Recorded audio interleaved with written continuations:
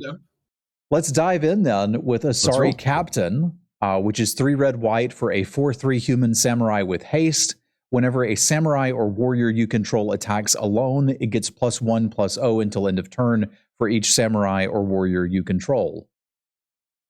So this is interesting. I think there's this theme of when something attacks alone, particularly pervasive in like white red. It seems obviously the gold card for it. This is decent. I mean, this is a solid body on a haste creature. It obviously brings you into a color pair, but once you're flirting with red and white, I think this is a solid pickup. I think I want to see it like somewhere between 3rd and 5th, maybe 5th. This is a weird card for me because I've heard people complaining about power level, and I remember Exalted as a mechanic a long time ago. Now I understand we're going to have enchanted creatures and we're going to have like equipment on people, but I kept looking at this and wondering why it costs 5 mana. It doesn't, because like, so I'm supposed to play it and it has haste, but then it's going to attack by itself. Yeah, that is super weird, and they're again, that is sort of a pervasive keyword here or mechanic that seems to want to recur. So you don't like this is too expensive for you. It feels weird. It's implying to me that there's some sort of like Voltron strategy for red white. Put a bunch of auras or artifacts onto your dudes and then attack with them one at a time, and everybody else is there to kind of be a body left over for when something dies. And I guess this sort of plays towards that. But it seems like it wouldn't need the haste if that was the case. So yeah. I don't feel like this is really pulling me into red-white. It's more something like, oh, I guess I could play this. So from my grading scale, maybe I would be looking to take this 7th. Okay. I'm a little higher than bear with me because I've never done grades before. So I'm probably going to be way off, and I'm going to sort of chart my course a little bit by yours. I'm not going to cheat off your homework or anything, but that makes sense to me. I haven't looked super deep into this set. I've seen some of the cards and the mechanics. So like, I think it's worth talking about. It's also important to remember that as I'm going through this, I'm going to be wrong about some cards. I'm going to be right about some other cards. And there's some that are going to be in the middle. And we're going to change our minds about cards. This is just basically to get me and you and our chats familiar with the cards and get an initial impression. Because like nobody knows what's going to be good and what's not yet. Totally true. And I've already earmarked a couple cards that I think we're gonna have differing opinions on, but we'll get there. Okay, I'm excited to see those.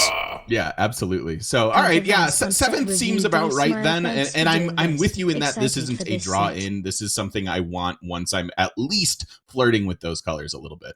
Okay. All right. Up next, Athos. Thank you for the resub, man, and good morning, Mia.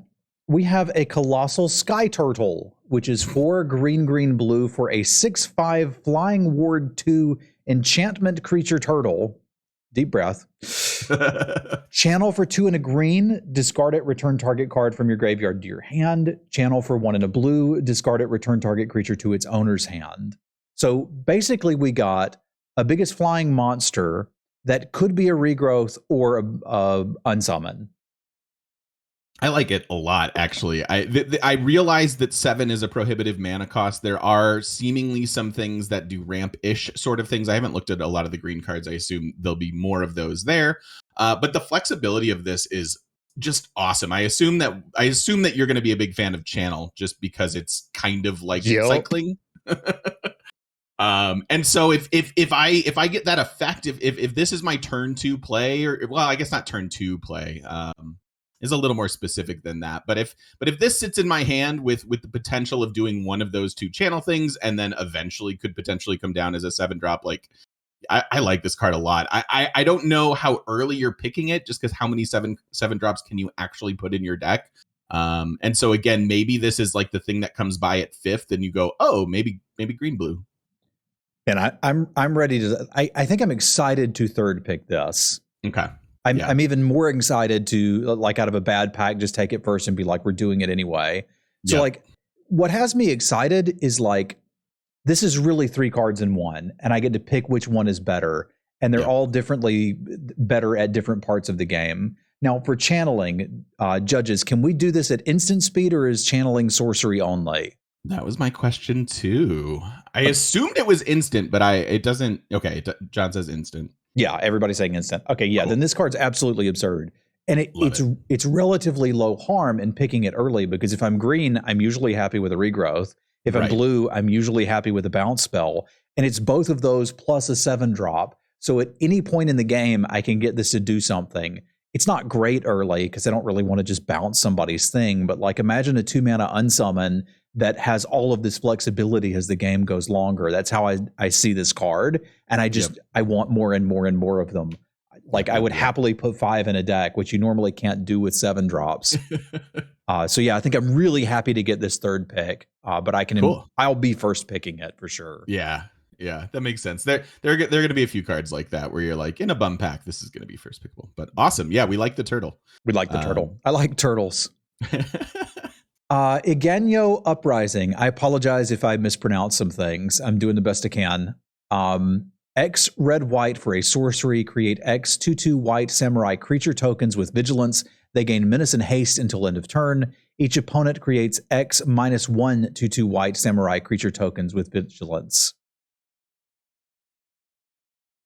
I don't know what to make of this card. It's one of those rares that I'm like, I see what it does, but the fact that we're giving them to our opponent too is so risky. Like, it feels like sometimes even when this wants to do the thing or gets close to doing the thing, that it doesn't actually do the thing, right?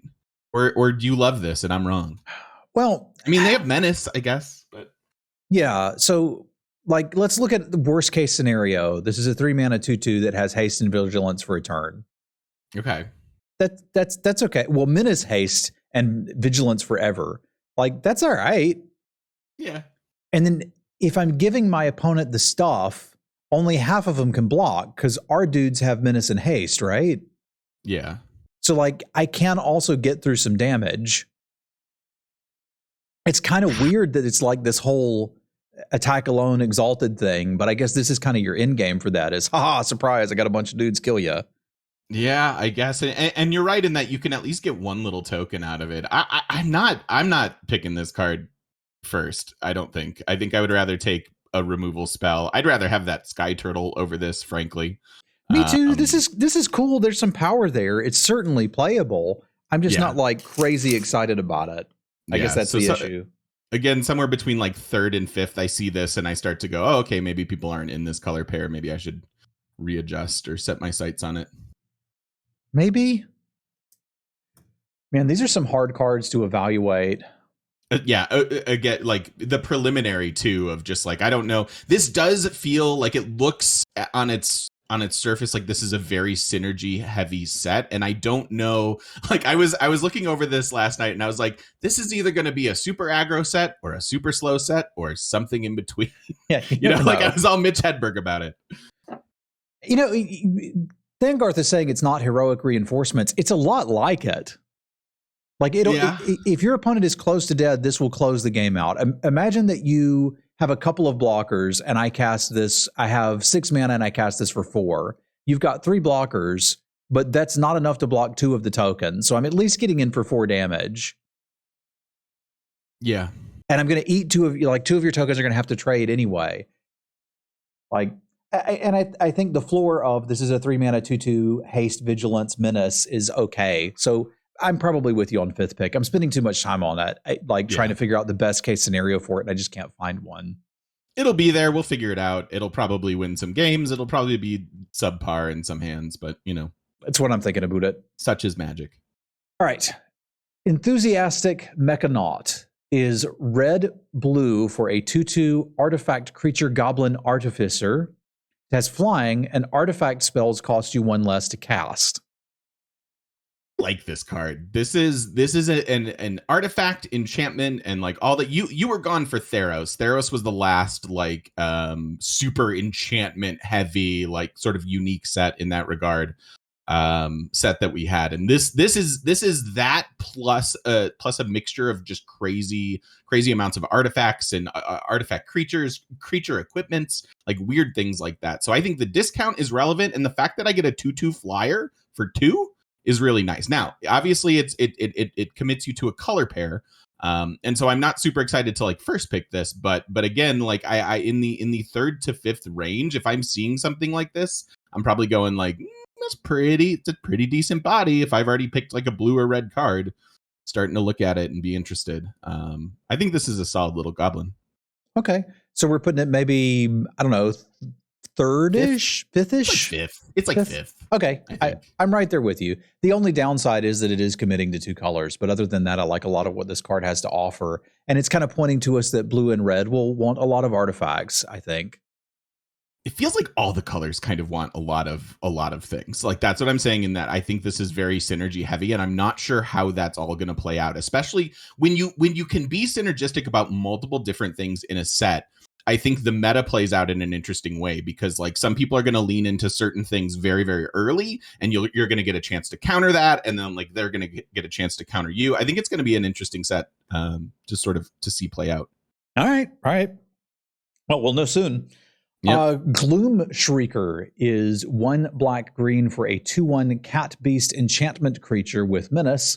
When it enters the battlefield, return target permanent from your graveyard to your hand. If it would die, exile it instead. I like it.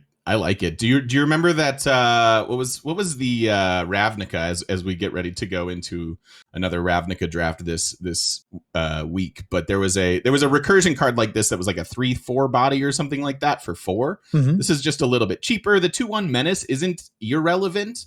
You know, there's a lot of times your 3-drop is the first thing out of your hand, and if this is coming down on an empty board, it can sneak in probably 4 to 6 damage for you.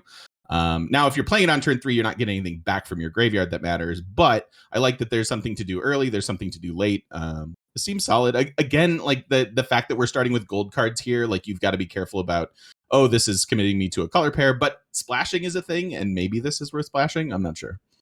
Well, you'd mostly want to play it late, so I could sort of see the splash. Yeah. Where you like it? I would say... Again, I feel like I'm copping out with the 5th pick, but I feel like these signpost uncommons, if you see them 5th, you should take it as a signpost. That's really where I am too. And if there's any of them that are higher than that, it's just a signal that they're powerful cards on their own, right? Yeah. So I think I'm right there with you. I don't want to be committing to green-black for this, but if I see one 5th pick, I'm like, okay, nobody wants to play green-black. Let's party. Yep. Totally agree. All right, Greasefang Okaba Boss is 1 white-black for a 4/3 rat pilot legendary creature. At the beginning of combat on your turn, return target vehicle card from your graveyard to the battlefield. It gains haste. Return it to its owner's hand at the beginning of your next instep. This card's probably a first pick rare. I mean, it's already a 4/3 for 3, and I already know you like 4/3s for 4. Yeah. So this is simply better than that. There's upside. There are definitely vehicles in this set. I don't know how pervasive they'll be, but it seems like there are some in every color, and so there's a possibility that it does a thing beyond being just a 4/3 body. And if you get that, you're probably ahead. You're probably winning. So I think this is a first pick for me in a lot of, like, I think the upside is here. That this is a worthy first pick. I'd prefer it as a 3rd pick after I've taken a removal spell in either black and white or something like that. Yeah. But this is a very powerful card. Yeah, I think I'm still taking the removal on it, so I'm going to put it like 3rd. And I do think you need to be getting a vehicle back for this to do its thing. Like, I think the days of 3 mana 3/3s being incredibly relevant have kind of passed. The extra point of attack is nice, but it's a little more difficult to cast. Now, I feel confident that I will be able to get some vehicles back, but it's also going to mean that I probably want to be playing 3 or 4 of them, which can be a hard ask in some decks. So I think I'm happier 3rd picking with this, but the power level's certainly there. Yeah. Agreed. Yeah, kind of depends on how many good uncommon and common vehicles we have. If we've got a bunch of them, I'm going to be more hype about this. Yep. All right. Hidetsugu. Somebody's going to have to tell me how to say all these things, but that looks like Hidetsugu to me. Consumes all. 1 black-red for a saga. Destroy each non-land permanent with mana value 1 or less. Exile all graveyards. Exile it. Return it to the battlefield transformed as Vessel of the All-Consuming. A 3/3 trample. Whenever it deals damage, put a +1/+1 counter on it. When it deals damage to a player, if it has dealt 10 or more damage to that player this turn, they lose the game. Hey, it's a mythic that's really, really good. Shocking. Yeah, I'll first pick this. How- It's slow to get going. It gives you a relevant body. It kills tokens. It's like a token clear. It feels like graveyard shenanigans are a thing, which could hurt us more than our opponent. Who knows? But then it turns into a 3/3 trample that gets really good. Now it's really slow. It's really, really slow. But I think I'm still pretty happy to first pick this in a lot of cases. This is a unique effect. You're very welcome to it. Yeah, really? You don't like it? I mean, okay. So I play turn 3. This like that's best case scenario for it, right? I play this and nothing happens because I'm not playing 1-drops and my opponent's not playing 1-drops, and that my opponent attacks me with their 3/2. And then turn 4, I exile all the graveyards and they attack me with the 3/2. And then I transform this and I've got a 3/3 and they attack me with their 3/2, which I've just taken 9 damage off of. And they've seen this coming for that many rounds. Yeah, like, you're right. I don't know, man. This just seems right. It's terrible. Too slow.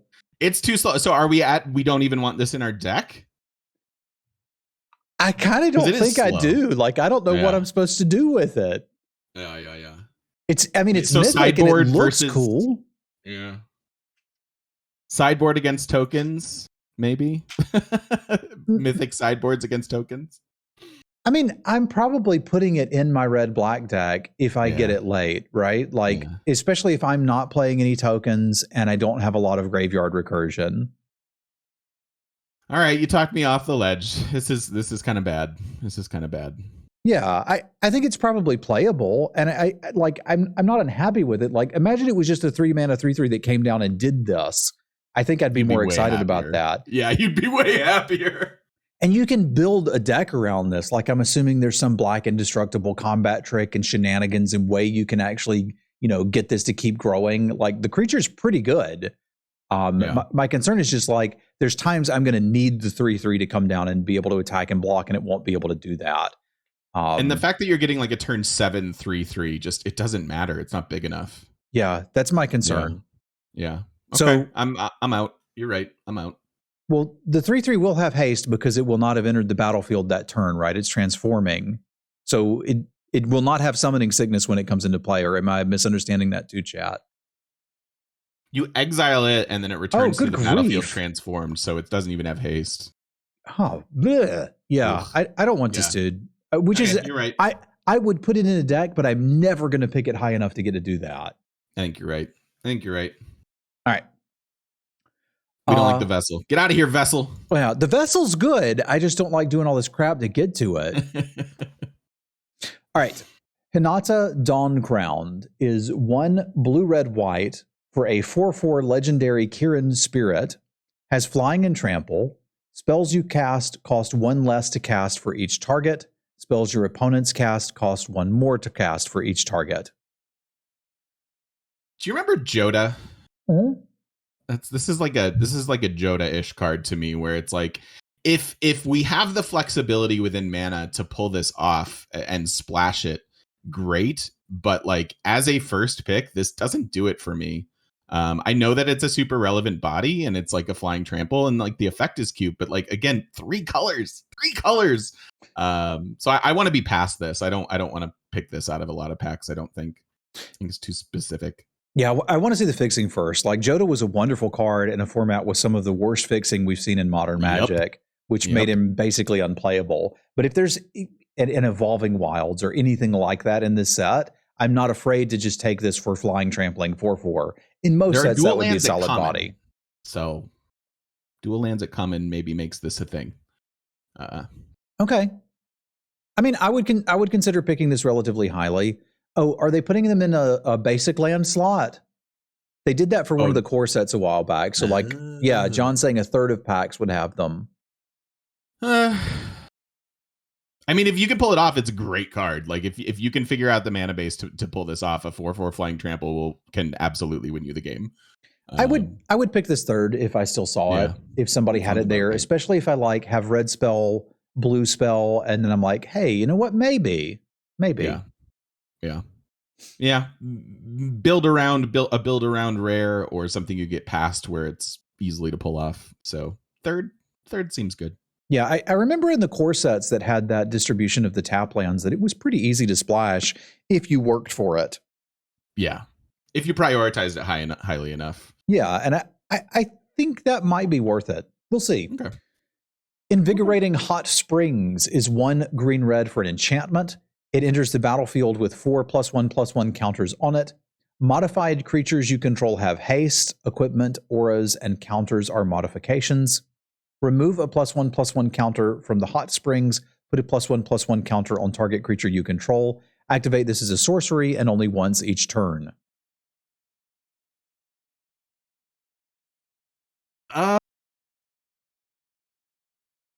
Oh boy, this is a weird one because why? The turn it comes down, the haste thing doesn't matter. You're just giving out a counter for the sake of giving out a counter, and it's an enchantment that has 4 +1/+1 counters on it, which doesn't do anything.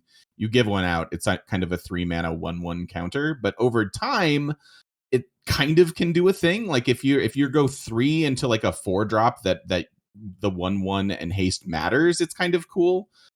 This feels almost like what was the Riot version of this? I was actually just thinking of that card. Yeah. And I was hoping you would remember the name of it. Wilderness. No, I don't remember what it is. But it's kind of like a harder Rhythm of to the Wild. use. Rhythm of the Wild. Thank you. And it's almost like a harder to use / limited use of that. So I think it'll have a spot in a deck, and I think again I'm looking for it 5th as like an indicator that this might be the color pair I'm supposed to be in. I can go with all of that. For some reason, my chat's going nuts about this. I initially did not think Rhythm of the Wild was very good. After playing with it some, I found some spots that it was useful. Like I can see where you would put this card in a deck, and some people would be excited about it. For me, the again 3 mana, nothing to attack or block with. I'm just looking to make my other creatures better, and everything's going to have haste. But now my opponent knows that. So I think this is a card that if you're in this color pair and you curve out nicely, and your opponent stumbles, this is how you just absolutely punish them and make it so they can't come back in the game. But if your opponent's stumbling, you're probably winning anyways. So. Well, I think it's actually going to play out a bit like Rhythm of the Wild did. And I don't think of it as like a worse version, because after you've gotten the 4 counters, you've probably killed them. And you might have other modified crap in your deck, which can just get the haste anyway. True. So didn't Rhythm give Riot to all creatures? So couldn't you drop? I guess you could drop like 2/2-drops after this and give them both haste and swing in. Yeah, all right. It's a little bit better than I'm thinking, but yeah. I'm still with you. I'm probably picking this 5th if I see it, like all of the other, uncommon signpost cards, and probably happy enough about it. This one is activate 1 time. That's true. Once a turn, so you can't do that. But yeah. So I think it can go in your deck, but I think I want it 5th. I think I want to see this and go, okay. Yeah, we'll do this. I'm not that excited about it. My chat seems to really love it. I'm not that excited about it. Ishin 2 Heavens as 1 is red, white, black for a 3/4 legendary human samurai. If a creature attacking causes a triggered ability of a permanent you control to trigger, that ability triggers an additional time. I don't think I like this very much. It's difficult to cast. It's a 3/4 body for 3, which is cool.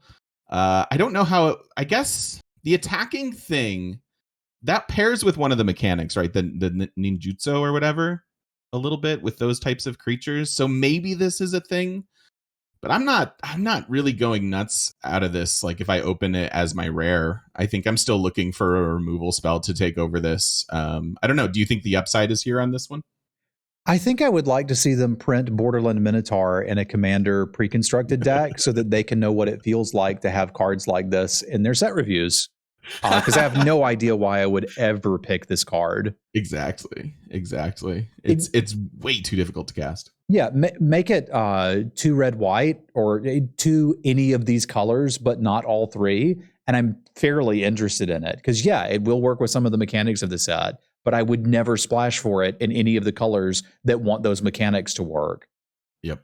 If you're in Samurai Exalted, this card seems pretty good, except you can't cast it on curve and do anything with it. So, I don't know.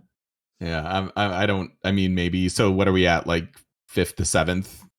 Maybe. a wheel. I don't understand how the deck that wants this would be able to splash for it. But I suppose if it could get it 5th to 7th, then I would be interested in it. Or if I'm somehow in like a red-white samurai deck that has really good mana, and then I open it, sure, I'm going to pick it earlier. But so it's like a pack 3 rare at best. That's what I'm thinking. Like, it just doesn't seem worth splashing for in colors that are typically very aggressive. I'm with you there. I'm with you. All right. Jukai Naturalist is green-white for a 2/2 enchantment creature human monk with lifelink. Enchantment spells cost 1 less to cast. Fine. Again, I think there are going to be a lot of enchantments, so maybe you get that discount sometimes. A 2/2 lifelink is a fine body, but splitting a color pair is a really hard thing to justify early on in a draft, especially for a 2/2 lifelinker. So I think I want this 7th. I mean, it can also just be like a little bit of a sign that nobody's in green-white. Yes, exactly. But yeah, so this one does seem a little lower power than the others, but like the lifelink is almost as relevant as flying these days, as aggressive and powered up as sets have gotten, and it looks like we'll have a lot of enchantments. So this looks basically like the same card to me as the blue-red bird. Ah, sure. Okay. I can see that argument. For sure. Then, yeah, I mean, I guess somewhere around 5th as a signpost uncommon, we're happy. Yeah, I think so too. And if you're going to put auras on crap, it may as well have lifelink or flying. So that's why I kind of like both of those two. True. And we do have enchantment-based removal in white, so oftentimes this will at least discount your removal. Yeah, I figured we'd have a pacifism and somebody will say it's bad. Like, yeah, it's not as good in this set, but all right. Thank you. Kaito Suzuki, I think I'm close there, is 1 blue-black for a 3 loyalty planeswalker. At the beginning of your instep, if Kaito entered the battlefield this turn, he phases out. +1, draw a card, then discard a card unless you attacked. -2, create a 1/1 blue ninja creature token with this creature can't be blocked.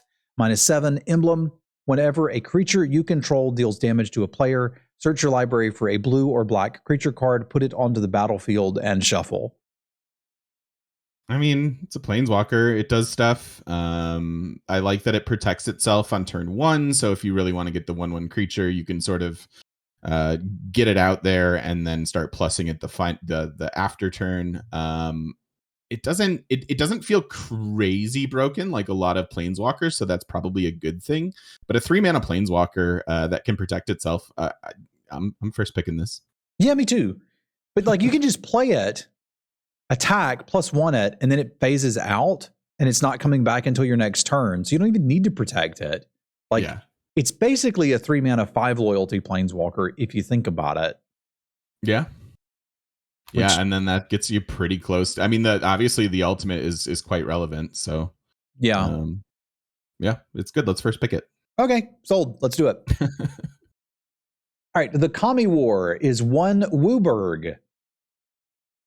Chapter 1, exile target non-land permanent and opponent controls. Chapter 2, return up to 1 target non-land permanent to its owner's hand. Then each opponent discards a card.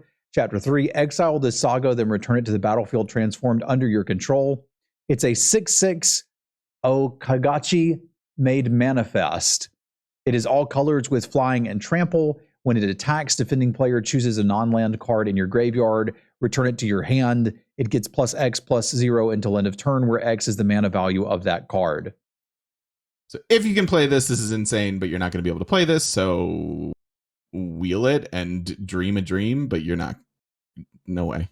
You're not doing it, right? No way you're casting a Wooburg card in limited. 3 months from now, both of us are eventually going to first pick it and be like, let's try to feel something. But until then, you should be skipping this card, yes? Probably, unless there's a really good 5-color green deck. And I'll try to be on the lookout for that. Usually what I want is 2 common premium mana fixers. If that exists, we can think about something like this. If it doesn't, it's probably bad. And there are shrines. Shrines are back, so maybe there is that 5-color, shrine deck that exists. And so if that is a prevalent thing, then this is going to be something you're thrilled to pass or try to build around. But until we know that, this is sort of unpickable. Agree. All right, Kotosi, the Silent Spider, is 3 blue-black for a 4/4 legendary human ninja. When Kotosi the Silent Spider enters the battlefield, exile target card other than a basic land card from an opponent's graveyard. Search that player's graveyard, hand, and library for any number of cards with the same name as that card and exile them. Then that player shuffles. For as long as you control Kotosi, you may play one of the exiled cards and you may spend mana as though it were mana of any color to cast it. Quite good. You're probably not going to hit a whole lot of multiples unless it's late in the game and you hit like a removal spell or something like that. But the fact that it can be a 2-for-1, like it exiles something from your graveyard and then we could play it the following turn, like that, there's a lot of value there. I'm probably picking this fairly highly just because I think there's a power level here that's tough to rival. The body's relevant. A 4/4 is definitely a thing. So I think I'm somewhere between. I think I'm probably first picking this out of a lot of packs actually. Yeah, me too. John is pointing out that you can only play one of the exiled cards, but like, so what? This is basically a Gravedigger. It just hits your opponent's graveyard and can get anything. That's a solid card, and the body's great. So yeah, I'm first picking this. Yep, same. Naomi, Pillar of Order, is 3 white black for a 4/4 legendary human advisor. When Naomi attacks or enters the battlefield, if you control an artifact and an enchantment, create a 2/2 white samurai creature token with vigilance. I think that's going to be pretty doable in a lot of cases. I think this, in terms of signpost uncommons, is the one that I want because I can see it getting out of hand. And again, there are a lot of artifacts and enchantments. Your white removal again is like pacifism type stuff, so you can often have an enchantment that way. And then there are equipment and artifact creatures throughout. So I think you're gonna get those tokens often. And worst case scenario is a 5-mana 4/4. It's, obviously that's not ideal, but there's an upside here that like pass me this third, and I think I'm going in on black white. So you like this a little better than the signpost for the other colors? I do. I think because it's a little bit more expensive. I don't know why that is a heuristic in my head where I'm like, this is more expensive, so it must be better. Because that's not necessarily true. But I think because it has a repeatable effect is why I like it more. Okay, I can see it. I would be lower on this card if we hadn't already seen a bunch of enchantment creatures, and I assume there's going to be plenty of artifact creatures. So if the call, like, if I got to put like 5 artifacts that don't do anything in my deck to trigger this, I don't like it. But I get the feeling that that's not what's happening. I don't think that's what's happening in this set. No. Yeah. So assuming that's the case, I still like this one. I do agree with nobody. I want all the turtles. There's none of these I'm picking over turtles. But absolutely true. I like Naomi as well, and I do think it's a cut above the others because I feel like if I do the thing, I'm getting more. But this is a bit of a payoff, whereas some of the others were an enabler. So it may still be close to them. So I'm going to hedge and say this is probably still 5th-ish for me, but the power's there. Cool. I went a little earlier. That's all right. All right. Oni Cult Anvil is black-red for an artifact. Whenever one or more artifacts you control leave the battlefield during your turn, create a 1/1 colorless construct artifact creature token. This ability triggers once per turn. Sacrifice an artifact. Oni Cult Anvil deals 1 damage to each opponent, and you gain 1 life. This is the Dirtle dream. I don't know what to think about it. You know what? I didn't notice if there are a lot of like steal your opponent's creatures stuff. If there is, and you can sort of build that version of a sacrifice deck, I think this has a spot. On its own, I'm not super excited about it. Am I wrong? Well, I mean, so you could just sit there, like once you've sacrificed one thing, you're basically draining them every turn. Mm-hmm. Like part of me loves that conceptually and wants to be like, this is what I'm doing. I'm just going to build a deck with a bunch of walls and some stupid artifact, and I'm going to sacrifice all of the tokens over and over and get them. Yeah. It's so slow though, and I have a feeling that like 2-drops are going to matter in this set. It feels, again, they are. Like it feels like this is going to be a fast set to me at first glance. If I'm wrong and you have time to do this every turn, then this is a great card. But I don't know. On its outset, I think there are a lot of cards I'd rather pick over this, especially given that it's 2 colors. Yeah, this one doesn't look particularly good to me either. I can recognize that. In a Magic set 20 years ago, this might have done something, but time has rolled on. And I think maybe I would take this on the wheel. Because like it is trying to tell us what the color pair wants to do, which is sacrifice artifacts. Like I get it, but I need another reason to do it. Yeah. Nobody thinks it's the slowest set ever. I disagree. I think sometimes when you see that on cards where you think it's going to be the slowest set ever, I think the person that decides to go aggro and picks the 1 and 2 drops is often winning those games. Yeah, the last slow set we had on memory was Battle for Zendikar, and that was at least 5 years ago. I don't think we've had a set that I would refer to as slow since then. Yeah, I don't know. I'm not really. Show me. I'll see it in the deck, and this will beat me, and I'll get mad at it. But I don't think I'm picking it super highly. All right. Prodigy's Prototype is 1 blue-white for a 3/4 vehicle. Whenever one or more vehicles you control attack, create a 1/1 colorless pilot creature token with this creature crews vehicles as though its power were 2 or greater. Crew 2. Why doesn't this have flying? I don't know why this doesn't have flying. It'd be a little too good if it had flying. Yeah, I suppose so with the stat line. This is fine. Crew 2 isn't hard to pull off. It's a decent body, and yeah, obviously some vehicle synergy, or it just enables itself. This is decent. I think I'm happy like seeing this 3rd to 5th and going, okay, maybe blue white is a thing. Yeah, I think I'd be pretty happy with this. I like the idea that if you crew it once, it kind of crews itself for the rest of the game. Yeah. So it's kind of just a 3-mana 3/4, which is pretty good. Not something I'm over the moon about, but once I'm in blue white, I'm into it. So yeah, probably 5th-ish for me. Cool. Ryu Storm's Edge is 2 red-white for a 3/3 human samurai with first strike. Whenever a samurai or warrior you control attacks alone, untap it. If it's the first combat phase of the turn, there is an additional combat phase after this phase.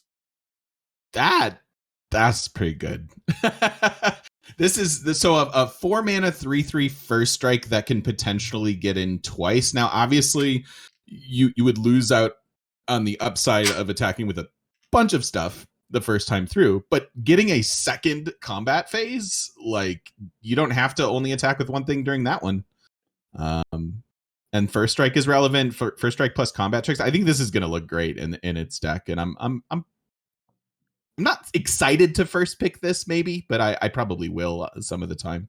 Yeah, that puts it about 3rd for me. Yeah. I wouldn't overvalue that line about the extra combat phase. I've seen this on bad cards before, and that didn't make them good. The difference is this is a 4-mana 3/3 with first strike, right? So I do like that. And the idea is that we could play Ryu, attack with a samurai that already had a decent attack, and now we get to do that twice. So I'm sort of evaluating this almost as like it has haste, kind of. Which does put me in like the 3rd pickish range. Like I think I'd be pretty happy with this, but I also don't think like I'm getting this massive attack and going to just, one-shot somebody out of nowhere. Sure. But I think this is solid enough. I think you're probably more correct at 3rd, but I can envision packs where I'll take this first out of it. Yeah. I guess when we started talking about the scale, and I can't remember if it was Dave or John or me that came up with it, but the idea is where are we happy to take it? And I think if I'm seeing this 3rd, I'm like, heck yeah, let's get it. Whereas if I'm first picking it, I'm like, yeah, I guess we can take this. Okay, that's fair. Then yes, I'm very happy to take this 3rd, I think, and try to build around it. Right. Into these colors. All right, that leads us to Rasona Asari Commander, which is 1 red-white for a 3/3 legendary samurai with haste. Whenever Rasona Asari Commander deals combat damage to a player, if it doesn't have an indestructible counter on it, put an indestructible counter on it. Whenever combat damage is dealt to you, remove an indestructible counter from Rasona. Yeah, I mean 3-mana 3/3 haste that is then indestructible. Like this again, if you're playing this on a blank board, you're really putting a significant amount of pressure down. Maybe in terms of happy picking it, I'm still at 3rd because of the color split, and there are ways to remove that indestructible counter, but indestructible is a heck of a key word, and the body doesn't suck, so Somewhere, some I'm again probably picking it first out of some packs, but probably happy at third. Yeah, I think I'm there too. It seems like kind of a boring rare for that many words. Agreed. It's like, okay, it's a 3-mana 3/3 with haste. That's pretty cool. But if I chonk you, then it's indestructible until you can chonk me back. Like, Yeah. I don't know. It seems a little boring, but I mean, good. And not all of them are going to be zingers. So yeah, I could third pick this and be happy. Sweet. Same page. Satoru Umazawa is 1 blue black for a 2/4 human ninja. Whenever you activate a ninjutsu ability, look at the top 3 cards of your library, put one of them into your hand and the rest on the bottom of your library in any order. This ability triggers only once each turn. Each creature card in your hand has ninjutsu, 2 blue black. What's ninjutsu? So ninjutsu is whenever a creature is unblocked, you may put the ninjutsu card into play, tapped and attacking, while returning the one that actually got through to your hand. So you swap out an unblocked attacker for a new creature in your hand. Okay. And that happens after my opponent has decided not to block. Yes, that is the only way it triggers, because it has to be an unblocked creature. Okay. So it always will get through, sort of. Okay. So this is kind of a 3-mana 2/4, which already seems pretty good. Mm-hmm. And then if I have something more expensive than what's attacking and I'd like that to be connecting instead, I can do that. And presumably there's some deals combat damage abilities and stuff. That seems good. This is the secret to your 5-color Wooburg deck. You just draft a rare, and then everything can get into play with the colors that you've drafted. Obviously. I'm happy to. I think this is a first pick build around. I think this is a good card. Yeah, I think this is a first pick. It doesn't even look like it needs that much building around. Like you could just put it in a blue-black deck and it'd be good. And if you happen to have some other ninjutsu creatures, that's cool too. And you will, because I think that's the way those colors are going to work. So, yep, first pick. Let's go. All right. Satsuki the Living Lore is green-white for a 1/3 human druid. Put a lore counter on each saga you control. Activate only as a sorcery. When Satsuki the Living Lore dies, choose up to 1. Return target saga or enchantment you control to its owner's hand. Return target saga card from your graveyard to your hand. I think this is a pack 3 rare, like after you've got a saga or two and are in these colors. Like this is a first pick is such a narrow build around. I realize that sagas are a thing, but like, I mean, I guess a 1/3 body is fine for 2, but if it's not doing anything, you're pretty disappointed. So I feel like this is a pack 3 rare for me. Yeah, that's a good way to describe it. Is I'm really not going to pick this until I've got a bunch of enchantments, right? Because it has to have a saga to trigger, right? Yes. Note it's saga or enchantment creature. It can't balance an aura on death. Yeah, okay. Saga or enchantment creature. It's basically only sagas that it's dealing with, right? Yeah. Like more or less. I guess you could balance your own enchantment creature. I just don't know why you'd want to. I like the maybe pack it's 3 under rare. a pacifism, but yeah, that's fair. But I'm again, not first picking a rare to do that. Yeah. Pack 3. Give me pack 3. Okay, I'm with you there. Silver Fur Master is blue-black for a 2/2 rat ninja with ninjutsu blue-black. Ninjutsu abilities you activate cost 1 less. Other ninja and rogue creatures you control get +1/+1. Yeah, I mean, this is the Anthem effect, I think, will do some stuff. It feels like ninjas and rogues are a thing throughout. So in terms of signpost uncommons, I'm thrilled to get this at 3 and speculate that this is the direction we want to go. Yeah, I'm with you there. Like the Anthem seems really good if there's enough ninja and rogues, and I presume there are. Yep. Then this seems great. Getting these in multiples seems great too.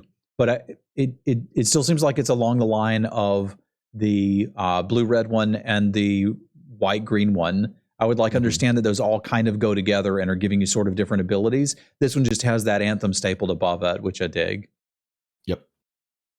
All right. Spirit Sister's Call is 3 black-white for an enchantment. At the beginning of your instep, choose target permanent card in your graveyard. You may sacrifice a permanent that shares a card type with the chosen card.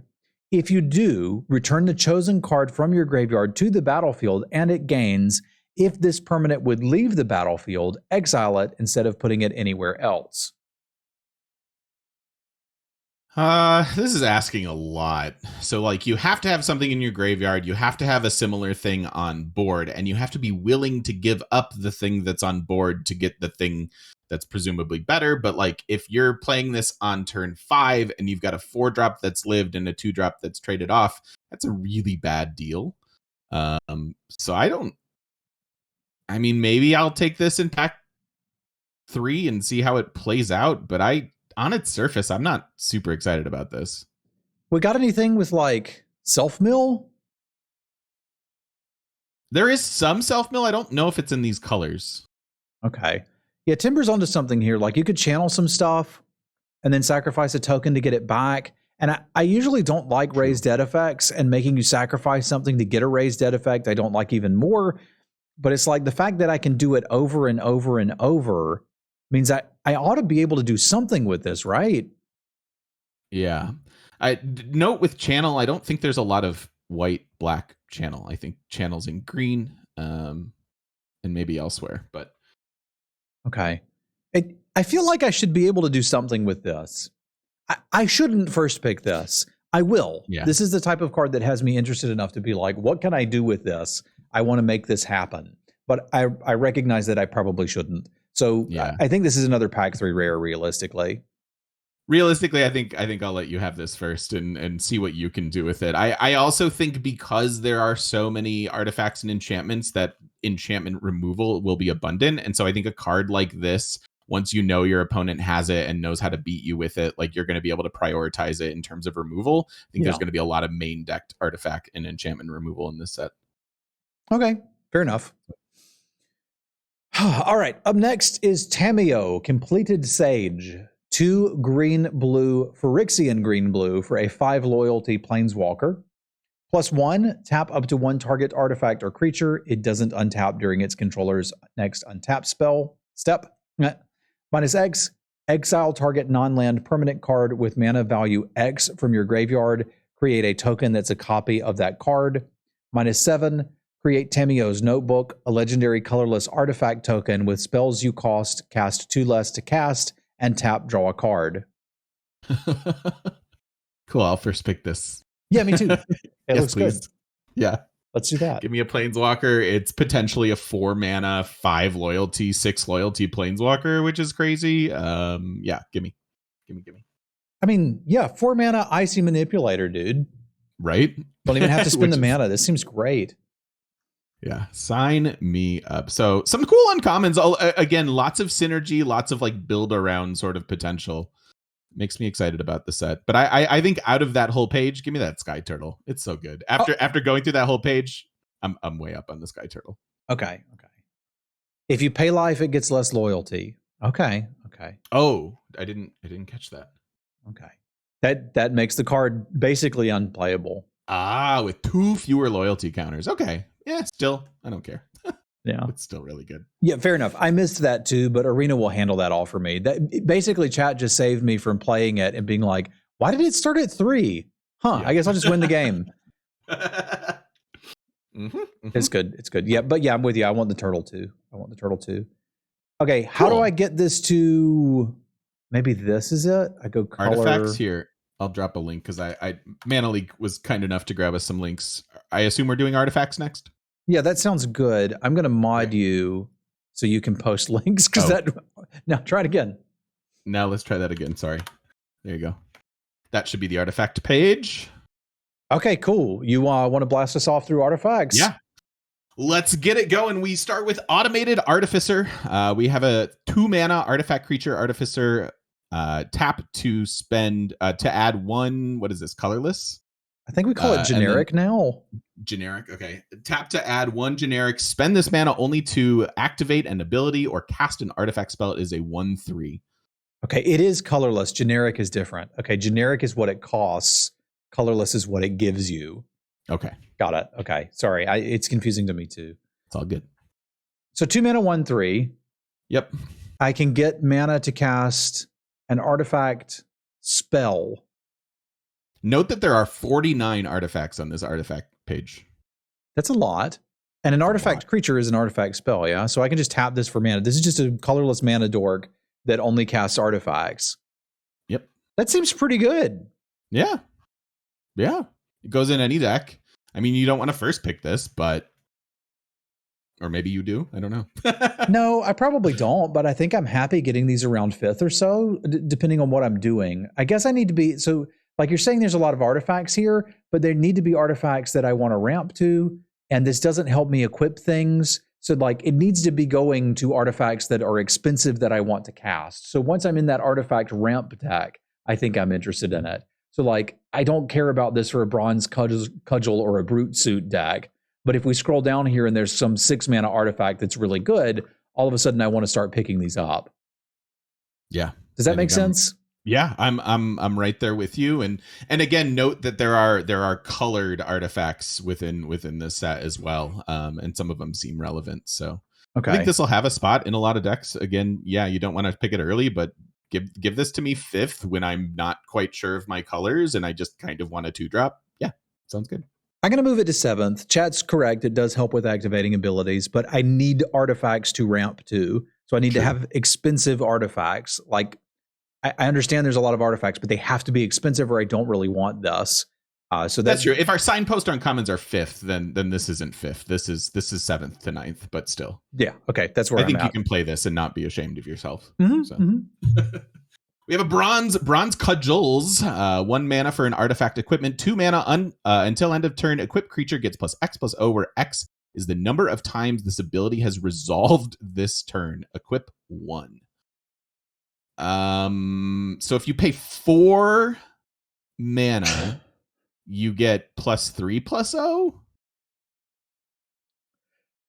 Okay, let me walk through this. Goblin Cigars can confirm, Alex. Looks like Goblin Cigars. So I play this and I equip it, and the creature gets nothing. Yep.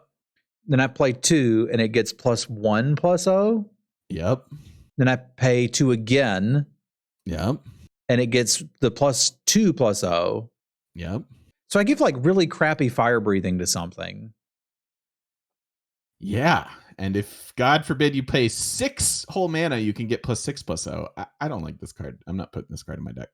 Yeah, I don't think I'm particularly interested in this. No thanks. Pass on the cudgels. Brute Suit, 3 mana for an artifact vehicle with vigilance. Crew 1, and it is a 4/3. It looks pretty playable to me. We had... It's instant speed, though. Who cares? It's bad. We had a 3/4 vigilance with crew 2 in a set a while back. I don't remember what it actually was. I called it Mr. Garrison, and it was pretty bad. This looks okay-ish. Yeah. Like the crew 1 is nice. The vigilance is nice. It depends on how many tokens we're going to have running around. The 3 mana is hard to argue with. But I don't think this is something I'm going to be terribly excited about. I imagine I'll be taking them 7th unless I have some sort of artifact synergy that I'm really trying to hit, at which point maybe I want a few more. I think this is secretly a red-white artifact. I could believe that. You know, like this is a relevant body on 3 if you've curved out with a 1 and a 2. Like now all of a sudden you can chonk pretty easily. But I'm with you. I'm not like going nuts over this. Somewhere around 7th is where I'm interested in it, probably. Maybe even further than that. Yeah, could be wheel only. Yeah, filler level wheel. I'm cool with that. You cool with that? I'm cool with that. Circuit Mender, 3 mana for an artifact creature insect. When it enters the battlefield, gain 2 life. When it leaves the battlefield, draw a card, and it is a 2/3. I like this. Same. Yeah. Why would we not want this? There was basically a card similar to this in Kaladesh that was some kind of fox or whatnot. And I quite liked it. I'm pretty sure it was a 2/2. And it was fine. It wasn't busted, but like it could crew vehicles, it could attack, it could block. Like this kind of reminds me of that. And I dig it. I could see picking this 3rd. Like taking a good removal spell, I'm taking a bomb. But if I get past a pack and I'm not committed on my colors yet, and this is here, I'm ready to grab it. And note that there are a lot of samurai tokens running around, and those are 2/2 vigilant typically. And so this is a nice little blocker to have on the ground. Heck yeah, sign me up. Yep. I'm with you. I think 3rd is probably about right. I think I'm really happy to get it at 5th, but you're not going to get it at 5th. Yeah, fair enough. That's where I'd like to get it. Yeah. Containment Construct, 2 mana for an artifact creature construct. Whenever you discard a card, you may exile that card from your graveyard. If you do, you may play that card this turn. It is a 2/1 construct. So the joke is I channel something and then play it? I guess. So you can pay extra mana to... I don't know. That's interesting. Like, I don't mind that this is a 2-drop that I can put in any color. It kind of looks like it, like from what I could tell from the uncommons, I obviously haven't looked at the whole set yet, but from what I could tell from the uncommons, it looks like blue-green is kind of a channel deck. Yep. And I would imagine if I have enough of these, this does tick a box that I like quite a bit in limited, and that it does something on turn 2, and it can do something on turn 7. So like, if I can get that going and I'm in blue or green and have those effects, I can actually see picking this relatively highly in pack 3, but I don't imagine you'll need to, because I don't think a lot of people are going to want it. I'm completely with you. I think if you're in that deck and you start to see these in pack 2 and 3, you're going to grab them and be pretty happy about it. But if you're trying to do literally anything else in the format, you're probably going to see this and just look right past it.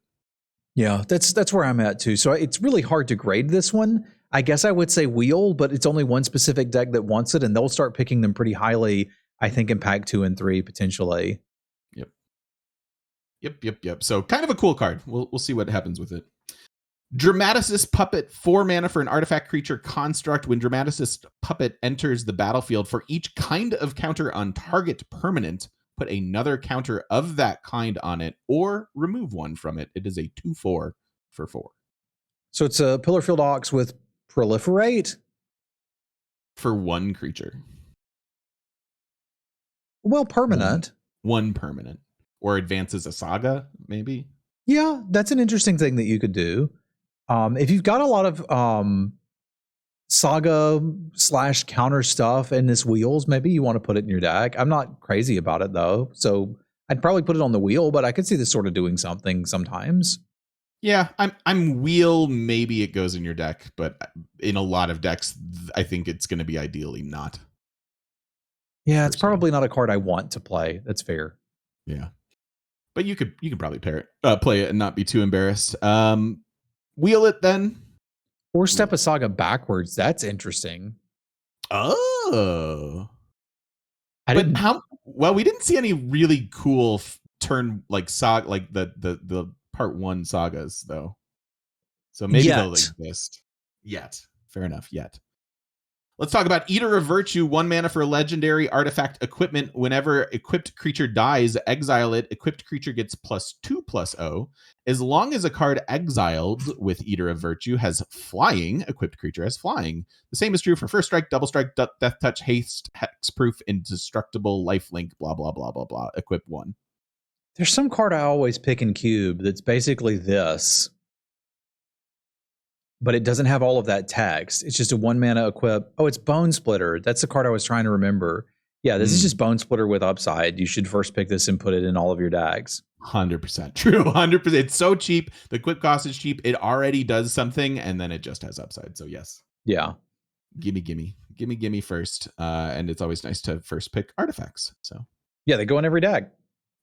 Ecologists Terrarium, 2 mana for an artifact. When Ecologists Terrarium enters the battlefield, you may search your library for a basic land card, reveal it, and put it into your hand, then shuffle. You pay 2 mana, tap it, sacrifice it, put a 1/1 counter on target creature, activate only as a sorcery. This is not bad for fixing.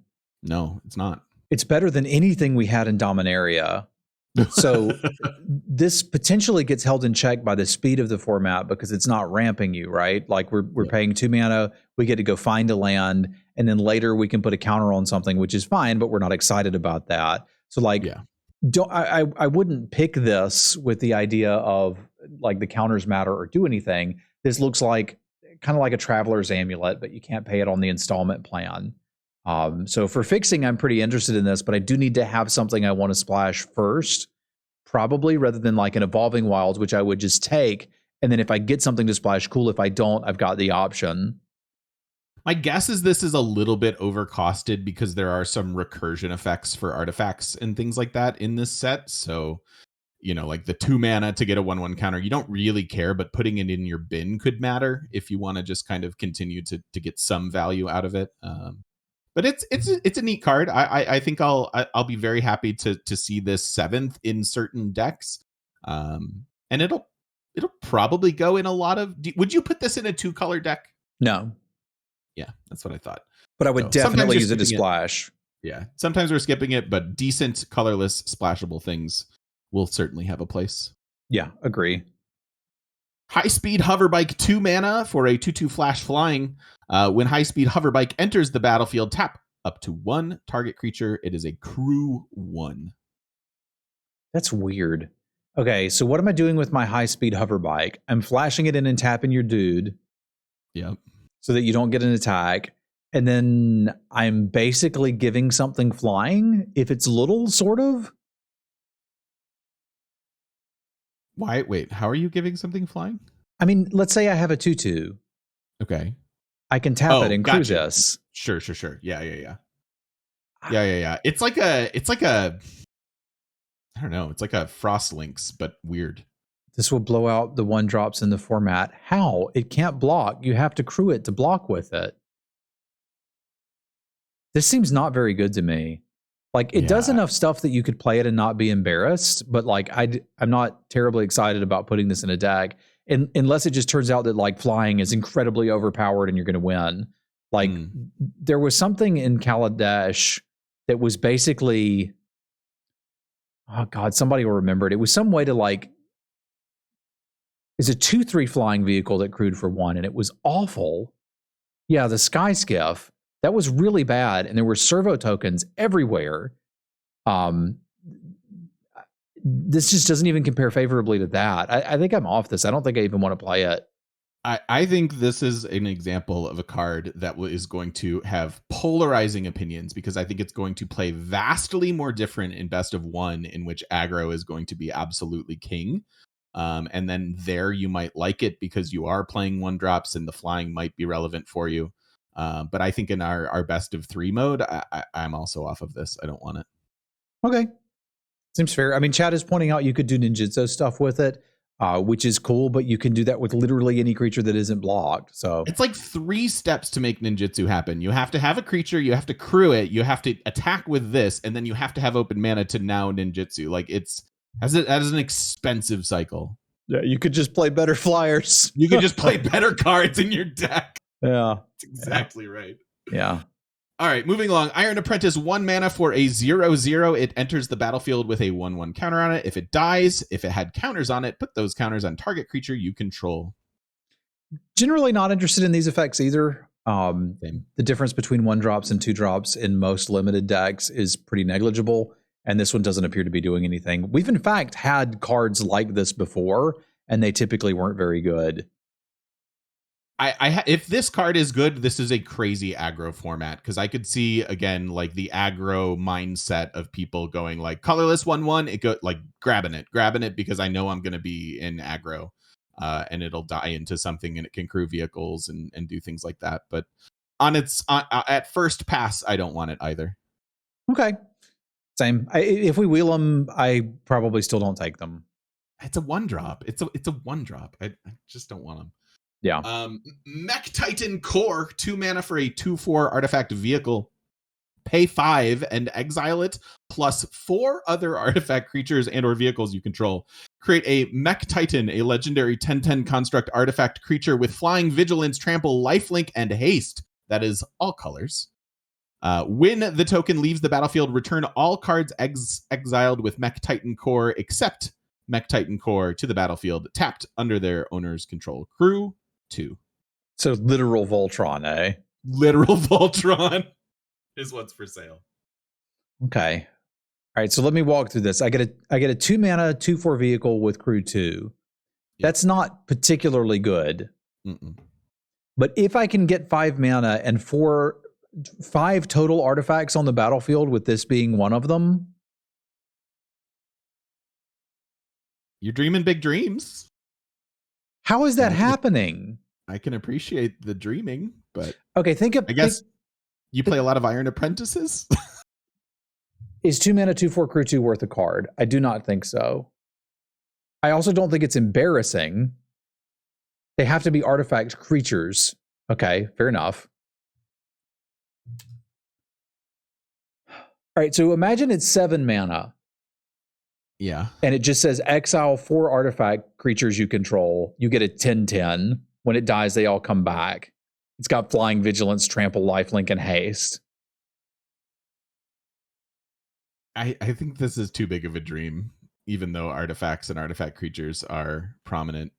Well, it does have to be artifact creatures, which I get. It's the flying, trample, vigilance, lifelink, and hate. Like, when I play this, it's like, okay, you have to kill this now or you're dead.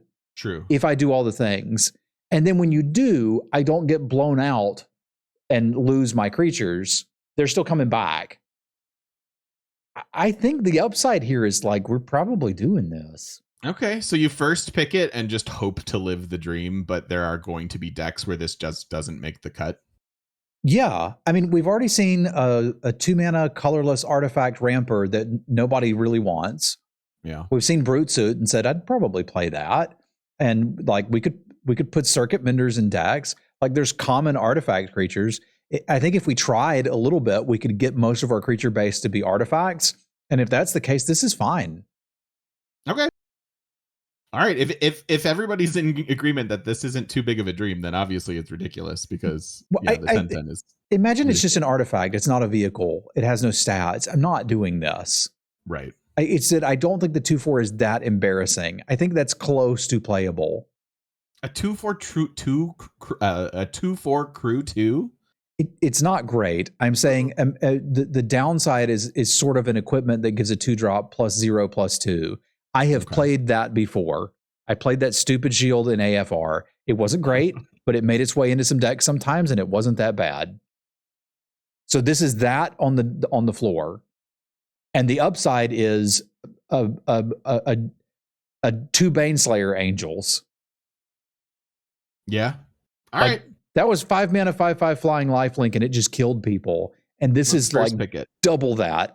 I think I'm first picking this. Let's build Voltron. Let's build Voltron. Interesting. I can't wait to play with that card and see how it actually feels. It's also going to be one of those cards that's going to have, I think, an incredibly skewed win rate. Probably. Elaborate. You think it's going to have a really low win rate, but actually be good? No, I think it's going to have a high win rate and actually be bad. Okay. But that's my opinion. Okay. I think a lot of people are going to hold this because I think crewing a 2/4 isn't going to feel great a lot of the time. I don't think this comes down often until you're winning with it, but I could be wrong. Yeah, but the way they track stats now is they track it with card in deck, not when it's resolved. So Falter doesn't have 100% win rate now. Okay. I think this is actually just good. Let's like put a gift sub on it and circle back and chat in a month. Okay, deal. I will put a gift sub on Mech Titan Core being bad. Okay. And you all can build it, and that's fine. Mirror Box, 3 mana artifact. The legend rule doesn't apply to permanents you control. Each legendary creature you control gets +1/+1. Each non-token creature you control gets +1/+1 for each creature you control with the same name as that creature. 'Tis a rare. Yeah, it's another commander card. Yeah, this isn't a thing that you want in limited. Yeah, again, I put Borderland Minotaur in the next commander precon and see how they like it. All right, so we're not interested in that. Let's talk about Network Terminal. 3 mana for an artifact. Tap to add 1 mana of any color. Pay 1 and tap another untapped artifact you control. Draw a card, then discard a card. So it is a mana rock on steroids.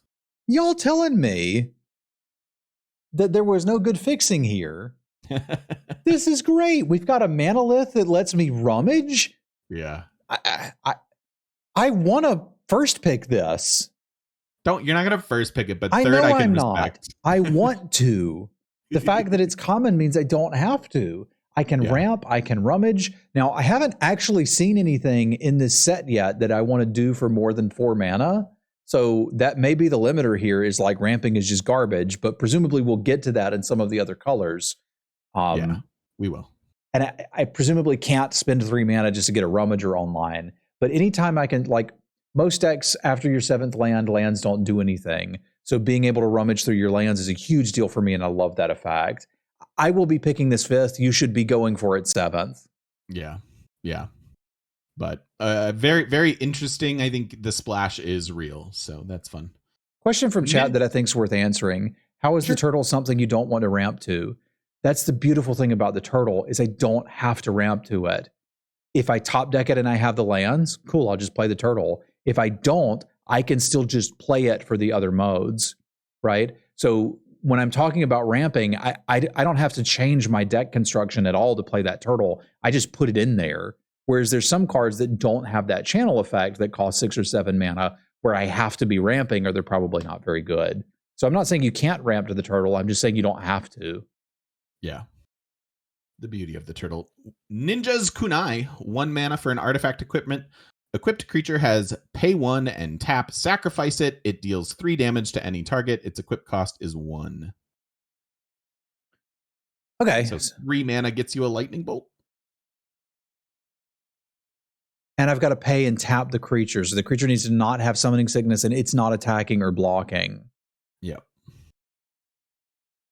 I don't particularly love that. Like a 3 mana lightning bolt I would play. 3 mana colorless lightning bolt I would play. Like, it is spread out a little bit. Why are you scared of aggro? Because I think people are going to go nuts over these 1-cost types of things. And again, I don't play a lot of the non-best of 3, but I think it's going to be dominated by that. And I think people are going to try to get away with stuff like this. I mean, they are, and they will, but like an aggro deck shouldn't want this. An aggro deck wants to be attacking with its creatures, and this stops one of them from doing that. True. Yeah, that's true, because the tap clause.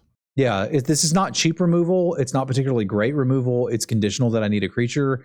I'll probably never play this. Yeah, I'm with you. It's not unplayable. It's fine, so I'll put it at wheel, but I'm certainly not picking this highly. Yeah, if it's one of those, if you're playing this, your removal scenario has gone bad. But you can do it if you really need to. Yeah, well, sure, Alex, but like, so I've got somebody in chat saying it gets better with any 1 and 2 drops you've got laying around or tokens. You don't want to attack with a run drop beyond turn 3, but you don't have to draft 1 drops because they don't do anything. And if you do have a 1 drop and a 2 drop that you don't care about, you can double block something and then not have to use a Ninja's Kunai to kill something.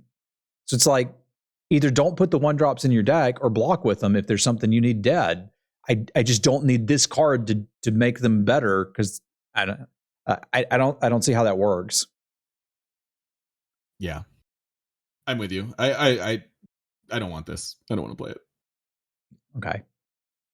Papercraft Decoy, 2 mana for a 2/1 artifact creature frog at common. The Papercraft Decoy when it leaves the battlefield, you may pay 2. If you do, draw a card. It's neat that we've got another little common artifact creature that anybody can take for 2 drops if they need it. And if you happen to have mana left over, you can draw a card. I'm not going nuts about it, but if it wheels and I need some 2 drops, I'll play it. Yeah, it's nice to kind of see how all of these are playing out, because there are so many colorless, like 2 drops, 3 drops even.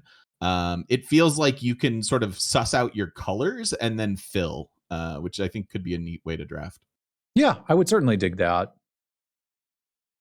So like wheel, and maybe this is your 2 drop. Yeah, totally game with that. Patchwork Automation, 2 mana for a 1/1 artifact creature construct at uncommon. Ward 2, whenever this creature becomes target of a spell or ability an opponent controls, counter it unless that player pays 2. Whenever you cast an artifact spell, put a 1/1 counter on Patchwork Automation. I think I dig this one. I'm seeing enough artifacts that I'm interested in. It doesn't do anything if I top deck it later, and I can't really play it and block with it, but I only really need to cast 1 artifact spell to get it going. And then the third one, I think, like 3rd and 4th one, I'm obviously pretty happy with. So I think I like this one. I could see picking this as highly as 3rd. I think I'd be happy to see it in the 3rd to 5th range. Yeah, I think that seems right. And I think that is the case. I think the ward is cute on it. I think oftentimes this is like a 2 mana 3/3, which is pretty good. You'll be happy about that. Yeah, I'd play that. Yeah. Wait, so you're third to fifth on this? I think I'm more like fifth. Yeah, I just think the power level's there if we're going to be drafting a bunch of artifacts, and there's a ton of good-looking common artifacts. True. And we haven't even seen the colored artifacts within the colors, so yeah, could be a gangbusters kind of 2-drop. Reckoner Bank Buster, 2 mana for a 4/4 artifact vehicle at rare. It enters the battlefield with 3 charge counters on it. Pay 2, tap, remove a charge counter, draw a card. Then, if there are no charge counters on it, create a treasure token and a 1/1 colorless pilot creature token. With this creature, cruise vehicles as though it were power 2 or greater. Crew 3. Okay. It's a lot of words. So what does this do? It is a lot of words. 2 mana, I get a crew 3/4/4. So I'm not doing anything with it initially. And I can slowly decharge it to draw 3 cards. And at the end, get a pilot. Okay, so that's what this actually is this is functionally like the book we had in the last set where you can play it, pay 2 to draw some cards. Mm-hmm. Mm-hmm. The last part is it has 3 power when crewing. What? I'm not sure. 3 or more. This creature crews vehicles as though its power were 2 or greater. So it's an infinite crew. The token is. Oh, okay. Yeah, sure. That's fine. Or greater. I don't care that much about the token. I'm trying to figure out like what does this card actually do? And it's like that journal we had in the last set, which could draw you cards. And under certain circumstances, it can kind of give a 3/3 +1/+1 if you want to block with it. Oh, it's not 2 or greater. Sorry. Yeah. Okay. It's power 2 greater. 2 greater. So it is a 3. You guys are right. Yeah, like it's a 3/1, right? Sure. But you don't get that until after you've popped the thing. So like there's a pilot in it, but he can't get out, I guess. So this is colorless card draw that eventually turns into a token and a treasure token. And all of that seems fine to me. I would pick this highly as third and be happy about it. I think I'm closer to first. I like that there's no restriction on like how many charge counters you can remove in a turn. So if like this is a great top deck potentially just because it's kind of a divination. You can only get 1 per turn. Wait, what? Because you've got to tap it. Oh, because you have to tap it. Okay, then I'm with you. Then like third or fifth. Yeah.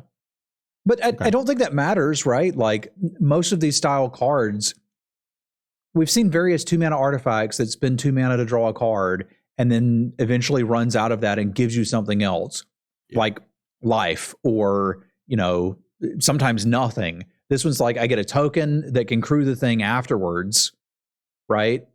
Yep. So I think I like this. I could see first through third. Cool. Rito Sentinel. I'm just going to call this the Ratio Sentinel. 3 mana for a 3/3 artifact creature construct at uncommon. Defender. When it enters the battlefield, target player mills 3 cards, and then you can pay 3, put target card from a graveyard on top of its owner's library. Okay, I don't know how much you watched me when, John's already got me pegged. This is my favorite card in the set. It's pretty cool.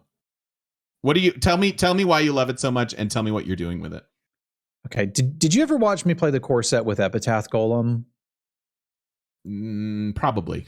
Okay, all I want to do is mill myself out entirely and then choose what card I draw each turn. Ah, yes. Okay. So that's that. I love this. If I can actually do this in the set, there's a high chance that I will really enjoy it. It's probably not that good. Everybody told me I shouldn't be playing the Epitaph Golem, both in Shadows over Innistrad where it first came out and in the core set where they reprinted it. I didn't care. I had an awesome time. So I can tell you right now, I'm gonna overvalue this because this looks like an easy 5th pick to me. It's probably not something that most decks want, but once I have one of these, I'm going places, man. Yeah. I will enjoy watching you do that. I don't know that I'm doing that. I'm probably more like 7th pick for this, but yeah. It's a decent blocker if you need it. It's an artifact creature. Like there's some points for it. Mm-hmm. And it's worth noting, if you do not have any graveyard synergy in your deck at all when you're choosing who to mill, unless your opponent is close to milling out, you should always target yourself with these style of effects because you don't know if they have some crap in their graveyard that matters. Yep. Interesting card to be sure. Runaway Trashbot, 3 mana for an 0/4 artifact creature construct at uncommon. It is trample. It gets +1/+0 for each artifact and or enchantment card in your graveyard. So see, first you play this, and then you play the Raito Sentinel. And we're doing both. It's going to be great. I mean, this looks like a decent card that could do some blocking and then over time begin to grow into a threat slowly in the right deck. It doesn't look like something I want to put particularly early, but if I've ended up in that deck that's mostly artifacts and a lot of my 2 and 3, like that's the qualifier. If a lot of my 2 and 3 drops are artifacts, I'm interested in this. Yeah. Yeah, totally. I think this will probably play better than it looks. I expect so too. I expect we should probably be taking it like 5th-ish. Yeah.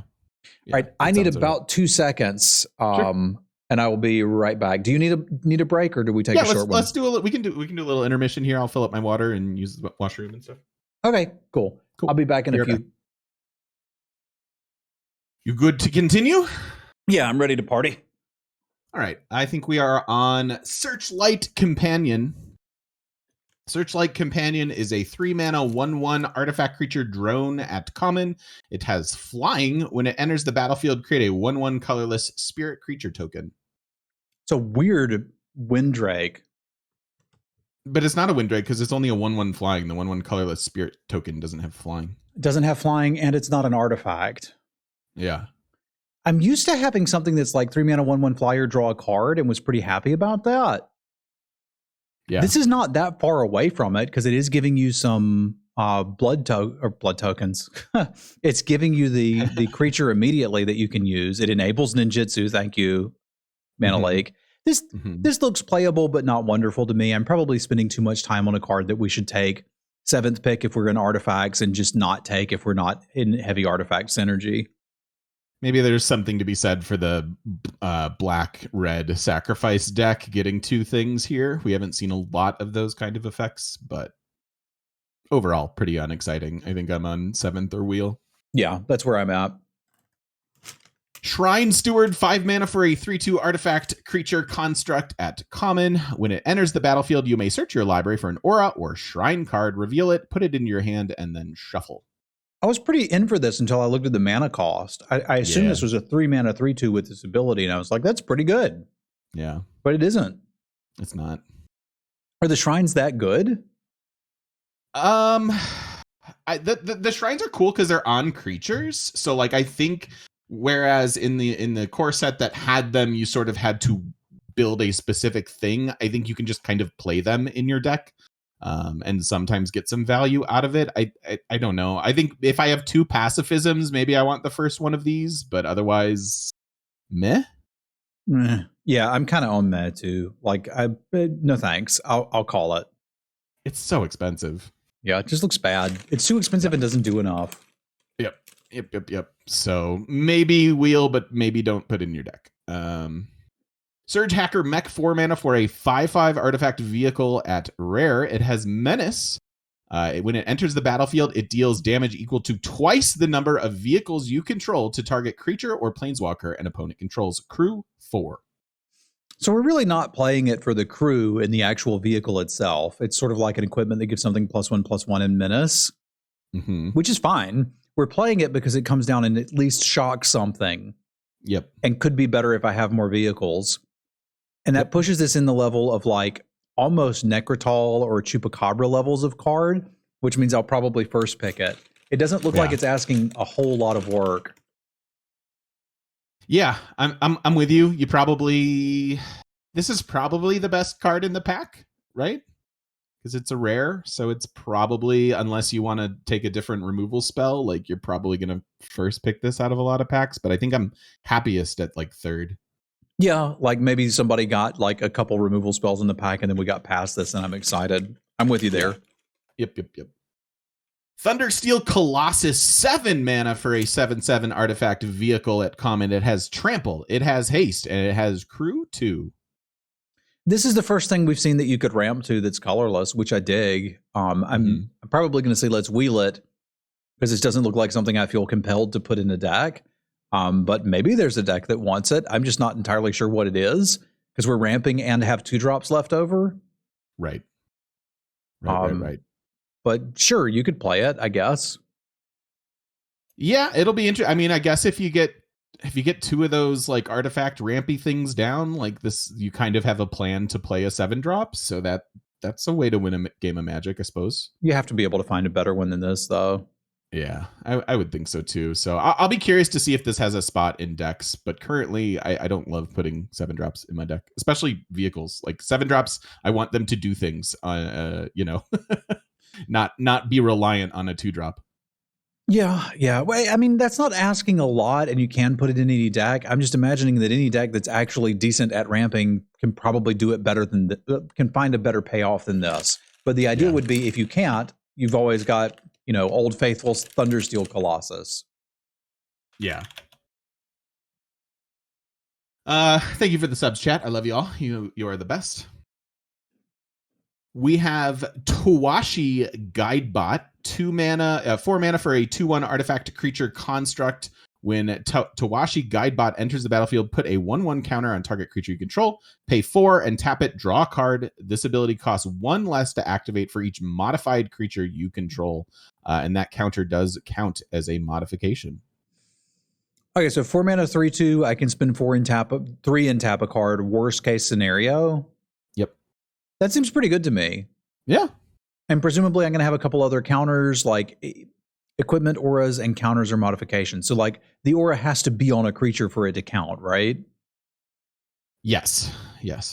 Okay, yeah, this looks pretty good. I can imagine seeing this 5th and being very happy.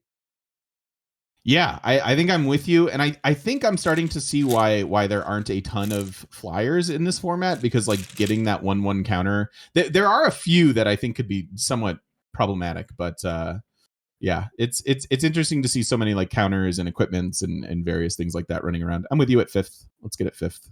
Okay.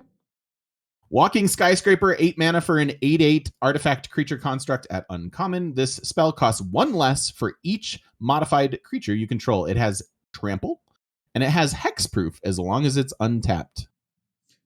Well, Alexis, that would imply that Suntail Hawk was ever good in any format, and it was not, as we know.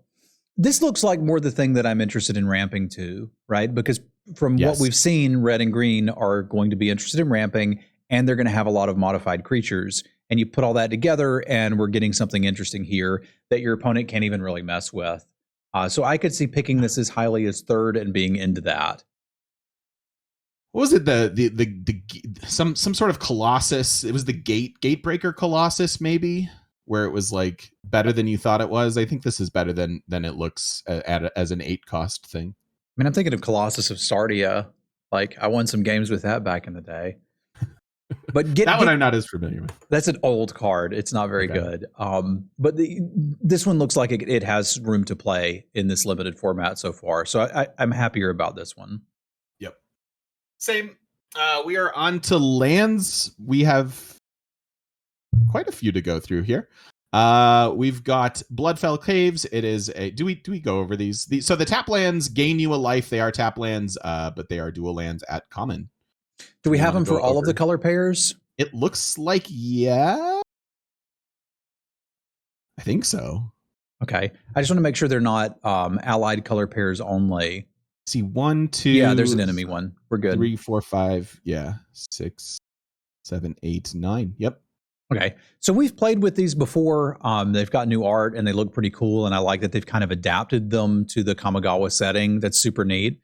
But these are basically better than filler cards and enable a splash. So any chance you have to grab these over something that we've said you should try to wheel, you should just take these. They're good. Like if you're in black-red, you're very happy to have the black-red one. If you're in blue-green, you're very happy to have a white-green one so that you can potentially splash a white card if you see one later on. Having more of them in your main colors opens up slots. And I've always been a big proponent of drafting lands when you can, because it lets me play more of the cards that I've drafted than my opponent who didn't do that. Fixing is always good. Anything that we've said you should wheel or get 7th, these are probably better than that. And it looks like they'll show up in about 1 out of every 3 packs. So we should be targeting, like, you get to the end of the draft, you should probably have 2 of these in your deck, minimum. That's what I'm thinking, or you probably weren't picking them high enough. Yep. Cool. So we won't bother to tread over each and every one of those, but we do have some rare legendary lands. We have Bosiju, Who Endures. This is a legendary land in green. Tap to add 1 green. Channel, pay 1 colorless and 1 green. Discard it. Destroy target artifact, enchantment, or non-basic land an opponent controls. That player may search their library for a basic land card, put it onto the battlefield, and shuffle. This ability costs 1 less to activate for each legendary creature you control. So could be just 1 mana. Okay, so this is kind of like a naturalize that we can main deck and play as a land if we need to. Mm-hmm. That seems pretty cool, and there's artifacts and enchantments all over the place. I'm pretty happy with that. I'm never going to pick this high enough to play with it because of the rare value, but I think I would happily take it once I'm in green, which probably puts it 7th for me. But it's a lot of flexibility on a land slot, which I dig. You open this in pack 2 and you're green with not a lot else. Like, is it good enough to grab at that slot, or is it still just like meh? It's kind of a naturalize on a land. I mean, yeah, I would take it there. Okay. There was a 3-mana artifact removal spell in Kaladesh that was easily first pickable. Okay. Like like you were happy to open it. Appetite for the Unnatural. Like you were just like, oh yeah, this is great. You picked it and you play 5 of them.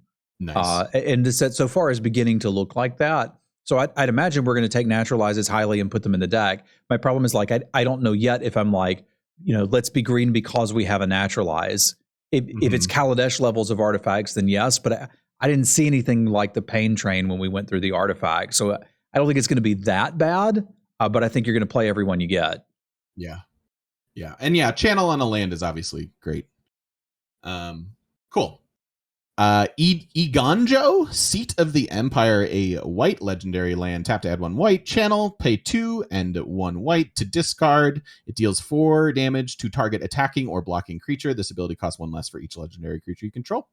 I mean, these are basically like the double-faced lands from Zendikar, except we're stuck with them at rare. Like, I'd play the heck out of this one, especially once I know I'm white. It's like a bad Gideon's Reproach on a land. That seems great to me. I love that flexibility. This one I could almost see first picking, so I guess that by my definition means I'm happy to third pick this one. I think because this is potentially like I guess the naturalize is pretty close to removal in this set because of the abundance of enchantments and artifacts. So about the same level. I actually think I like the green one a little bit better. Yeah, let's move it up a notch or two. It may be better than I'm giving it credit for. Yeah. I still think we're unhappy to open these as a rare because like it's not a bomb, but it is some nice flexibility. Yeah. I could see packs where we're like, okay, I'll take the land, I guess, and see what happens. But I'm with you. There are cards we'd prefer. So maybe once you're in that color, to your point, pack 2, let's get them. Yeah. Mech Hanger, we have this is just a land at uncommon. Tap to add a colorless. Tap to add a mana of any color. Spend this money only to cast a pilot or vehicle spell. 3 mana and tap. Target vehicle becomes an artifact creature until end of turn. That's interesting. I don't know that it's good. So I'm supposed to use this to splash pilots to build like my Mardu pilot vehicle deck. I guess. And I could just tap it. It. Like the land can crew vehicles for me, which is pretty cool. But not freely. It's still 4 mana to crew. Like is that less expensive than having like a 2-drop? Probably in a lot not. of cases. I don't think I want this in most of my decks. I don't think I want this in most of my decks either, which puts it on a wheel. But if you are in a deck that has a lot of pilots and you're splashing some vehicles, go ahead. Have a good time. Yeah, exactly. I'm sure there's a deck that looks pretty good in. We'll figure that out by the end of the format. Otawara, Soaring City, legendary land. Tap to add a blue. Channel 3 and a blue, discard it. Return target artifact, creature, enchantment, or planeswalker to its owner's hand. It costs 1 less for every legendary creature you control. So it is kind of an unsummony sort of thing. Yeah, this seems significantly worse than the other two because they're actual removal spells instead of a bounce spell. But still, the flexibility of having that stapled to a land seems great. If I'm in blue, I'm always playing it. And if I see 1 third pick, I'm pretty happy to grab it. 100% agree. Notch below the others, but you'll put it in your deck if you're the right color. Yeah. Roadside Reliquary. It's a land at uncommon. Tap to add a colorless. 2, tap and sacrifice. Draw a card if you control an artifact. Draw a card if you control an enchantment. So do you get 2 if you have both? Correct. Okay. It's interesting. It is interesting. So I guess this kind of is like a divination for green-white that plays in the land slot.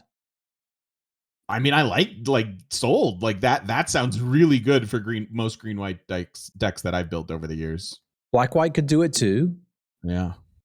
Who can't do like this?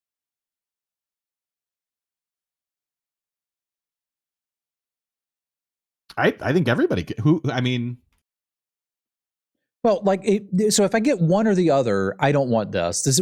I guess maybe I do. Like, it's a land I can use for mana for a little bit, but I'm screwing up my color sources, and then eventually I can cycle it. Like, I've played that card before, and it was okay. But if our goal is to get to the end of these drafts and have at least 2 multicolor lands in it, the cost of this being colorless isn't as high as it might be in other sets. Yeah, so agree. I think I'd like to try this in Selesnya or black white, something like that. It may be worse than it looks. I'd probably want to wheel it. I don't think I'm you're not going to get away with that. Yeah, you're not wheeling this. Yeah. So I guess I'm not going to play it very often. Chat is saying that it's potentially a white-black all-star. I like calling it straight divination is a bit disingenuous, right? Because I can use divination to find lands, whereas this is a land, and it's more like after everything is played out, I can use this to draw some more cards. I think I would like to play this in a deck that wants 18 lands. So the question is, are there going to be a lot of those? There were some of those in Kaladesh, which this again reminds me a good bit of. I'm not sure where to take it. I know that I probably am not going to be able to wheel it. But sometimes people undervalue these because they're like aggro, go. But this is a powerful effect to staple in a land. I'd like this card. I could see taking it as high as 5th. Yeah.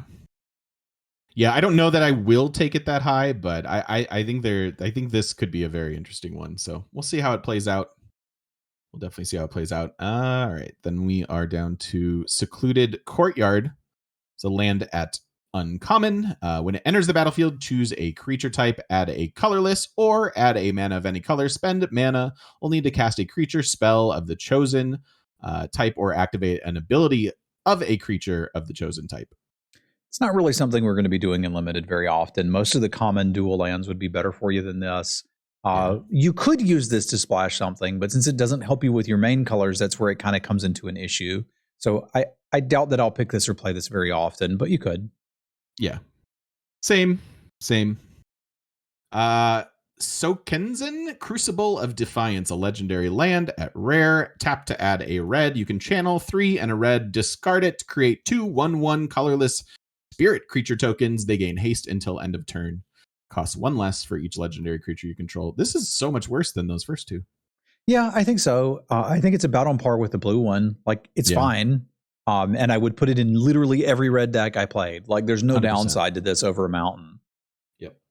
So I could see picking it as highly as once I know that I'm red and see one of these, I'm taking it over just about anything else. Yeah. I think I'm with you. But I honestly, seeing these other 2 kind of moves, that green one I think is going to be the best one, I think, in this format. The green and white one are very good. Yeah, but I'm certainly lower. Let's look at the black one. Takanuma, Abandoned Mire, legendary land at rare. Tap to add a black, channel 3 and a black, discard it, mill 3 cards, then return a creature or planeswalker card from your graveyard to your hand. Cost 1 less for every legendary creature you control. This one's cool too. I like it. Yeah. I think this one's up there with the green and white one. So maybe the Abzan ones are the best. Yeah. Could certainly see that. Same and same lesson, same heuristics for this as the other ones. So yeah. Uncharted Haven, land at common, enters the battlefield tapped. When it enters the battlefield, choose a color, tap to add a mana of the chosen color. Yeah, this is pretty good. It's worse than Evolving Wilds. Yep. But we can use it to splash, and we can use it in 2 color decks. And it looks like we're going to have the dual lands in the basic land slot. This one's probably not in that slot. So if you remember Kaldheim, where we had the basics They could be snow-covered duals or snow-covered basics. And then there was another snow-covered land that was basically this. Yeah. Like now we have that. So it looks like it'll be about as easy to splash and fix as it was in Kaldheim, which is to say pretty easy if you'd like to do it. Yeah.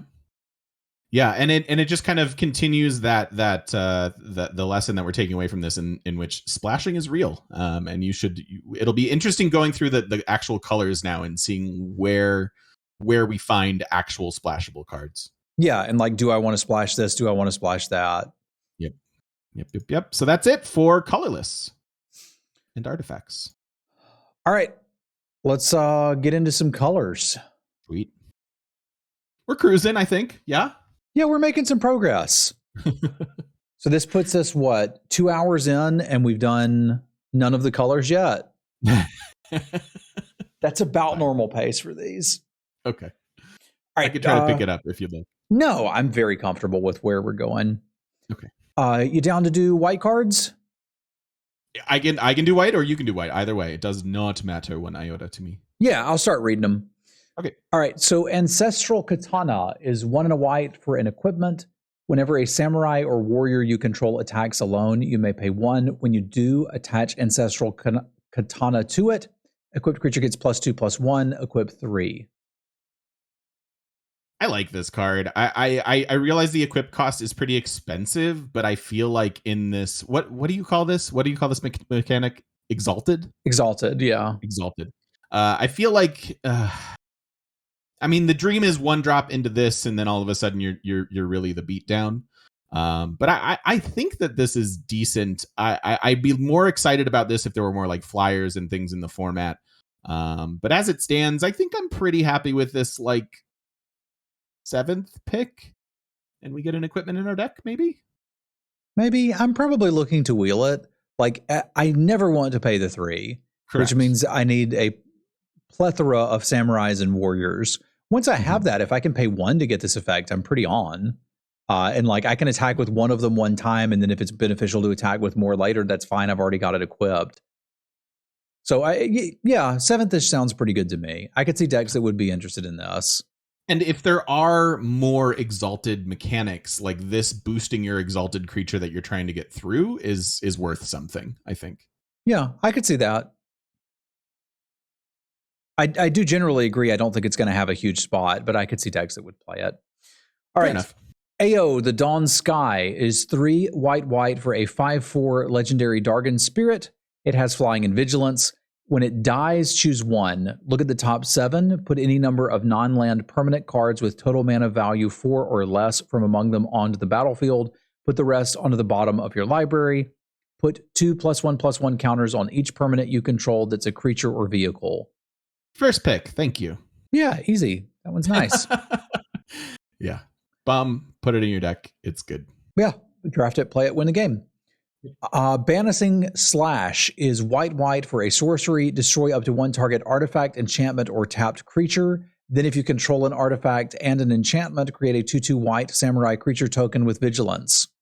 I think this is quite good, just given the prevalence of artifacts and enchantments. Obviously, tapped creatures can sometimes be a relevant thing. It is only sorcery speed, but there's some upside at a 2/2. Like this is great. Grab this as a really prominent removal spell, I think, in this format. Yeah, I think I'd be happy to 3rd pick it. Ideally, there's something instant speed that I can be happier with, but I could see taking this as highly as 3rd. I don't know if white's going to give you... White has like a Gideon's Reproach, and I think I'd prefer this over that big time. They've probably got a pacifism, though, right? For sure. If there's a pacifism, there's like a banishment sort of thing, too. I bet those are better. But, I mean, still, that doesn't make this worse. Like, right. It's fine. Befriending by Moths. Befriending the Moths. There we go. This is a common saga. Chapter 1 and 2, target creature you control gets +1/+1 and gains flying until end of turn. Chapter 3, you get a 2/4 flyer. I'm not going nuts over this. I don't. If you're a beatdown deck, this isn't a very impressive 4-drop because it's not help. I mean, the flying, I guess, maybe is the most relevant part of that because you are pushing damage through ideally. But this is a very slow 2/4. Again, it is flying, so maybe I'm undervaluing that just a little bit. But I think I would put one of these in my deck, but I don't think I want to. I think I want to see it at like 7th pick. That's fair. Everything that you said about it, I was like, but it's pretty good with the attacks alone stuff, and it's good at forcing through some damage. So it's like a lava axe that eventually turns into a 2/4 flyer.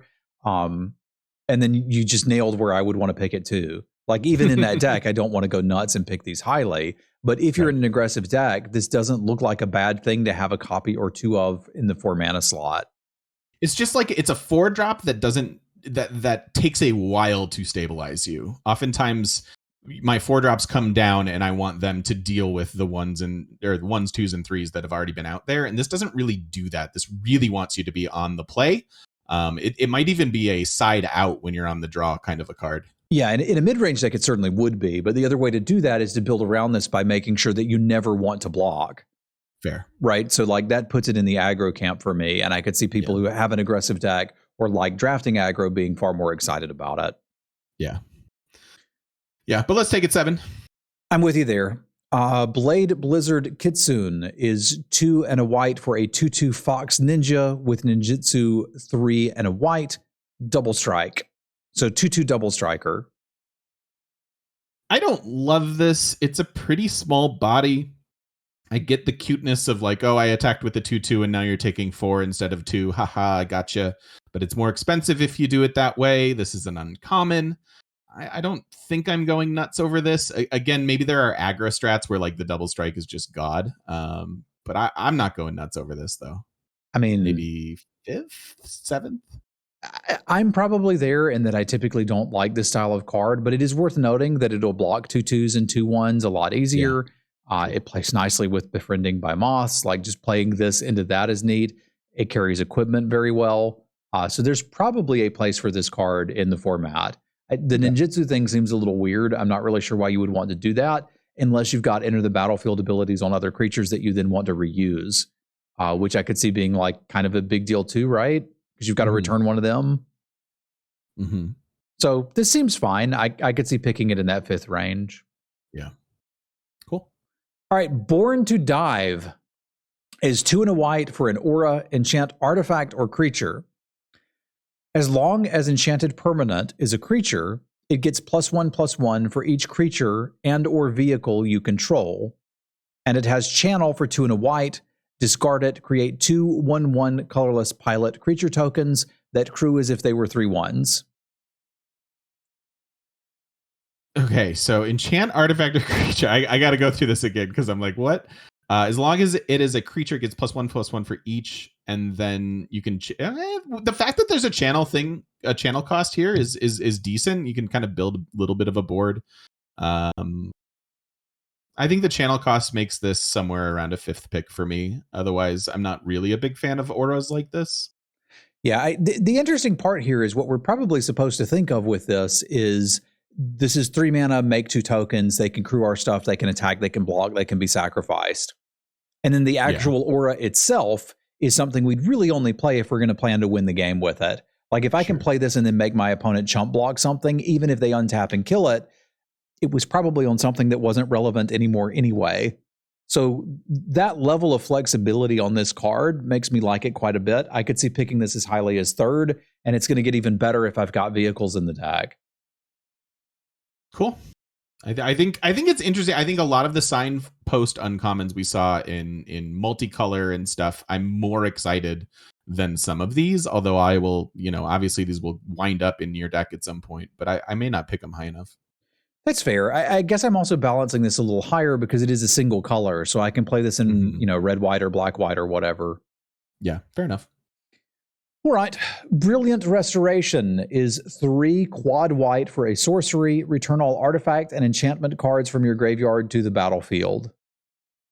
I will first pick this and build around it. I realize it's 7 mana, but because this is the artifact enchantment set that we've been going through, I think you at least get 2 to maybe 5 things back. And so obviously you can't put a ton of 7 mana cards in your deck, but this one seems pretty good to me. I don't want to do this. I haven't seen why I would want to do this. What? I'll take this card. You can pass it to me. It's a 7-drop. It's a 3 for 1. It's a 7 mana 3 for 1. Sure. So you get a 2/1 artifact back. How are you getting your pacifisms in the graveyard? Maybe you get a saga back, but you're not playing Befriended by Moths, so that's not going to work. Maybe I don't know, man. I'm out. Like I'm 100, like not just not first picking it. I don't want to play it. Interesting. Oh, I'll play it. I'll play it. We will. This is another gifted sub bet. I think this is a good card. Okay, I'm down. Like my thing is, sure, I believe that you can build a deck where you could get 3 things back. I don't believe you can build a deck where you can have this in it, and by the time you can get 3 things back, they still matter. Okay. That's my concern. So I'm 100% out, but let's note this one. This will be a fun one to come back and revisit. Absolutely. Because I'll pass it to you all day long. Cloudsteel Kieran is 2 and a white for a 3/2 flying artifact creature equipment Kieran. Okay. Equipped creature has flying and you can't lose the game and your opponents can't win the game. Reconfigure for 5. So when I cast this as a 3/2 flyer and I can spend 5 to staple it onto something. Yep. And then it just gets what it says, or does it also get flying? It just gets what it says. It gets the you can't lose the way and your opponents can't win. Okay, so as far as we're concerned, this is a 3-mana 3/2 flyer. Correct. Okay. I like it. I'll take a 3-mana 3/2 flyer all day, every day. Obviously, yeah, the equipment is less exciting. Maybe there's one game you'll play in limited throughout the course of this format that is relevant text, but mostly 3/2 flyer for 3, and I'll take that. I don't know if I'm taking it first over like a solid removal spell, but I'll probably pick it third. Okay, fair enough. And Chad is pointing out to me that it does indeed say equipped creature has flying. Oh, does it? Yeah. Oh, well, at least it does that then. Okay. Yeah, there's a lot of words on these cards, so bear with me. But also, like, I'm not going to attach this to, I can't envision the scenario where attaching this to something else is better than just attacking with it. But maybe if they have a giant flying blocker, you've got something you can do here. Yeah. But yeah, we're picking this highly. It's just a 3/2 flyer, and that looks great. Yep. Super solid. All right. Dragonfly Suit is 2 and a white for a 3/2 flying with crew 1. See, this I like too. This is a nice, easily crewable flyer, and I think this could easily, like, this is a discounted Windrake. You now have to crew it instead, but give me this at 5th, and I'm pretty happy. How much Kaladesh did you play? None. Okay, I don't think this is very good. Okay. I think you can play it, and it's okay, but it's not very good. So for me, if these are wheeling, I might put 1 in the deck, but I don't think I'm going to pick it that highly. Like the crew 1 vehicles, unless you just had a way to make tons of little things to crew them, were pretty bad. And even if you were making tons of little things to crew them, sometimes you made a bunch of little things and didn't have anything to crew. Okay. So I will defer to you on that. At first glance, it looks decent to me, but I'm happy being wrong. That's fine. It looks that way. It's interesting that it kind of has anti-synergy with the pilot tokens, because the pilot tokens want to crew big things, and this is like have a little thing to crew it. So I'm like, I don't exactly know where this goes. Based on what I was seeing, and again, I could be wrong about this too. I don't really value those pilot tokens very highly, because it feels like most of the crew costs are like 1 or 2, unless you have rares, and I'm not going to plan for having the rares that matter for those. Fair enough. And so, you know, I just look at this, and if I have like a 2/2 vigilant samurai or whatever, this is just kind of cheating through flyers. Now it taps down both, which isn't ideal because you can get the crackback, but I don't know. We'll see how it plays. Okay. I think this looks initially is going to look better than it plays, which is going to lead me to, I might put 1 of these in a deck, but I'm not going to prioritize them. Okay. I mean, I wouldn't want more than like 2, I think, in the decks that I'm envisioning. But cool. Fair enough. It is good to disagree. The value is in the discussion. Agree. When we're both just like, yo, this card is good, play it. It's a little less interesting. Yep. All right. Iganyo Exemplar is 1 and a white for a 2/1 human samurai enchantment creature. There we go. I can read. Whenever a samurai or warrior you control attacks alone, it gets +1/+1 until end of turn. It's a filler 2-drop.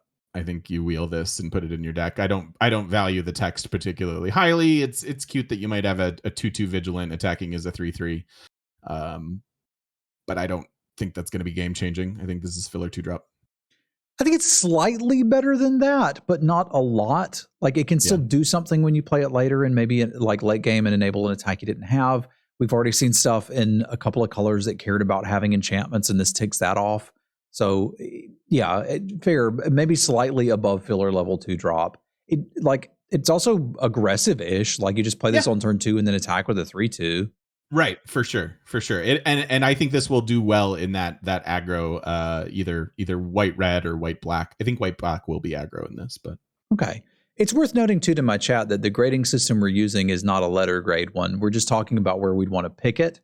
And this is a really good example of a card that it's better to figure out what deck it goes in than figure out where to pick it. Because arguing whether we should pick it 7th or wheel it doesn't really matter. But figuring out what deck wants it is more interesting. And so far, it seems to me like the Abzan colors would be somewhat interested in this, whereas red-white could be interested in it just for the samurai triggers, and maybe blue is less interested in it.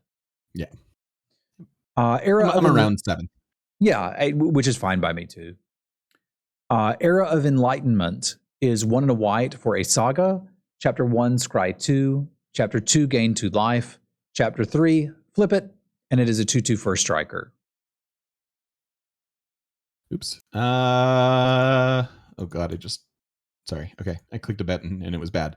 It's notable that the transformed creature is a human monk, and so it doesn't give you that like samurai tag, which matters. But this on 2 to scry and make sure you curve out okay is I don't know. It's a slow 2/2 first strike. Not really sure what to make of this card. The scry 2 on 2 appeals to me because I love curving out, but I don't know. Is this unplayable? No, I don't think it's unplayable. Like I can see playing it on turn 2 in a deck that's not particularly aggressive. So sure. I think that's the trick with this is like the Moth Saga wants to be in an aggressive deck. This saga wants to be in a non-aggressive deck. Birth of Meletus drew you a Plains though. That was a huge difference. Yeah, you literally drew a card off of it. Like it drew it, not just scried it for you.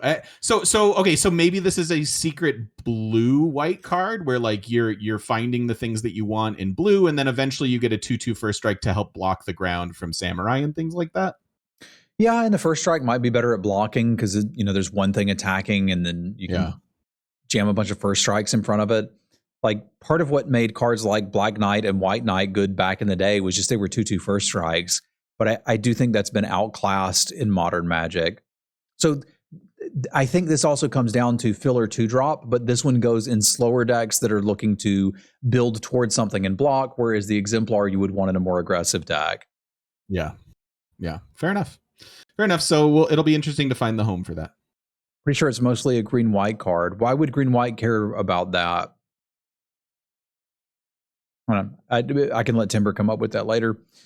The Fall of Lord Kanda is 2 and a white for a saga. Chapter 1, exile target creature an opponent controls with mana value 4 or greater. Each player gains control of all permanents they own. And Chapter 3, flip it. It's a 1/3 defender. When it dies, draw a card. Exile target creature an opponent controls with mana cost 4 or greater has relevance. This is an uncommon. That can kill a big thing, and then kind of the rest of it doesn't matter so much. I mean, it can help muddy the ground or whatever, but I think you basically play it for Chapter 1. Maybe this is cute with bounce effects where you're repeating that, I suppose. But I'm almost on just like sideboard. We also saw that thing that lets you back up a chapter. That's interesting. That's dreaming a big dream, though. Yeah, it's dreaming a big dream. Would we main deck Smite the Monstrous in this format? If yes, I would probably just play this. If no, fair. I probably would sideboard it. Fair. I see a lot of 3 powers. I don't know. Maybe green will have all the big stuff. I think I'm on sideboard for this. Okay, I feel like I would be pretty happy main decking one of them. I still don't think I would pick it necessarily higher than 7th is where I'd be happy to see it, but I think I'm happy to main deck one of these. Okay. And I want to mention now, because I've had a lot of people in chat saying things like, the 1/1s in this set are very good, and, this plays into this thing and that thing. It's possible that you guys have seen more of the set than I have, and that's okay if you figured all that out. That's cool. But I also want to mention that like sometimes the synergies don't come together as well as you might think that they would. So I still want my cards to stand on their own. And I'm going to be very harsh on cards that aren't able to do that.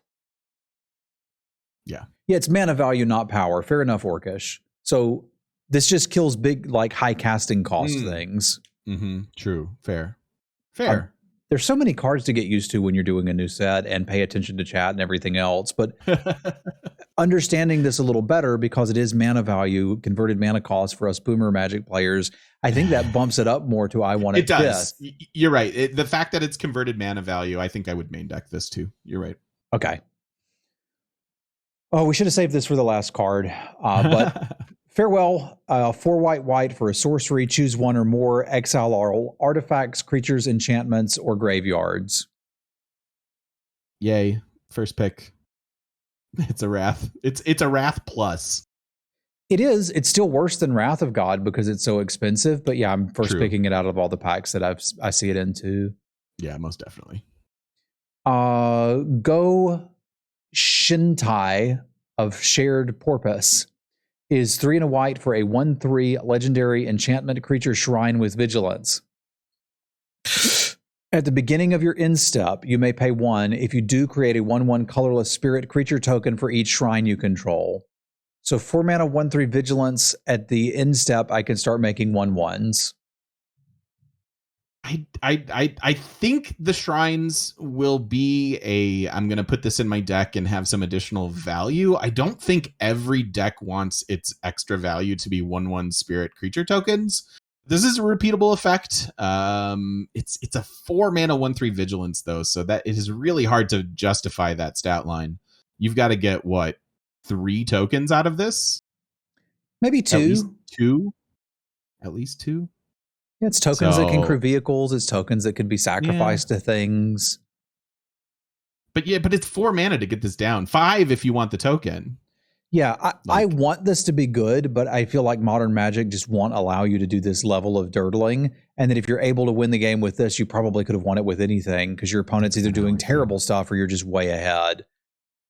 So yeah, it is on each shrine. So the joke is like we get all 5 shrines in the same deck and it's 1 mana for 5 1/1s. And like, obviously that's good too, but generally speaking, I don't like this. It's too understated for what it's doing. So if it wheels, maybe we can talk, or if we're memeing at the end of the format, let's have a good time, but I don't want it. And I'd imagine there's a deck that does value stuff like this. I think there is some sort of Trumpet Blast effect in red.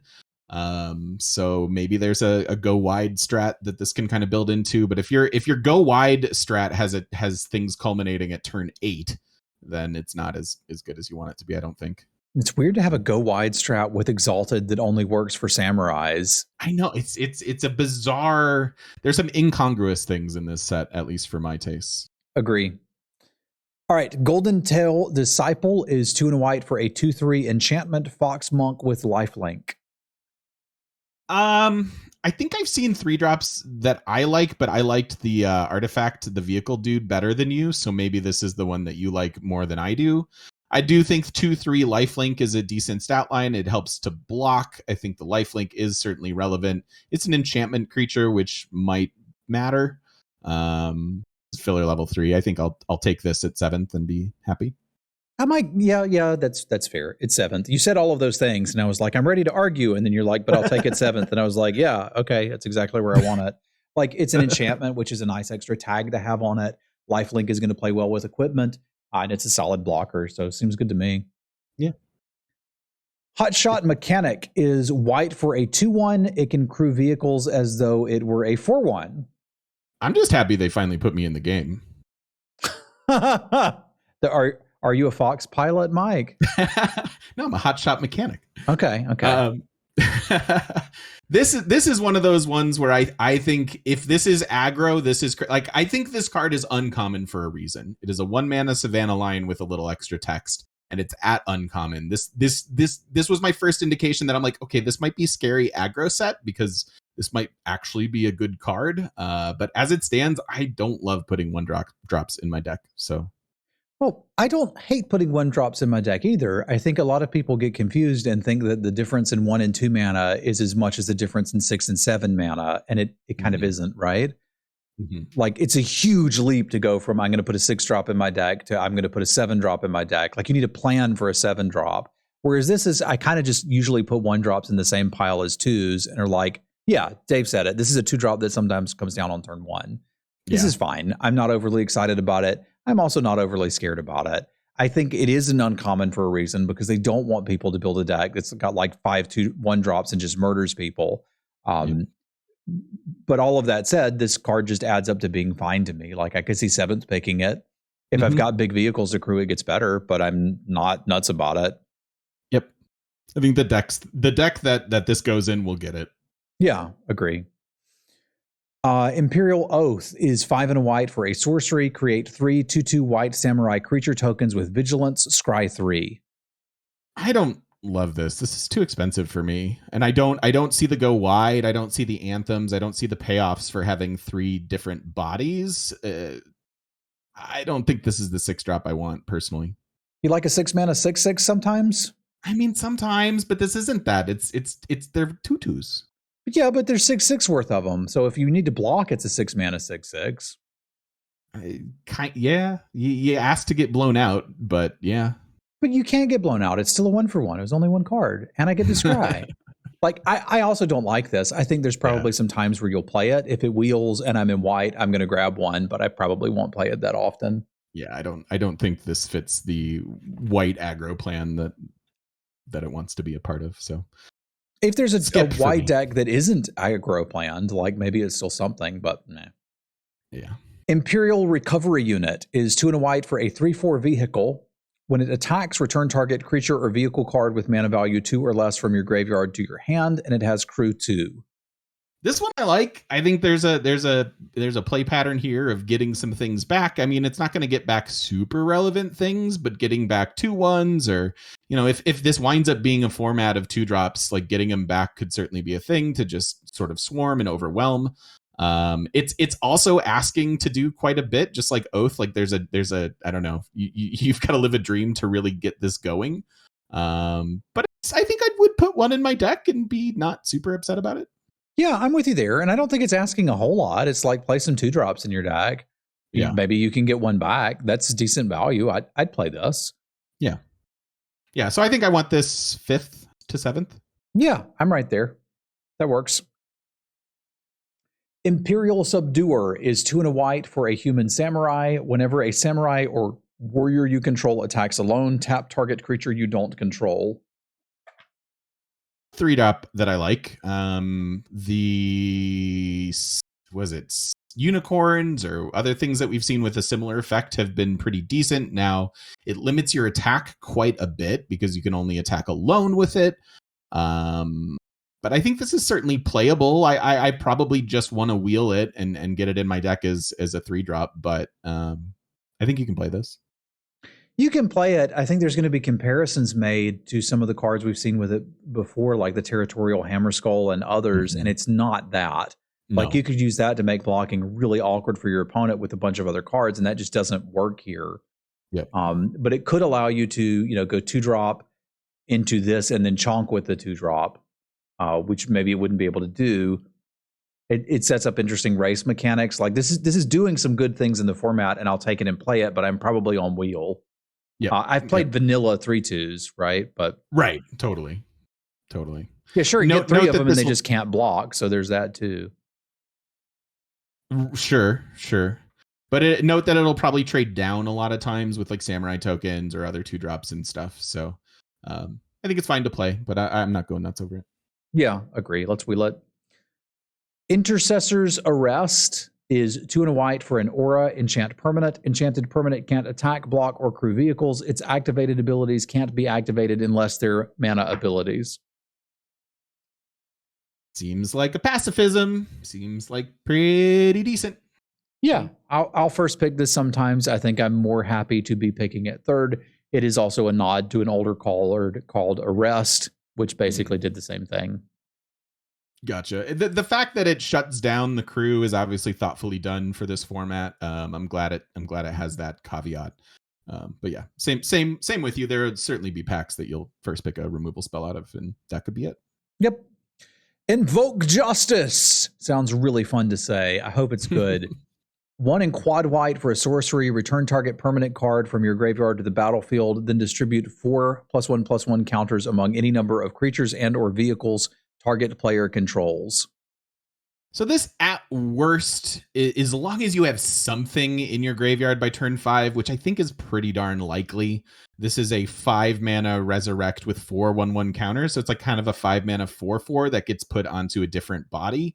I think that's playable. I would actually be somewhat excited to put this in my deck, but I could be wrong on that. I think I don't know that I want to first pick this. I probably want it third, but it's kind of cool. The quad white is the only thing pushing me off a good bit on it. I think if this was like 4 and a white, I might even first pick it. Like, that seems pretty good, but yeah, it's going to be really difficult to cast this at a point in the game where it will still matter. So that means, like, if I'm going to be, so like, I probably need at least 10 white sources in my deck to consider this, and like 11 or 12 to really consider it. And that deck can come up a good bit.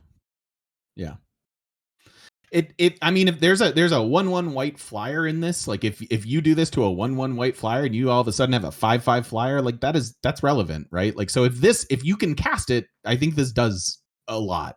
But yeah, I think the prohibitive mana cost could certainly hold it back. I think I want it third. Okay, I was going to say fifth because I don't think I'm going to build a mana base that can cast this very often. But the power level's there. I'm digging it. Cool. Kitsune Ace is 1 and a white for a 2/2 Fox pilot. Whenever a vehicle you control attacks, choose 1. It gains first strike or untap the ace. Filler 2, a little bit better than some. I mean, cute with vehicles. We've certainly seen vehicles, so this probably is a role player in vehicle type shenanigans, but it's nothing more than a filler 2 for me. I think it's a little bit better than that, and that this common is like, and the fact that I can reliably get 2 of these is changing the vehicle deck in my mind from maybe I'll try it to, okay, I could consistently play this. Because your vehicles having first strike makes them a real threat under the right circumstances and lets you force through damage. And a serious drawback of vehicles was that you lose the creature that crewed them. Whereas if the ace is crewing them, that's not the case. I can crew with the ace, get an attack, and then untap the ace and still have it to block. Sure, and that's just setting up a really unfair play pattern with vehicles. Now, I'm not going to go nuts and pick this very highly. I still probably want it around 7th, but I'm very excited to see this as my 2-drop once I'm in the vehicle deck. Whereas like some of the others, I probably don't want it as much. But if I've built a deck around like 5 or 6 vehicles, this is the 2-drop I want. Sure. I can see that. All right. Kyodai, Soul of Kamigawa, is 3 and a white for a 3/3 flash flying dragon spirit. When it enters the battlefield, another target permanent gains indestructible for as long as you control Kyodai, and you can spend Wooburg to give it +5/+5 until end of turn. So we're obviously probably never really doing the Wooburg thing, unless that deck is a real thing, but this is a rare, so the two of those coming together at the same time are probably pretty unlikely. But a 3/3 flash flying for 4 is good. Like, the text is relevant too. It could maybe save something for you, or this can flash in and maybe eat like a token or 2/2 or something like that. I like this. I'm probably first picking it. I don't know if I should over removal spells, but I'm probably still going to first pick this sometimes. Yeah, you should. This is a removal spell. Yeah. It's a removal spell and a negate and a 3/3 flash fly. Like, it's all of those things. Yeah. And like, whatever it is you're protecting, they've got to kill this first before they can kill that. And presumably that's at least decent. But like, yeah, I look at this as a removal spell that comes with a 3/3 flyer. Like, this thing's great. Super good then. Yeah. All right. Light the Way is white for an instant. Put a +1/+1 counter on target creature or vehicle, untap it. Return target permanent you control to its owner's hand. It's a cheap combat trick, so there's a nod in its camp for that. Now, what it does is, again, either effectively sort of a negate, or maybe it wins you a combat. It's notable that it's a 1/1 counter, so it does stick around, and it can kind of wamboozle something given that it untaps a thing. So I think you can play this. I certainly just want to wheel it, but I wouldn't be too embarrassed to put one of these in my deck. I'm with you. I like 1-mana combat tricks. People will not play around this at the beginning of a format, and you will catch them with it. Later they will, and you won't. But yeah, this looks fine. Let's wheel it. Yep. Light Pause. Get it? Emperor's Voice is 1 and a white for a 2/2 Fox Advisor. Whenever an aura enters the battlefield under your control, if you cast it, you may search your library for an aura card with mana value less than or equal to that aura's and with a different name than each aura you control. Put that card onto the battlefield attached to Light Pause, Emperor's Voice, and then shuffle.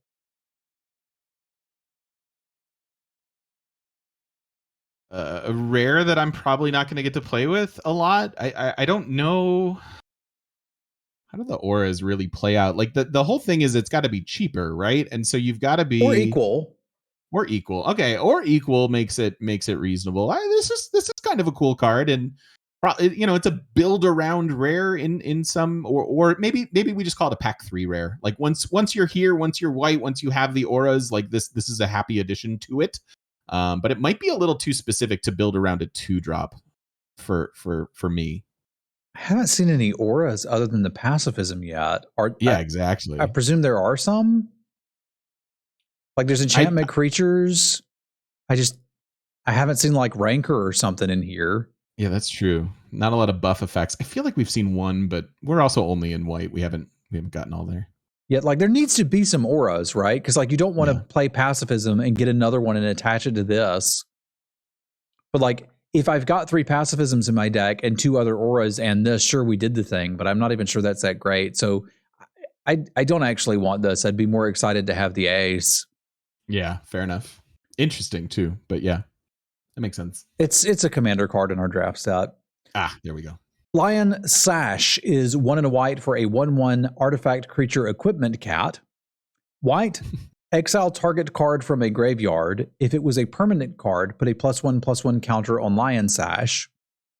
Equipped creature gets +1/+1 for each +1/+1 counter on Lion Sash. Reconfigure 2. So we play it. It's a 2-mana 1/1 exile cards from a graveyard. So you can eat your neighbor's graveyard, your opponent's graveyard. If it's permanent, which a lot of times it should be, put a 1/1 counter on it, and then it turns into an interesting equipment.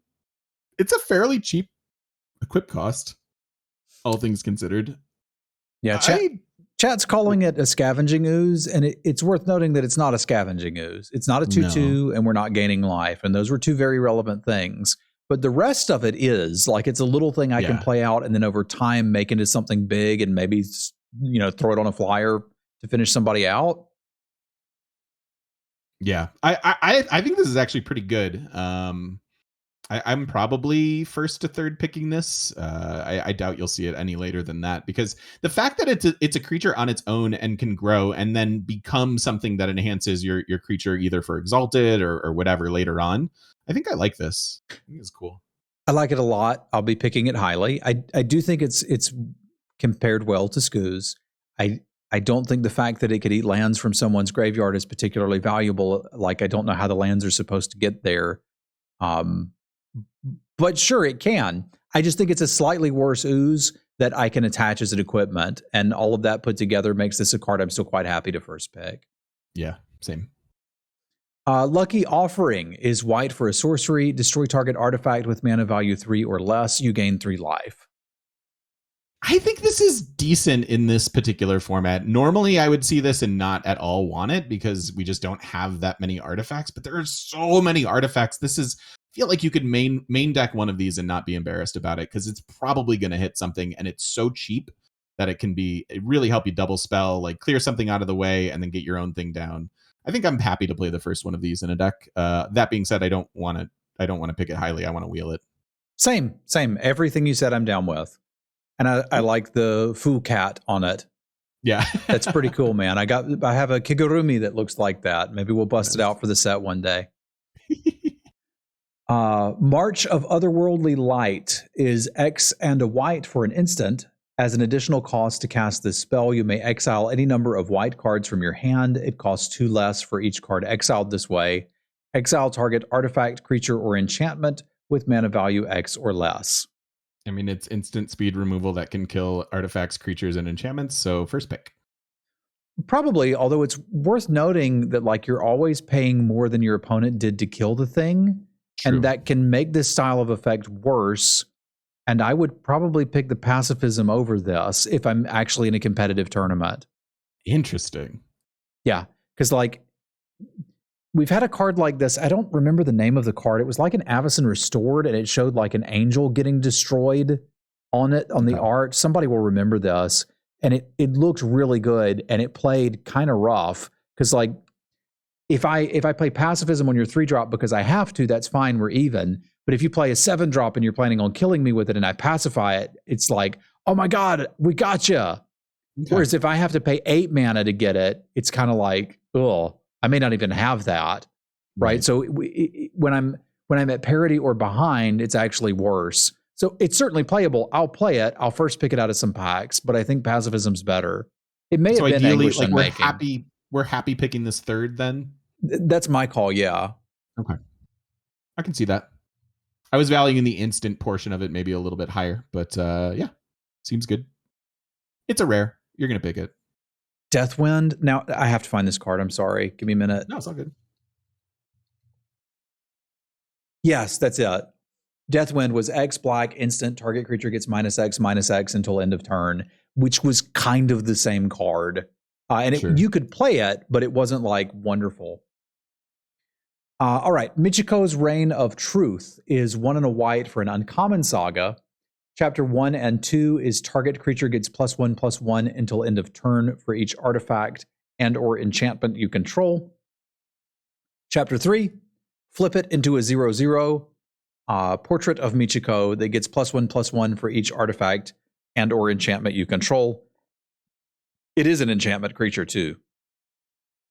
So this counts itself, so it's at least doing the +1/+1. It doesn't do flying like the other one does, and I think there's something to be said for the flying aspect of it. But then it potentially becomes a more relevant creature than the other one we saw. We're obviously looking at like the common versus uncommon version of this type of enchantment. I think I feel similar to the other one about it, although I think there's some upside to this. So I think I'm reasonably happy with this as like a 5th pick, and I got to talk myself into finding the deck that I really want this in. It's rough for me because I like cards that are good on turn 2 and good later, and this one's not really good on turn 2 or that good later. Yeah. But it has a lot of text on it that I can see scenarios where I would want various text lines. Like it's a 2-mana card that's an aggro deck would be very interested in if it had enough artifacts and enchantments. I have no idea how to rate this card. Me either. I need to see the play patterns work, because I'm thinking of the reason I'm down on this saga and the other one we looked at is I remembered Triumph of Gerard from Dominaria, and I never loved playing that. Like sometimes you did, but I feel like it was a little bit slow for what it wanted to do, even though it could do a cool thing. Yeah. People are saying it's like Catilda from Vow as a saga without flying and lifelink and disturb. So yeah, if you take away the 3 best things about the card, it's a lot like that. I don't know, like +3/+3. I don't know that that's devastating late game. It could be interesting with vehicles, I guess. Like I guess that's the actual trick, is that like this plays well with vehicles, right? Like we give a vehicle that's already overstatted more stats, and it's just a stat. I've been playing too much Storybook. I'm like, it's a stat treasure. Can I beg you for another quick bio break? I've been drinking way too much tea. Yeah, sure. Let's go take one, and then we'll come back, and you will tell us where we rate Michiko's Reign of Truth. Absolutely. Hello, Governor. Hello again. So what did we decide about Michiko's Reign of Truth?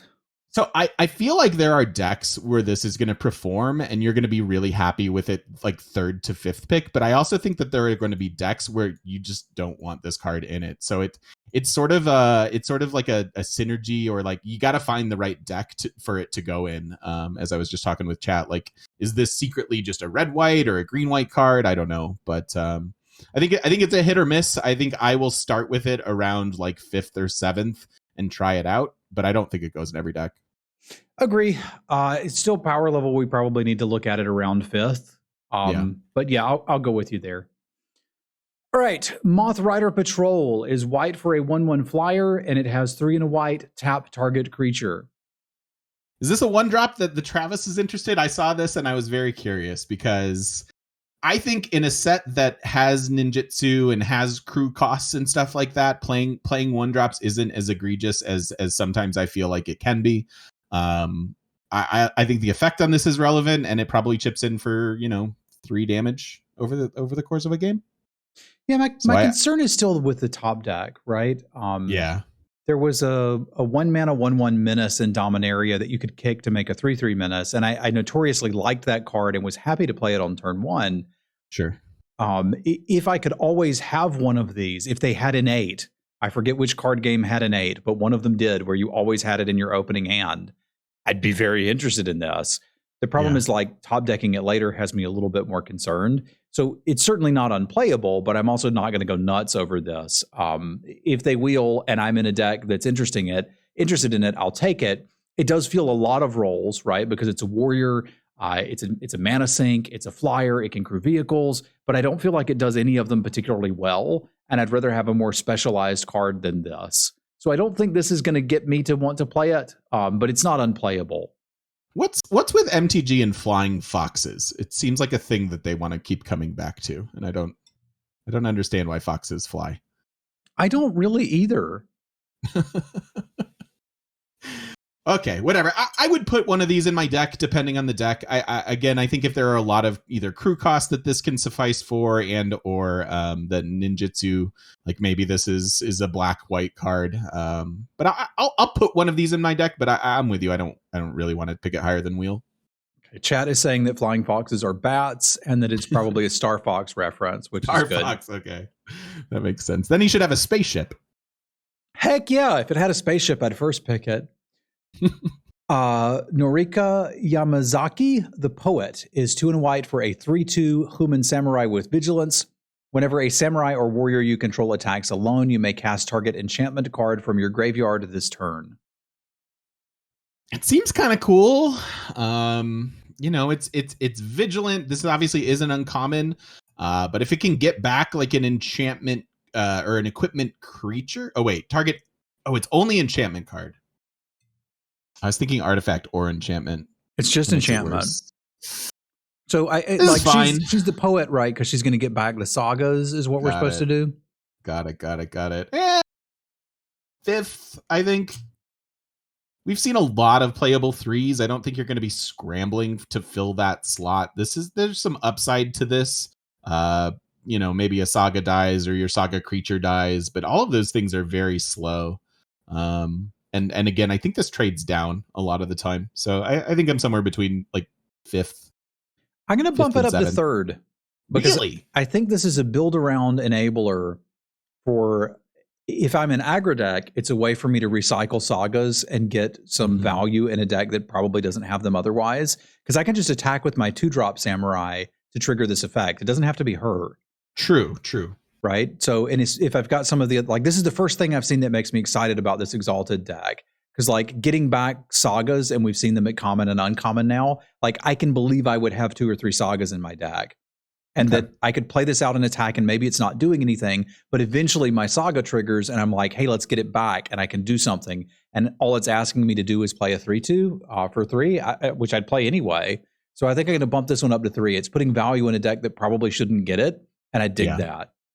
I've noticed that we haven't really hit the colors for it, but there aren't a ton of cards so far that say draw a card. And so if we're looking for value, we're looking for cards like this that maybe spin it out of your graveyard or do a mill thing or whatever.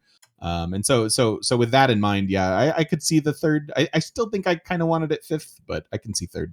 Yeah, chat's pointing out that all of the sagas in this set, which I didn't know, turn into creatures at the end, but that's fine. They often go to the graveyard too.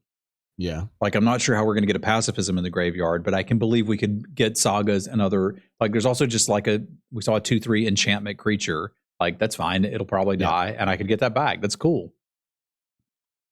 All right. Reagent's Authority is white for an instant. Target creature gets +2/+2 until end of turn. If it's an enchantment creature or a legendary creature, Instead, put a +1/+1 counter on it, and it gets +1/+1 until end of turn. I think this once again just sort of fills the role of 1 mana combat trick, which I like. There's some you live in the dream upside. I don't want this higher than wheel, but I'll play one. Same. All of that. I like 1 mana combat tricks. All right. Repel the Vile is 3 and a white for an instant. Exile target creature with power 4 or greater, or exile target enchantment. Feel like this is a bit expensive, but it is instant removal and it can deal with enchantments too. So that's going to be your sagas or saga creatures. I think this is good to main deck 1, and you could maybe side in even more. Yeah, I'm digging it. Maybe 7th pick, or is that too low? No, I think I'm good with 7th. Okay. Sorry, I made a bowl of soup too. So if you hear a little bit of slurping in the background, that's what's happening. Slurp it up. Yeah, I think I could go with 7th there. All right, the Restoration of Iganyo is 2 and a white for a saga. Chapter 1, search your library for a basic plains, reveal it, put it in your hand, and shuffle. Chapter 2, you may discard a card. When you do, return target permanent card with mana value 2 or less from your graveyard to the battlefield tapped. Okay, and last one is you get a 3/4 Vigilant Fox Monk.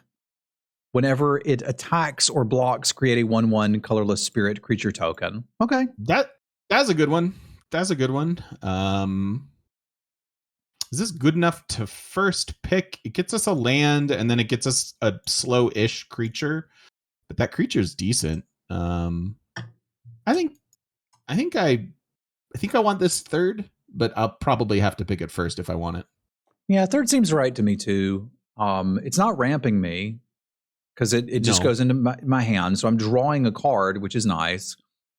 I think the joke with Chapter 2 is I'm supposed to discard a 2-drop and then put it into play. Right? I guess. Or maybe I discard the land, and that's how I ramp with it.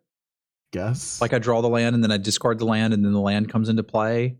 But if you're playing this on 3, what do you have in your graveyard? Well, that's why you discard the card first, right? Yeah, fair enough. So like I can discard something and then put it immediately into play and sort of cheese through that, which is neat. Yeah, I think this is fine. I would go 3rd. So you discard the land and then bring the land into play? Yeah, why not? And that's your ramp. Okay, I like this. Yeah, you'll probably have to pick it first or second if you want it.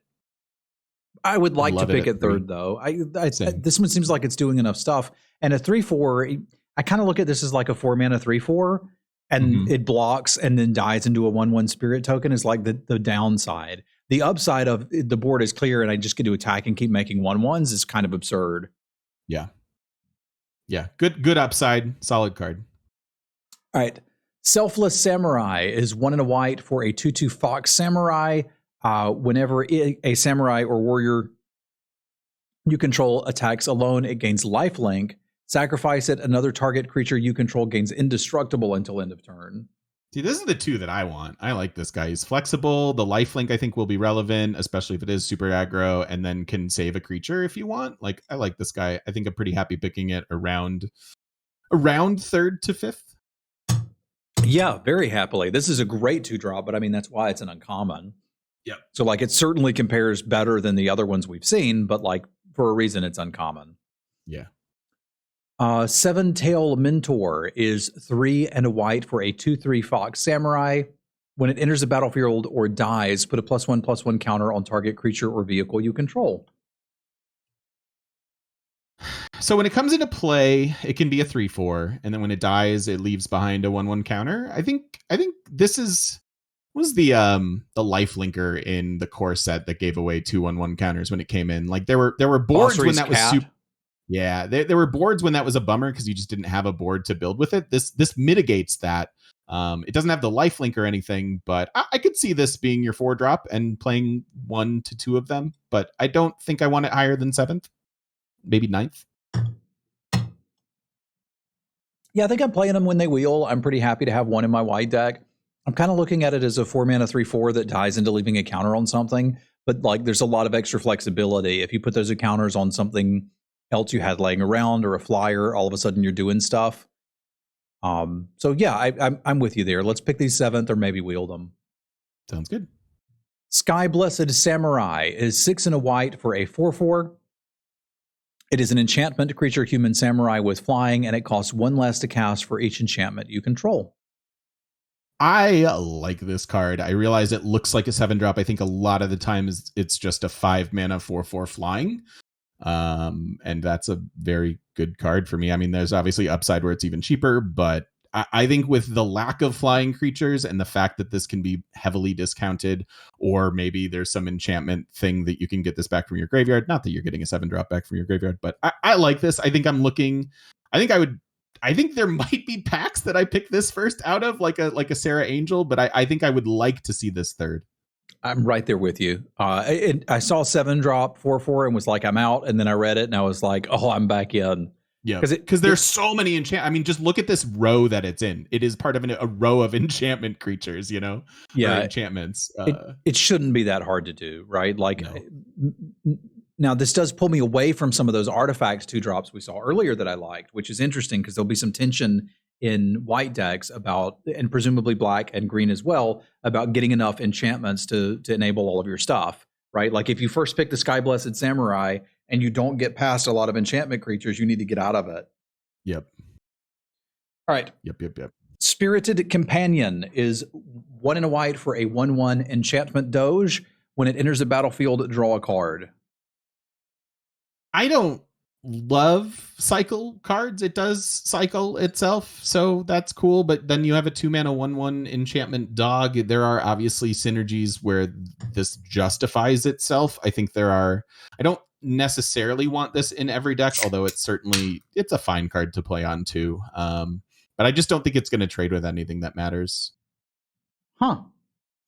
I play as many of these as I can get. Really? Okay. Yeah, it reminds me of Elvish Visionary, which we've seen a long time ago. True. And Seinfeld from Ixalan. True. And those cards were always fine. So I would like, everything you said is true. Here's where you need it. We need to not be in a particularly aggressive deck, right? Because you don't want to play a 2-mana 1/1 in your very aggressive deck. It is enabling some enchantment-based synergies, which I dig. It's replacing itself, which I dig. It can be part of a gang block to get rid of something bigger. And yes, multi-blocking can lead to blowouts, but sometimes you still have to do it. And if one of the cards that you're gang blocking with drew you a card, or you really down a card when they use a removal spell to get it, like, I'm kind of happy with that. I mean, if you can recur it with the vehicle that gets your stuff back, then you live in a dream. Yeah, and Dave has actually nailed it here. The best part about this card is playing it on 2 and hitting your 3rd land drop. Yes. Oh my God. I see the value there for sure. I think y'all are going to take this higher than I am, but I see the Jerry, the Seinfeld comparison, and acknowledge that it's a good card, especially with the enchantment tag on it. So I'm taking it 5th, dude. Yeah, 5th. I was going to say 5th. All that and we sort of agree on where to take it. That's pretty good. All right. Sunblade Samurai is 4 and a white for a 4/4 human samurai enchantment creature with vigilance. It has channel for 2, discard, search for a plains, reveal it, put it into your hand, then shuffle, you gain 2 life. It has plane cycling. Holy crap, that's an old mechanic. If my deck is entirely this card, I think I'm happy. Mm-hmm. Yeah, 23 of these and a couple planes, you're good to go. Yep, that's pretty much all I want. Yeah, relevant body, a great, to turn your 5 into a 2 when you need to. It's so helpful. I'm taking this. Oh, where am I taking this? Probably 4th, 5th ish, because I don't think you. I mean, no, it has to be higher than that. If I'm saying so many superfluous things about it, I have to be taking this 3rd. I'm probably on the 5th-ish area, but yeah. I want you to understand the other thing you can do with this. Let's say you're splashing a white card in your green-black deck. You can put this in it and a plains and go get the plains, unless you've already drawn the plains, in which case just play this. Yeah. Like, it's actually a splash enabler for other white cards outside of its own deck. So, like, you're even happier taking this a little higher. This is a common. If God forbid you see this on the wheel, just get into white. I would think so. This thing looks, and I hope that we have enough time to do this. Same. All right, Touch the Spirit Realm is 2 and a white for an enchantment. When it enters the battlefield, exile target artifact or creature until it leaves the battlefield. It has channel, Discard it, exile target artifact or creature, return it to the battlefield under its owner's control at the beginning of the next end step. You're banishing light. I think this is a good card. It's removal. It's going to kill artifacts and creatures. A lot of those creatures will also be enchantments. So that the fact that it doesn't say explicitly enchantments is certainly a downside, but not that big of one, I think, for this set. So this is great. You're going to first pick it a lot. It's also like a weird negate to have in your hand, right? You just flicker your own dude when they try to kill it. Yep. Flexibility is supreme. I would have thought I would wanted flexibility on my removal spell, but it's good. Yeah. Yeah. So I'll first pick this out of a lot of packs. Me too. I think I'm happy to get it third as we've been kind of talking through it. Yes. Wanderer's Intervention is 1 and a white for an instant, 4 damage to target attacking or blocking creature. So I get it. I see what they did there.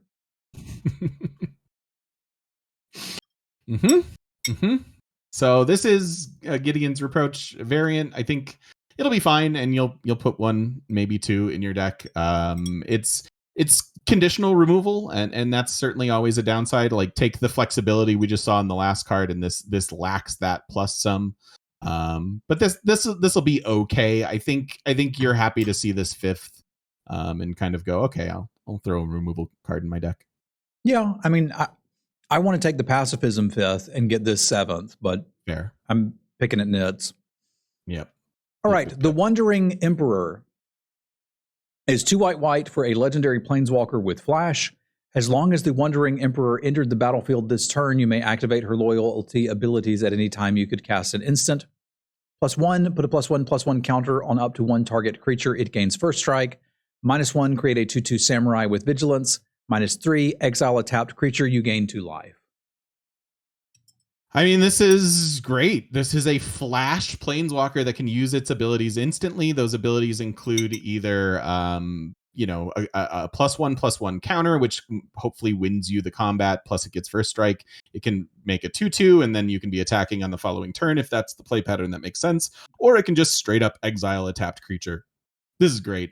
You play it after they've decided to attack your face. And then you choose which one of those you want to do. This you first pick this, and you're excited. Yeah, that's kind of what I was thinking too. Let's pick it.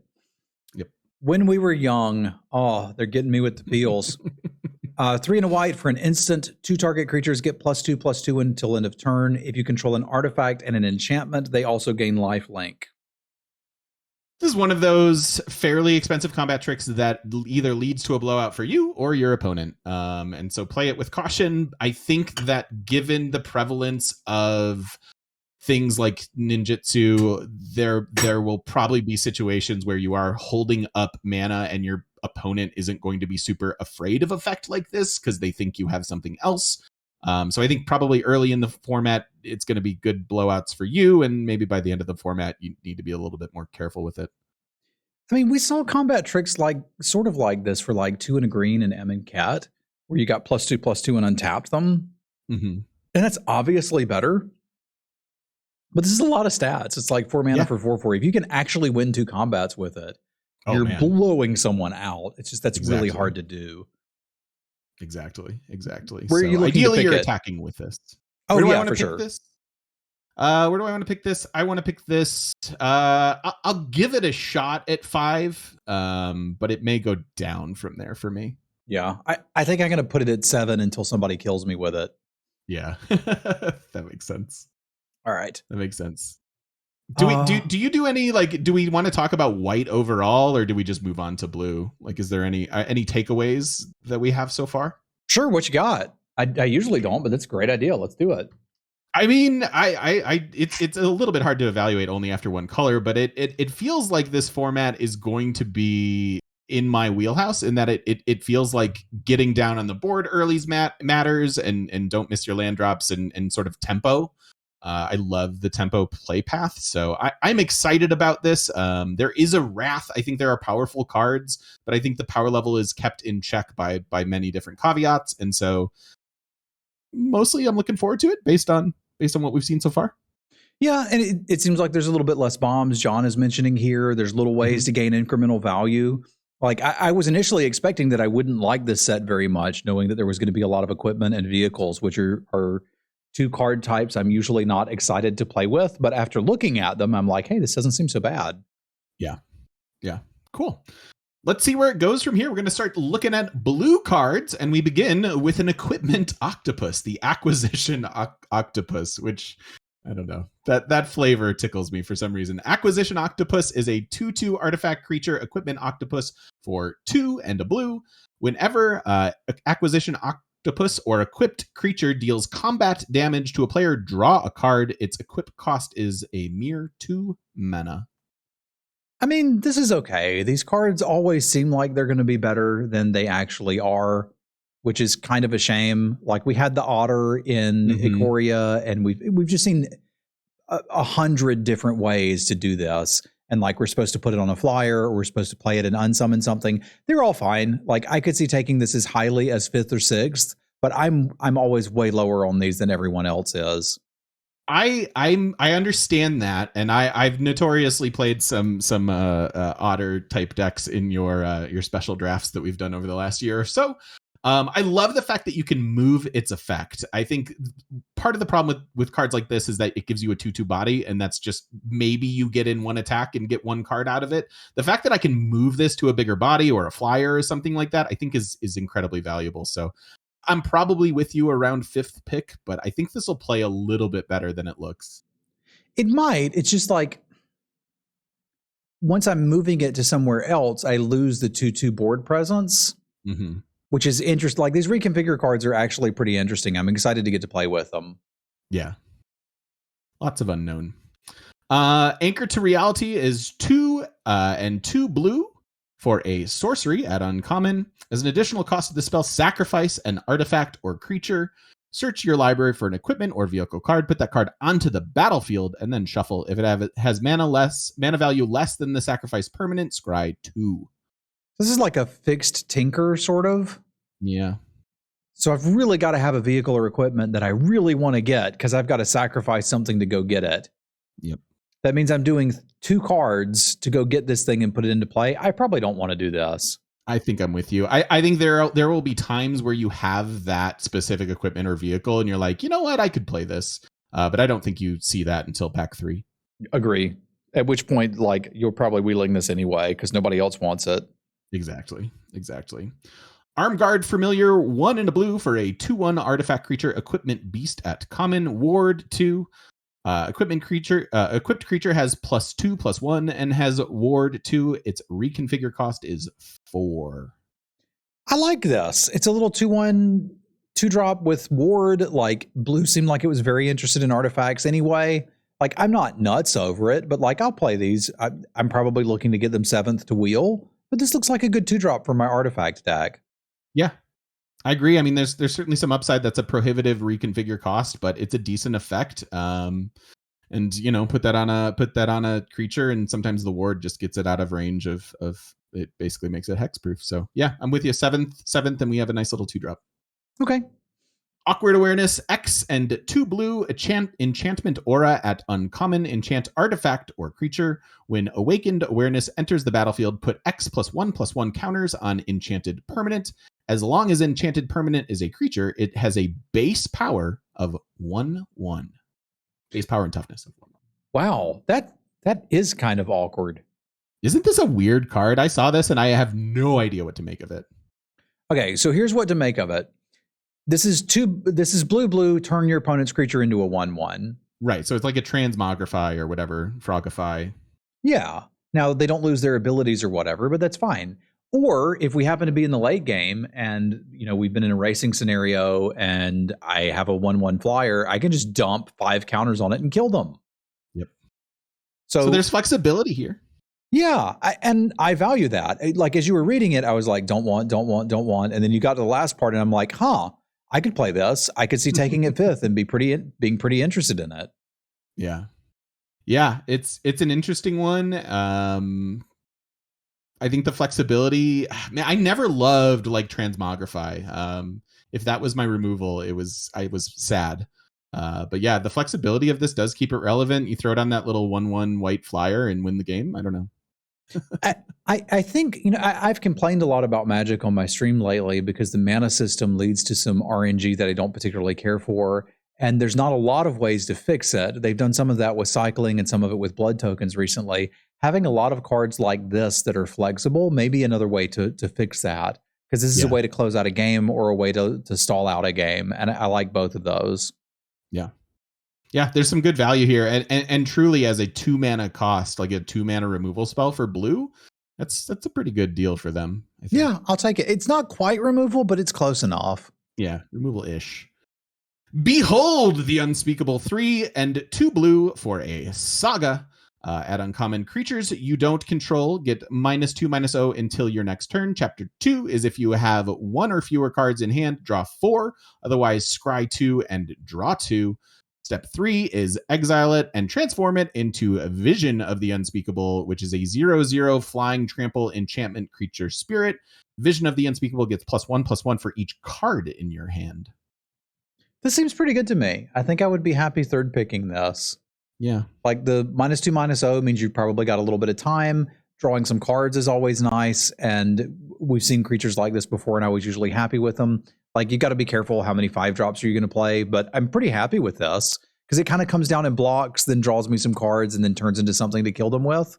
I think I could get behind this. Yeah, I think I'm with you. And yeah, we're sort of seeing the spots in which we can get flying creatures, and this is, I don't know. Oftentimes, this is probably a 3 or 4 power flying trample. That seems good to me. Yeah, and you can hold your lands after that, and it just gets bigger every turn. Yeah, I like this. Where did you put it? 5th? I was going to say 3rd. I think I would pick it a little higher than that. Like, this looks like a pretty good uncommon to me. Yeah, I think I'm with you there. I think this is a draw into blue. Covert Technician. We have 2 and a blue for a 2/4 artifact creature, human ninja at uncommon. It has ninjutsu. Whenever it deals combat damage to a player, you may put an artifact card with mana value less than or equal to the damage from your hand onto the battlefield. Why would I want to do that? Like, I could just cast it. No idea. No idea. Okay, I mean, it's a 3 mana 2/4 artifact creature. That seems pretty good. And I guess the joke is, since I'm going to have to respend casting something else, that maybe this will help me like use that mana to get something else in play. Maybe like the thing you bounce comes back into play. Yeah, if it was a 2-drop artifact creature, like this doesn't seem bad. I'm probably closer to like 5th or 7th for this, but I'd be very happy to play this in most of my blue decks. Yeah. Where do you want it though? Yeah, I was saying 5th or 7th for me. Okay. Yeah, that seems about right to me. I'm not going nuts over it, but the tags might matter, and yeah, it's a card.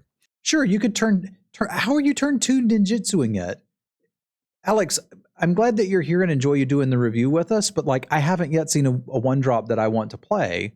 Like these lines just don't make a lot of sense to me, right? Like I'm imagining the game starts on turn 2, and I don't see what I'm supposed to do with this out of that.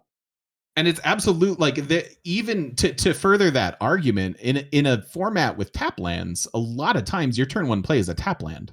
Yeah, I haven't seen a 1-drop yet that I'm very interested in. I've seen some that could be playable. Like there's 1-drops in every set. The thing is, they're usually pretty bad. Yeah.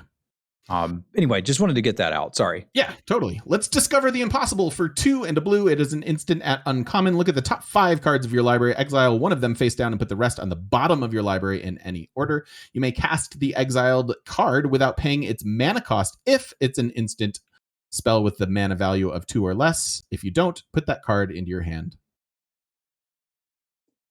Okay, so I'm not actually drawing cards here. It's like an expensive Anticipate. Yeah, I'm looking for something particular. Yeah.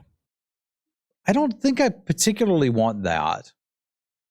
I haven't really seen the Spells Matter deck, and I'm used to cards like this having a role in that deck. Maybe I'm wrong and I just haven't seen it yet. I'm with you. I don't think I want this in most of my decks.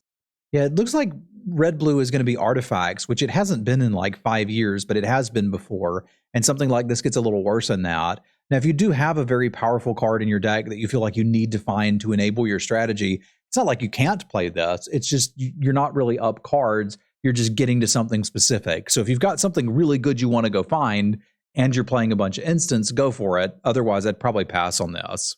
Yep. I'm in the same boat. Disruption Protocol, 2 blue for an instant at common. As an additional cost to cast this spell, tap an untapped artifact you control or pay 1 counter target spell. That's an additional... Okay, so it's just cancel with upside. Yes. That's probably low-grade playable. I think so too. If these wheel and you need something to put in your blue deck, you can play them. I think a lot of times this is just a counter spell because I think of the prevalence of artifacts will oftentimes make this a 2-mana card for you. But that being said, I still don't love playing counter spells in limited. So to your point, I'll put this in my deck, but I'm probably wheeling it. Yeah, I think I'm happy about the essence capture randomly. Like I'm just looking at these two side by side. Yes. I guess it's uncommon, but like. Yeah, 100%. Next card, Essence Capture, instant at uncommon counter target creature spell. Put a 1/1 counter on up to 1 creature you control. Yeah, this just looks like a better Disruption Protocol to me, right? Like we played with this card before, it's a reprint, and it was always pretty good because it was not like it's countering creatures, which is generally what you want to be countering in limited, and then putting a counter on one of your own dudes or dudettes, which was always pretty decent too. So I was usually happy to see these like 5th or 6th. Yep, I'm right there with you. Futurist Operative, 3 and a blue for a 3/4 creature human ninja at uncommon. As long as Futurist Operative is tapped, it's a human citizen with base power and toughness of 1/1 and cannot be blocked. But for 2 and a blue, you can untap it. So what's the joke? I attack you with it and you can't block it. And then if I want to, I can pay 3 and you take 3. Yep. Okay. Why do I want to do that? Ninjutsu, maybe? It's an expensive card to start enabling ninjutsu, but I guess there's a cute synergy there. Yeah. I do get to keep it as a blocker. Like that's something. Kind of make it a vigilant. 3/4 vigilant is not irrelevant. But I have to pay 3 to do that. Yes.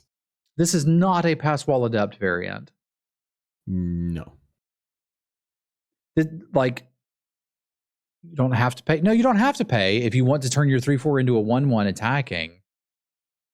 I think this is a cheaper frilled sea serpent.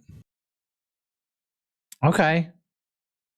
Right? So instead of paying to make it unblockable, we're just getting it through, and then we're deciding if we want to deal 3 instead of 1 damage. Yeah, but I didn't want Fried Sea Serpent anyway. I mean, for sure. It was also 6 mana for a 4/6 body, which the body was more relevant, but 6 mana is a lot, so I'm with you. I'm trying to talk us into this card because it's a weird one. I mean, like, let's say that this shows up 7th. I'm going to take it and play it. Like, I guess maybe I'm being hypercritical of it because it's uncommon, and I'm used to those being quite good. And this one's like, hey, here's a pretty mediocre stat line with some abilities that might be useful if you've got a ton of mana. There's nothing wrong with that. Like, I like it. I will play this card. I just like, I kept looking for how to break it, and there doesn't appear to be anything obvious there. So does that mean it's a well-designed card? Probably. And I like it. But 7th? Yeah, sure. Like, and maybe even 5th under the right circumstances. It'll close out a game. Yeah. And that's kind of, again, like I put the Sea Serpent in my deck to close out a game, and I think this can kind of do that awkwardly. And again, maybe there's a cute ninjutsu play in there sometime during the format, but we'll play it. Yeah.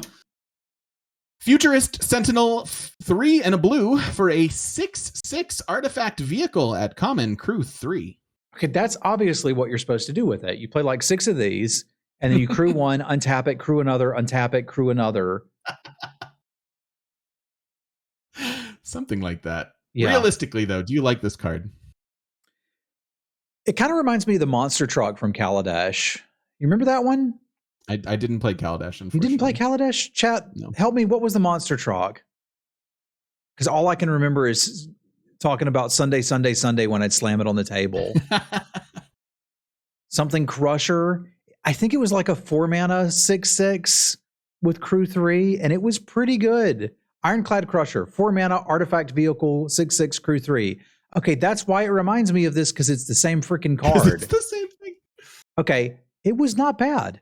It was colorless. It was just a matter of like you could get this down and attack with it at a pace where people weren't really ready for it, and it was also a decent blocker. Like I had 2 or 3 of those in most Kaladesh decks and was happy, and that was a very high level power level set. So I expect that we'll be quite happy to put these into blue decks. That you should be getting them around 5th or 7th. Yeah, 7th. Let's put it at 7th.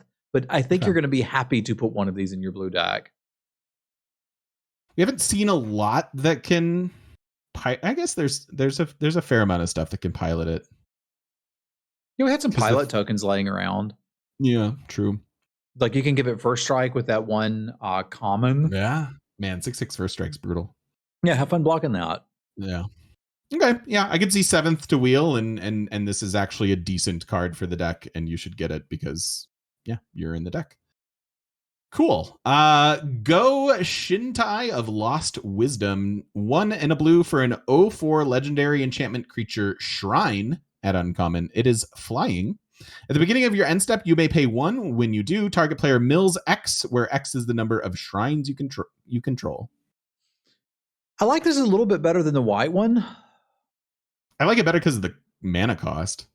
Yeah, and I can use this in conjunction with the 3/3 artifact creature to mill myself out. Like, I'm going to do it. I shouldn't, but I'm gonna. Realistically, this is probably not a card that should go in most limited decks. 0/4 flyer can block some things, but it doesn't threaten to trade anything or actually hold anything back. So I'm probably not picking this very highly until I decide to go for it, at which point we're going to have a good time. I think if this set is super aggro, I think this card is going to be better than it looks just because it is a sizable flying wall. It's notable that you get to control when you want to mill, and so you don't have to do it if you don't want to. I'm with you in that most of the time I probably don't want a card like this in my deck, but if the format does turn out to be made of 1 and 2 drops, I think this is going to be a card you're going to be pretty happy to have in a lot of blue decks. We've had the card before, and I just never wanted it. Dave's, I remember the card you're talking about, Dave. It was like, 1 in a blue for a 0/4 flying wall. And like, there were times where I convinced myself that I had a deck that wanted it. And it was okay. But like, yeah, in a control deck, but like those control decks just don't really appear in Modern Limited. Like I can remember 10 years ago in core sets playing it sometimes, and it was a 0/5. Yeah, I don't know. I just think this is bad and you probably shouldn't play it unless you're going to go deep on the synergies, in which case have fun. Okay. Borderline playable. We'll leave it at. Yeah. Guardians of Oboro, 2 and a blue for a 3/4 creature Moonfolk Samurai at common. Defender. Modified creatures you control can attack as if they didn't have Defender. I'm sorry, I can't quite get over Dave saying it's a safe blocker for ninjutsu because you don't care if they kill it. Like, yeah, that it is that. Okay. So this by itself is the ground is covered. You're not attacking in because the stats are just pretty darn good. And if I can attach something to it or put a counter on it, this is pretty good, eh? Or you use it to pilot your futurist Sentinel.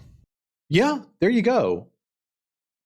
It's a 3-drop that can crew everything. I kind of dig this. I don't think every deck wants it. Like, we're obviously not attacking with them, so we need some plan to be able to like win the game.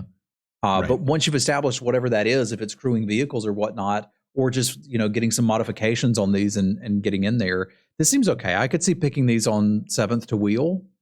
Yeah. And I think I like the body, the 3/4 body at 3. I think that'll be relevant for the format. Yeah, so, I can dig it. Inventive Iteration, 3 and a blue for a rare enchantment saga. Chapter 1, return up to 1 target creature or planeswalker to its owner's hand. Chapter 2, return an artifact card from your graveyard to your hand. If you can't, draw a card. And Chapter 3, become a 3/3 flying living breakthrough enchantment creature Moonfolk. Whenever you cast a spell, your opponents can't cast spells with the same mana value as that spell until your next turn. That's interesting. Mm-hmm. So what are we doing with this? I pay 4 mana, I bounce your dude. 4 mana, I get an artifact, and then I get a 3/3 flyer? I mean, yeah. Something like that. I'm going to have to think a lot about these sagas as creatures. Like, This is just an interesting thing to toss at us that we haven't evaluated before. Because like I know how good a 4-mana 3/3 flyer is, and it's pretty good. Yeah. But I don't know how good it is if it's like a few turns afterwards. But this one's like, hey, it's going to be okay. You can bounce the thing to save you some time. You can draw a card and then you get it. And that seems pretty good to me. Mm-hmm. But the creature never comes in control with like haste, so it's even slower than like the turn that it comes into play. I like that there's a caveat of like if you don't have an artifact, you can just draw a card. I think this is a decent rare. I think you're gonna first to third pick this. I think I am too. It's not 4-mana 3/3 suspend 2 though. It's suspend 3. Well, I guess it's suspend 2, but it can attack the turn it comes into play because suspend gave things haste. So like it's Mike saying it is worse than that. But I still think this one's got enough things there. Like on the right board state, you get a blocker out of the way and hit your opponent. But if you're behind, like you can just bounce whatever's killing you, then draw a card and have the mana to do something with it and then get a blocker. So yeah, I'm with you. This is a first to third pick. It's just weird. Yeah, a lot of these are weird. And I have no, do you see what I mean when I'm like, this could be super aggro where people try to go under cards like this, or it could just be like that this stuff is so powerful that it's wind up being a slow grindy format. I really don't know. I don't know yet either. I need to see more cards. Yeah. Good Invoke news. the Wind. Yeah, exactly. We're going to look at them all. Huzzah. Invoke the Winds 1 and 4 blue for a rare sorcery. Gain control of target artifact or creature and untap it. See, this I'll go into the quad colors for. Totally. Because it's just a 2-for-1. I get to steal your thing and now I have it. Put 10 islands in your deck, skew your mana base, first pick it. If blue is not open, you need to be ready to get off of something like this. But I'm certainly first picking this whenever I see it. The effect's just too powerful.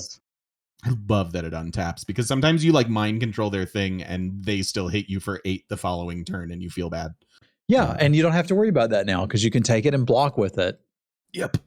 It is worth noting this is not an enchantment that goes on the thing. It's a sorcery because like there's a lot of reasons we've said to like main deck artifact and enchantment hate. Doesn't help you here. We're just stealing it. Yep. Jin Gitaxis, Progress Tyrant. A Progress Tyrant. Interesting. So we have 5 and 2 blue for a 5/5 legendary creature, Phyraxian Praetor. And it is a mythic. So whenever you cast an artifact, instant, or sorcery spell, copy that spell. You may choose new targets for the spell. This ability triggers only once per turn. Whenever an opponent casts an artifact, instant, or sorcery, counter it. This effect triggers only once per turn as well. I mean, I have issues with Phyrexian cards because I love them, and they're some of my favorite villains that MTG has ever had, and unique to the franchise, which I dig. This is a very powerful card with powerful effects. First pick it, grab you a couple manoliths, have a good time. You're probably winning the draft. Yep. Weren't we just talking about how there weren't that many bombs in this format? Yeah, but anyways, we haven't seen them at like rare. No, it's true. The last set had a bunch of rares, and I know you said you didn't play it much, but like there were some rares that were really good. Seeing a mythic that's this good, and you need to get to 7 mana, I'm like, okay, I can deal with that. Imagine this was 4 mana and rare, and you're playing Crimson Vow. Yeah, no, hard pass. Yeah. Hard pass. Yep. First pick this. It's a good card. Put it in your deck. It'll be fun. Kiari, the Swirling Sky, 4 and 2 blue for a 6/6 legendary dragon spirit at Mythic as well. Flying Ward 3. When it dies, choose 1. Return any number of target non-land permanents with total mana value of 6 or less to their owner's hands. Or mill 6 cards and return up to 2 instant and or sorcery cards from your graveyard to your hand. First pick it. Enjoy your free win. Exactly. Huzzah. Pick the mythics. They're good. All right. Next page. March of the Swirling Mist. X and a blue. Instant at rare. As an additional cost, you can exile any number of blue cards from your hand. The spell costs 2 less for each card exiled this way. Up to X target creatures phase out. Man, what a weird card. So I can use this to phase out your blockers and just kill you. Yep. I can use it to phase out my dudes and then cast a Wrath. But I mean, that's way too much mana. I'm probably not doing that. But it could be a negate. This is interesting. I feel like this does enough things that I want to copy. It's just a weird effect in blue. It's kind of when I first read it, I was thinking it was like a sleep variant. Mm. You know, and I think having a way to close out your game like that is certainly good. And then to your effect, or to your point, like there are other effects on here that wind up being flexible. I like a card like this. It's kind of hard to play around it, even when you know your opponent has it, because who knows what they want to do with it. Yeah. Dave had come up with a theory of, you've got so many slots for different types of effects in your deck. And I think it's worth noting that you don't have a lot of slots for do nothing weird spells like this. But the fact that it can be kind of a save my creature from a removal spell, or just, hey, wait a minute, let me do the math. If I phase out their blockers, are they dead? I think that adds into a card I'm going to pick relatively highly just because it's so unique. So I could see picking this third and being happy. It's a weird card, though. I'm right there with you. I'd rather have proper removal at first, but I'll give this a shot for sure. All right. For sure at third. Mind Leak Mech. We have 2 and a blue for a 4/3 artifact vehicle at rare. It is flying. Whenever it becomes crewed for the first time each turn, until end of turn, it becomes a copy of target non-legendary creature that crewed it this turn, except that it is a 4/3. It's a vehicle artifact in addition to other types and has flying. It is a crew cost of 1. So this lets us potentially give it menace or draw cards with it if it's that otter variant, stuff like that. Mm-hmm. I mean, I'm first picking this. Like, compare this to the other one that was a 3/2 flyer. This one's just bigger and it potentially replicates, combat damage stuff, which seems good, or menace or ward or anything like that. Like, this one seems big enough that it matters. It's doubling the clock of our old Sky Skiff. Yeah. Yeah, I'm with you. I think this is first pickable. The crew cost is negligible, and flying at a premium in this set for sure. I dig it. Mirror Shield Crab. We have 5 and 2 blue for a 5/7 artifact creature crab at common, ward 3. And we can also channel for 2 and a blue, discard it, counter target spell or ability unless its controller pays 3. So we've had various counter spells that were like 3 mana, counter it unless your opponent pays 3. And they were always pretty bad because at a certain point in the game, everybody had so much mana that just didn't do anything. So the fact that you can just cast this instead, I think is better. Yeah. That said, I'm still not going crazy over these. I'm probably looking to wheel them because I don't really want crazy expensive creatures or bad counter spells in my blue deck. But when I can have both on the same card, that's got me pretty interested. Yeah, I want 1 to 2 of these in a deck, and I'm with you. Let's wheel it. Yeah. Mnemonic Sphere, 1 and a blue for an artifact at common, 1 and a blue, sacrifice it, draw 2 cards, or you can channel it and draw a card. Channel it, discard it, draw a card. Yeah, okay. And we've seen some stuff that like reanimated artifacts or wanted an artifact in the graveyard. Like, you can do that pretty easily both ways. I'm kind of looking at it as inspiration with a discount. And this is our card draw for blue, and it looks all right. Probably looking to get him 7th, but I could put 2 or 3 of these in a blue deck and be happy.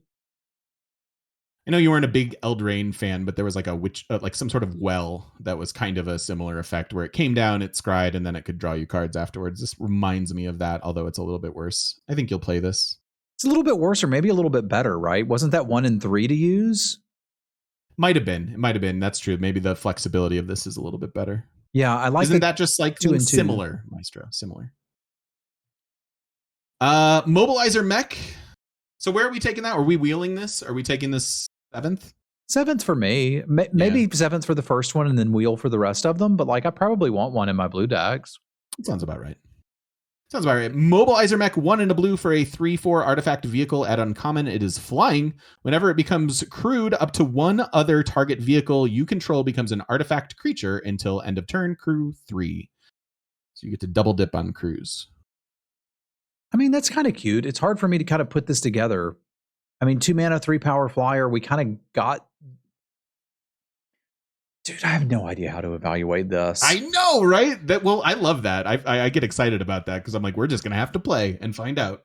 Yeah, and I'm excited to play and find out. It's like, it gets better if I have more vehicles, but if I have more vehicles, I have a hard time crewing them. But if I have this, I don't have a hard time crewing them. And it's like this weird, like, you pick this and then you start drafting more and more vehicles, and then you get to the end of the draft and you're like, I got 12 vehicles and nobody to drive them. Is this secretly a blue-white Flyers card with the pilots that we can get in white? Yeah, I think it is. I think this is actually a blue-white deck, and blue-white isn't skies; it's sky vehicles. Yeah. So what do we do with this? Are we wheeling it and taking it as a sign? I think if we see it 7th, we probably take it and get into blue-white potentially, unless other people just value it too highly or too lowly, which you don't know yet. Right. Totally. I think playable. It'll be interesting to see. Yeah, I really do think it's white-blue. The Modern Age, 1 and a blue for a common saga. Chapters 1 and 2, draw a card, then discard. Chapter 3, turn it into a 2/3 flying enchantment creature spirit called a Vector Glider. Huh.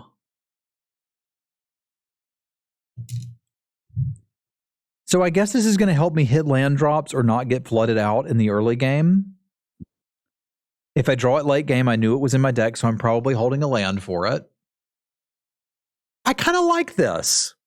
Like, there's a lot. Actually, I think the 2/3 flying body is going to be relevant, and the fact that like it at least does something the first couple chapters and helps you either respond to your opponent's stuff or smooth out your own draws. Like, I kind of like this. I kind of like this too. I don't think it's crazy. Like, it's another card that, like, if it's wheeling, I think I'm pretty happy. Maybe I could see picking them a little higher than that, but I like the card. It's a lot of card selection. You know, it's got everything Tormenting Voice had going for it. You just have to wait a little bit, and then your payoff is eventually you get a kind of a free 2/3 flyer. I dig that. Yeah. I dig this too. I don't want a million of them in my deck, which means, and at common, maybe this is still like a 7th to wheel sort of situation. But it might be a little bit better than that. Maybe. Yeah. Moon Circuit Hacker, 1 and a blue for a 2/1 enchantment creature human ninja at common with ninjutsu for 1 blue. Whenever it deals combat damage to a player, you may draw a card. If you do, discard a card unless it entered the battlefield this turn. Okay. So that's the trick. They don't block. We ninjutsu this in for 1 and get to draw a card. Yep. That seems pretty good. It's a cheap enough cost that I don't mind the play pattern of this card. Yeah, and like that makes it kind of do something if you draw it later potentially, right? Because you could just replay whatever else you had. Yeah. It still doesn't seem busted to me. Like, it's another like 7th-ish card, but like looks like a role player in blue. It is an enchantment creature instead of an artifact creature. And it seemed like blue was more interested in artifact creatures than enchantment creatures, but maybe it means there's some crossover with white and green. Yeah. And that's what I was talking about with like seeing how the meta sort of plays out, because do people lean into enchantments? Do they lean into artifacts? Is there just enough variance among the various colors that it kind of stays fresh the whole time? I don't know. I'm optimistic about this set. After looking through more of it, I can say you were right. The green land is just a kill spell. Yeah, right? I mean, they're like everywhere. Artifacts and enchantments are everywhere. In fact, it's hard to find the ones that aren't. Yeah. And have relevant bodies attached. Moonfolk Puzzle Maker, 2 and a blue for a 1/4 artifact creature Moonfolk Wizard at common. It is flying. When it becomes tapped, scry 1. I like it. Solid blocker, like some benefit to attacking. This leaves me hope that there's a control deck here. Again, looks fine to pick it up 7th-ish, but like the fact that this card is here gives me hope. What I'm excited for, and who knows how the packs will actually order out, but I again, like going back to a Dominaria draft, like when you got to pick 7 in Dominaria, you were like, this maybe makes a deck. Versus I feel like the cards you're going to be getting here at 7th to all the way to the end could at least make your deck. And this is a good example of one of those cards where I'm like pretty happy if this is one of our 3 drops. That's fine. Yeah, I can dig it. And there's other ways to get things tapped too, right? Like we've seen a counterspell that taps something and we could convoke with that, or we could use this to crew a vehicle and get our scry. So like there's a lot going for this card, and I think I like all of it. Yeah, because you could just crew at the end of their turn if nothing happens, and hey, free scry. Yeah. Moonsnare Prototype. This is a 1 blue for an artifact at common. Tap an untapped artifact you control, artifact or creature you control, add a colorless, or you can channel it. 4 and a blue, discard it. The owner of target non-land permanent puts it on the top or bottom of their library. Okay, so it's totally lost unless I want to build a really crappy mana rock. Yep. I don't want to do either of those things. Correct. So I'm not going to play this card. I think you can play one as a totally lost and not be totally embarrassed by it, but I'm in the same boat. I don't think that first part of it draws me in, and totally lost is very expensive. Yeah. Like we started to get totally lost variants in the past couple sets for 4 mana, and they did something else. Yeah. And that made them good. This doesn't have any of that going for it. So like you can play a copy, I just don't want to. Yeah. Big same. Notable that like if you're up against a deck that has like the big equipment stuff, like you could get some extra value from your totally lost because they've had to commit to equip something. But that's a pretty narrow use case. We also saw some things that got artifacts back from the grave. So like I guess that's cute, but I still don't care. It's too expensive to want to recur it, I think. Uh-huh. Moon Snare Specialist, 3 and a blue for a 2/2 creature human ninja at common with ninjutsu for 3 and a blue. When it enters the battlefield, return up to 1 target creature to its owner's hand. Oh, heck yeah. This is just Mana War. Yeah. Yeah, this is great. Yeah. This is tempo I can get behind because like I'm happy casting it at 4 and happy casting it at 3 if I had an attack in already because I get another one. Yep. This is the tempo card I want. The Moon Snare prototype, not so much. I'm with you. I think you're not going crazy because it is somewhat expensive as a 4 mana 2/2. So probably wanting to get it 7th to wheel. Never getting it. I'm taking it 5th at least, maybe higher. Okay. Really, 5th or higher? Okay.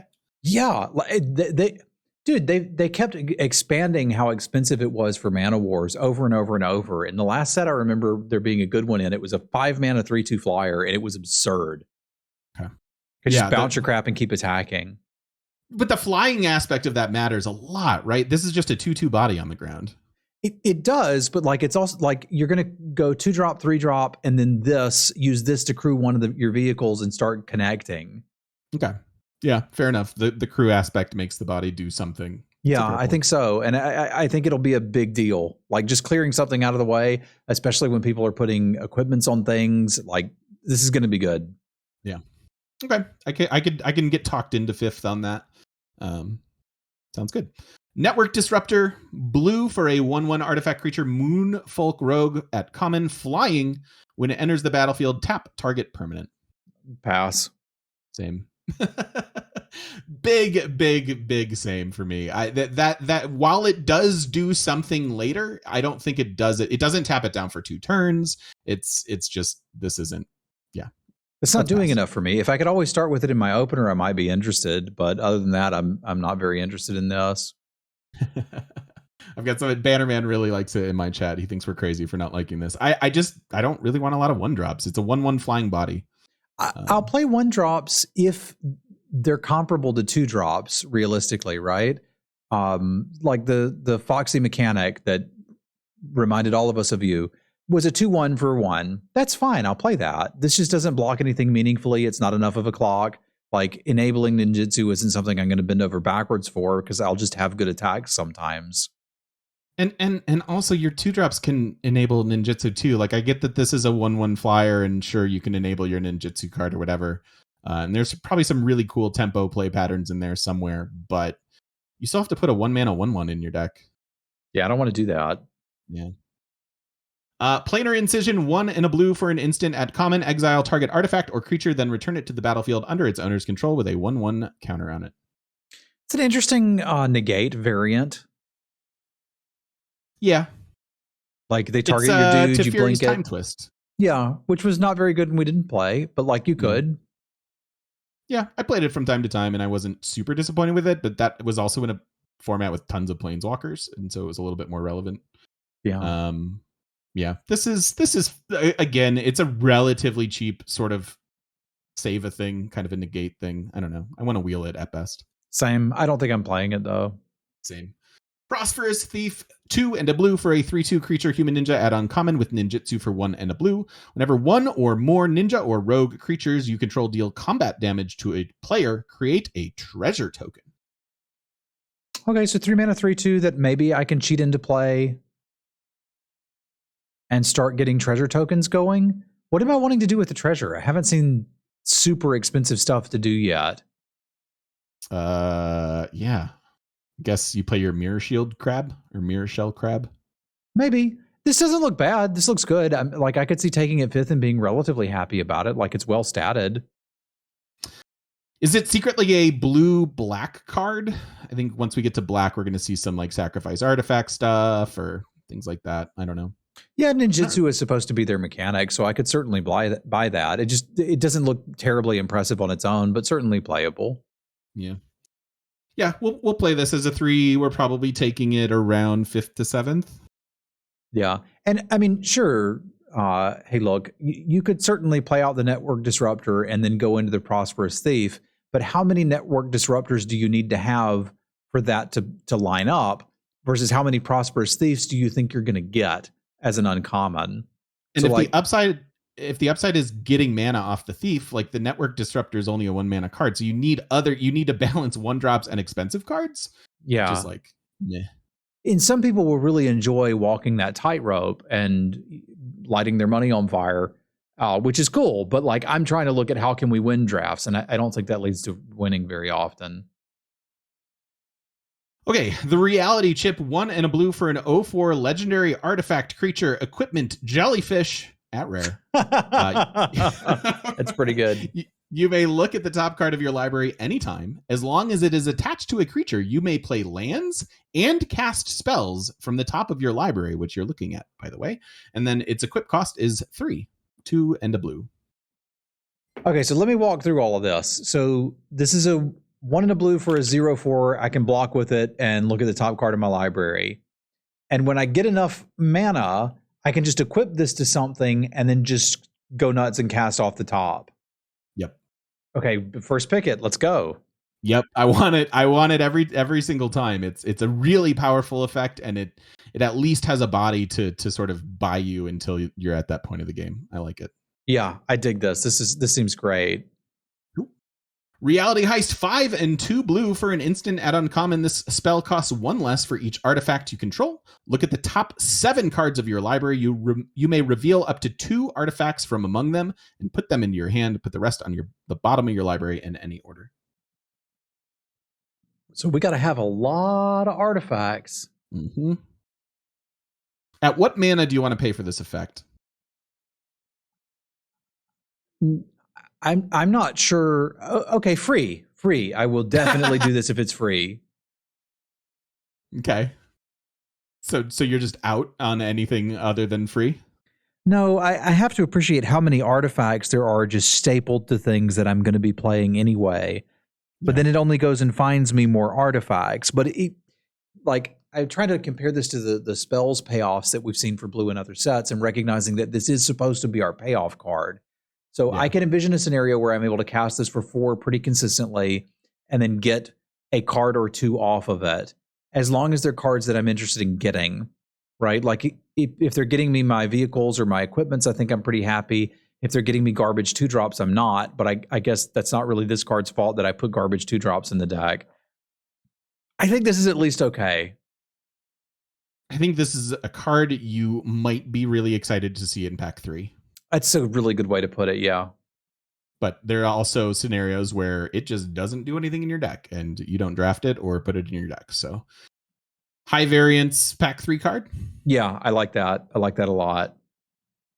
Replication Specialist, 4 and a blue for a 3/4 Moonfolk Artificer at uncommon. It is flying. Whenever a non-token artifact enters the battlefield under your control, you may pay 1 and a blue. If you do, create a token that is a copy of this artifact. I like this a lot. Big same. We haven't seen a lot of flyers, and we've seen plenty of cheap artifacts. It kind of sucks to draw your 2-drop later, but if you get 2 of them and it doesn't cost you a card, that's kind of nice. So yeah. I think I would be very happy to get this 3rd. I think I'm on 3rd for this. I'm on 3rd. I mean, this isn't a Cloudkin Seer. You can't scry, so it doesn't have the initial value. But boy, it could certainly do a thing for you later. And a 3/4 flying body, I think, is going to be enough to win a lot of limited Magic games. Yeah, I dig this one. Yep. 3rd picket. Sabia Trespassers, 5 and a blue for a 3/5 artifact creature Moonfolk Rogue at common. Channel 3 and a blue to discard it. Tap up to 2 target creatures you don't control. Those creatures don't untap during their controller's next untap step. That's flexibility, which I dig. I don't particularly love either side of it. but I'm not getting either side of it. I'm getting both, and I get to choose which is best in the moment. Yep. So it could be like, I don't want to. It's kind of interesting though, right? Because like this kind of makes the Frost Breath variant only offensive, because if you're being defensive, you would just cast the creature. Yep. Yeah. Wow. Yeah, and that's that. In the beginning of the stream, I was like, "This it feels like a tempo-y kind of format," and the cards like this lead me to that conclusion.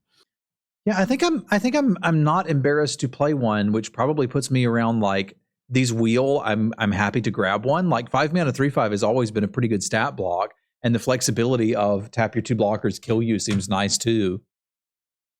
It's also an artifact, which could be relevant. I mean, we just saw the reality heist. I mean, if you have 2 of these trespassers and a bunch of other artifacts, maybe reality heist becomes playable. So it could enable other cards like that. I'm with you. I think I mostly just want to wheel this, but I'm certainly not unhappy if this is my 5-drop. Yeah, sounds good. Short Circuit, 1 and a blue, enchantment aura at common, flash, enchant artifact or creature. As long as enchanted permanent is a creature, it gets -3/-0 and loses flying. This is like a weird combat trick that like pretends it's a removal spell. Do we actually have removal in blue, or is this it? There is. Once we get to Tamio's compilation, just coming up, it's a common removal spell, and it's pretty decent. Okay. Because I don't particularly love this, but there's nothing terrible to say about it. Like, you could play it. It's kind of cute to like snag somebody's flyer and then block it to death, or use it as a combat trick. It's okay. I don't love this style of effect. Yeah. It's filler level. You want to wheel it, and you can play 1 without being embarrassed. Yeah, there you go. Sky Swimmer Koi, 3 and a blue for a 3/3 creature fish at common, flying. Whenever an artifact enters the battlefield under your control, you may draw a card. If you do, discard a card. This is neat. I like 4 mana 3/3 flyers. We had one in the last set, and it was pretty good, and it kind of sort of did something similar. I love rummaging too. Yeah. We're going to be playing some artifacts. This looks fine. Like, again, probably wheel it, but I want one.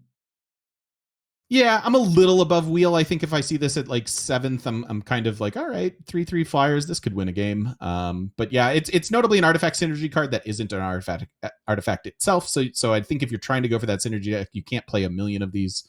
But I think it's relevant. I think, 7th or wheel and put a couple in your deck, you'll be happy. I think the flying will matter. Yeah, I agree. Spell Pierce, we've seen this before. 1 blue for an instant at common, counter target non-creature spell unless its owner pays 2. And this is typically not something you want to be playing in limited. It's more for constructed or commander, I guess. I don't know what you're supposed to do with it, but it's not play it in limited. Yeah, not interested. Suit Up, 2 and a blue for an instant at common. Until end of turn, target creature or vehicle becomes an artifact creature with base power toughness 4/5 and draw a card. I mean, adding draw a card onto this type of effect makes me a little more interested. Yes. Like, I guess this is supposed to be like, haha, got you. I'm going to block with this 1/1 and turn it into a 4/5 and get you. We had an effect like this in the last set that turned something into a 4/4 flyer, and I didn't like it because you were always down a card and it was questionable if you were going to get something. This feels like I might be able to get something. I think I might play one of these. I think I might too. I think it's the fact that it can cycle or replace itself, I think, is enough value for me to be interested. The question will just be, is it worth a card? And I think my initial impression is yes, like 1. Yeah, like we've seen this effect. Nobody's linking it in my chat. Square Up. We saw that. It was bad. But tack 1 mana and draw a card onto it, and all of a sudden I'm like, how about that Square Up? Yep. So yeah, Bannerman's saying it. This is way better than these effects usually are. So I think we need to consider this one playable and then question how playable. I'm going to start at 7th and we'll decide from there. Yeah, I think I'm on 7th to wheel. It feels like a 4/5 is fairly chunky for this format. We haven't seen a lot of big boys, although we haven't seen green yet either. But yeah, I'm with you. You can play 1. Tamishi Reality Architect, 3 and a blue for a 2/3 legendary creature, Moonfolk Wizard. Whenever 1 or more non-creature permanents are returned to hand, draw a card. This ability triggers only once each turn. You can pay X and a white mana to return a land you control to its owner's hand. Return target artifact or enchantment card with a base mana value X or less from your graveyard to the battlefield. Activate only as a sorcery. Do I have to have 2 targets for this? Can I tap a plains and return it to my hand and then replay it? I think so. Yeah, return a land you control. So as long as you've paid for it, I don't see why you couldn't return that white. I just like, do I have to have a target artifact? Because if not, I'm pretty interested in this already. Yeah, there's a lot of text on it. It seems like it's going to do a thing. And then, yeah, it's drawing you cards because you can just return your lands. Return target artifact or enchantment. I don't know. I don't know on the ruling. You need a target, Dave says. Yes, you need to have a target. There's only one target anyway. Not if your deck. Yeah, it's not up to. But there's a colon. Yeah, I guess it would say up to. You always have to fulfill targets. Okay, so I do need a target. Okay. So that means this needs to be in a blue-white artifact deck. And if it is, and I can return them, then I think I'm pretty interested in that. But outside of that, I don't want it. So that makes me not want to pick this highly initially, because it's not only blue-white, it's blue-white artifacts. And I understand that that is the theme for blue-white artifacts. But red-green spells wasn't the theme for Midnight Hunt, and yet that was a deck you ended up in sometimes. So I think that makes this a gold card, which probably pushes it down from a first pick to I don't know, 5th for me. But I'm pretty happy to put it in a dedicated blue-white artifact deck. Very different cards, but sort of reminds me of the 2/1 wizard from Dominaria that you double bounce stuff. Not great in its own format, but once you were in wizards, you were really happy. So I think I'm with you. Somewhere around 5th seems appropriate, and it might play better than that in the deck, but there might also be times where it's just kind of a 3-mana 2/3.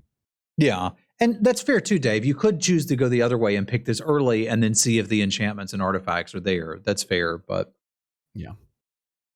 Tamio's compilation. This is 3 and a blue for an enchantment aura at common flash.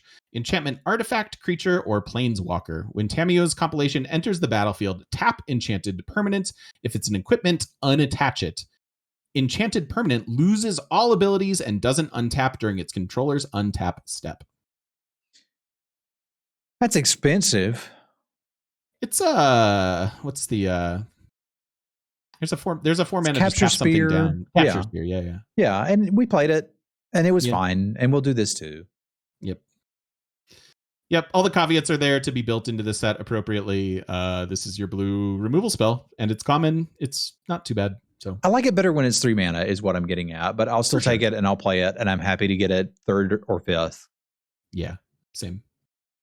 Tezzeret, Betrayer of Flesh, 2 and 2 blue for a 4 loyalty legendary planeswalker Tezzeret at Mythic. The first activated ability of an artifact you activate each turn costs 2 less to activate. We used activate 3 times in that sentence. That's a lot of activations. +1, draw 2 cards, then discard 2 cards unless you discard an artifact card. -2, target artifact becomes an artifact creature. If it isn't a vehicle, it has base power and toughness of 4/4. -6, you get an emblem with whenever an artifact you control becomes tapped, draw a card. Tezzeret looks good. He's not quite defending himself, but you should have artifacts in your blue deck, and you can at least wake up your vehicles or turn something into a 4/4 to do that, and then sift through your deck until you find whatever you want to win with. I'm first picking Tezzeret. Yep. I think everybody is. Myself included. Thirst for Knowledge, 3 and a blue instant at uncommon. Draw 3 cards, then discard 2 unless you discard an artifact card. This is going to be overrated. I think the common artifact that draws cards is just infinitely better. And because of that, I basically want 0 copies of this. I think I'm in the same boat. Again, I don't think there's a Spells Matter deck, which something like this can often play into. And without that, it's card selection, but meh. Yeah. No, it does not have until end of turn on the second ability. It just turns things into 4/4s, so you can keep them. That's cool, but yeah, that is cool. Thousand Faced Shadow, 1 for a 1/1 creature human ninja at rare. 1 blue. With ninjutsu for 4, it is flying. When Thousand Face Shadow enters the battlefield from your hand, if it's attacking, create a token that's a copy of another target attacking creature. The token enters the battlefield tapped and attacking. Okay, so I obviously don't want to play a 1-mana 1/1. No. But I could actually. This is a 1-mana 1/1 flyer. The fact that, so I argued about a 1-mana 1/1 flyer earlier and said I didn't want it. I think I want this one. Okay. But I have to be attacking with 2 other creatures, right? Yes. Because you need to bounce one for itself, and then you can create a copy of the other one. So if I attack with a pair of 3/2s and you block one with a grizzly bear, and I bounce that one and make a copy of the other one, that's pretty good for me, right? Yeah. Yeah. I think I'm happy with this and would pick this one very highly because I can do all of those things. Yeah. It's like a weird clone. Yeah, okay. It's a really weird clone that I've got to jump through a bunch of hoops for, or it could just be a turn 1/1/1 flyer, which I will play that if it can do something later. Yes. Yep. I think I'm with you. I think this is, I'm reasonably happy first to third for this. Probably more realistically first. And again, flexibility makes it valuable to me. Yeah, I'm on board for this one. Yeah. All cool. Right. That's the end of blue. That's the end of blue. What's next? We have black next. Although, would you like a wee break or a break for weeing? Yes, I think we take a wee break. Okay. I'll be back after a wee. Okay. So we've got black. And I think this is you reading and me responding. Okay, well then let's go. Assassin's Ink is 2 black for an instant. Costs 1 less to cast if you control an artifact, 1 less to cast if you control an enchantment. Destroy target creature or planeswalker at uncommon. First pick. This is solid. Sometimes you're going to get the discount, and if you get one of those discounts, this is a murder. Yeah, this is a solid removal spell at uncommon. Yeah, I want to see the common black removal spell, but this one looks pretty good. Yeah. And the creepiest art award goes to Biting Palm Ninja. 2 and a black for a 3/3 human ninja. Ninjutsu 2 and a black. Enters the battlefield with a menace counter upon it. When it deals combat damage to a player, you may remove a menace counter. When you do, that player reveals their hand and you choose a non-land card from it. Exile that card. So with, I mean, it has ninjutsu, which is flexibility. It's for its own cost. It is a 3/3 menace. And then you can trade that menace counter in. You have to trade that menace counter in for a discard effect. You may. You don't have to. Oh, is it may? Yeah. You may. Okay, you may remove the menace card. I mean, it's solid. I think it's maybe first pickable. I think I'd rather see this at 3. It doesn't feel busted to me, but it's certainly nice. Yeah, I will first pick this out of most packs I see it in. Yeah. I think normal play pattern will be play it on turn 3, connect with it, and remove the menace counter and kill one of their cards and have a 3/3 left over that you could then potentially bounce for more ninjutsu crap. Like a lot of stuff you could do with this. Yeah. A nice role player. All right. Blade of the Oni is 1 and a black for a 3/1 artifact creature equipment demon with menace. Equipped creature has base power and toughness 5/5 menace and is a black demon. Reconfigure for 2 black. Give me this first pick. This is amazing. This is a 2-drop that's a 3/1 menace and can do a really significant thing later. First pick. Sold. Let's go. And like, don't be afraid to trade it off for a 2-drop. That's part of the power of this. That's part of the benefit of the card. Yeah. Chain Flail Centipede is 2 and a black for a 2/2. You know, I'm going to put this out now. When they described the idea of like, what would you call this? It's not quite steampunk, but it's like futured up Kamigawa. Is there a name for that? Cyberpunk? I guess it's cyberpunk. I initially was like, that sounds pretty stupid and I think it's dumb. And now that I'm looking at the cards and getting to like explore the space a little bit, I kind of like it. I do too. There's some joy to be had in the theming and the flavor of the set, to be sure. Yeah, I didn't think I'd like it, but I like it. All right, anyway, Chain Flail Centipede is 2 and a black for a 2/2 artifact creature equipment insect. Whenever Chainfeel Centipede or equipped creature attacks, it gets +2/+0 until end of turn and has reconfigure for 2. I think this is okay. So it's a 3-mana 2/2 that attacks as a 4/2. And then it can kind of give its effect somewhere else later. I'm not going nuts over it because it's a 3-mana 2/2, but I think if I wheel these, I'll put 1 or 2 in my deck, maybe. I don't particularly care for this one. This looks like I need a couple extra artifacts, so let's grab a couple and fill it. Like, attacking as a 4/2 is okay, but like, we've had 4/2s before and nobody was crazy about them. It's been a while since a Scathe Zombie was good, and an equipment that just gives something +2/+0 when it attacks isn't good. After I got to pay 5 mana for that, I just don't want to play this one. Yeah, that's a fair point. Clawing Torment is black for an aura, enchant artifact, or creature. As long as enchanted permanent is a creature, it gets -1/-1 and can't block. It has, at the beginning of your upkeep, you lose 1 life. Okay, so this is one of the cards that I thought we were going to disagree on because I really like this card. I think it's cheap. I think I'm a sucker for effects that are like ping effects over time. I think this totally changes the pacing of a game. Like, if someone thinks they're racing you, all of a sudden there's a 2-point swing back in your favor and they no longer have a creature that can block. You can throw this on like a vehicle that they can't crew and just potentially ping them to death. I definitely want the first one of these, and I would probably pick it around 5th to 7th, and I'd be very curious about a deck with like a bunch of these. Holy crap. I don't want any of them. Yeah. I knew we were going to disagree pretty heavily on this. Yeah, okay. So somebody's got to make a list of the ones we're going to put money on. Because I would do that on this one. This is removal that it reminds me of Demotion. We just played that Ravnica Friends draft, right? And Demotion was in there. And Demotion was really good in Boros and really bad outside of it. So I don't know which deck wants this. I'm curious if there is one. Because I guess it does make something not be able to block, which I dig. But it's got to be a hyper aggressive deck.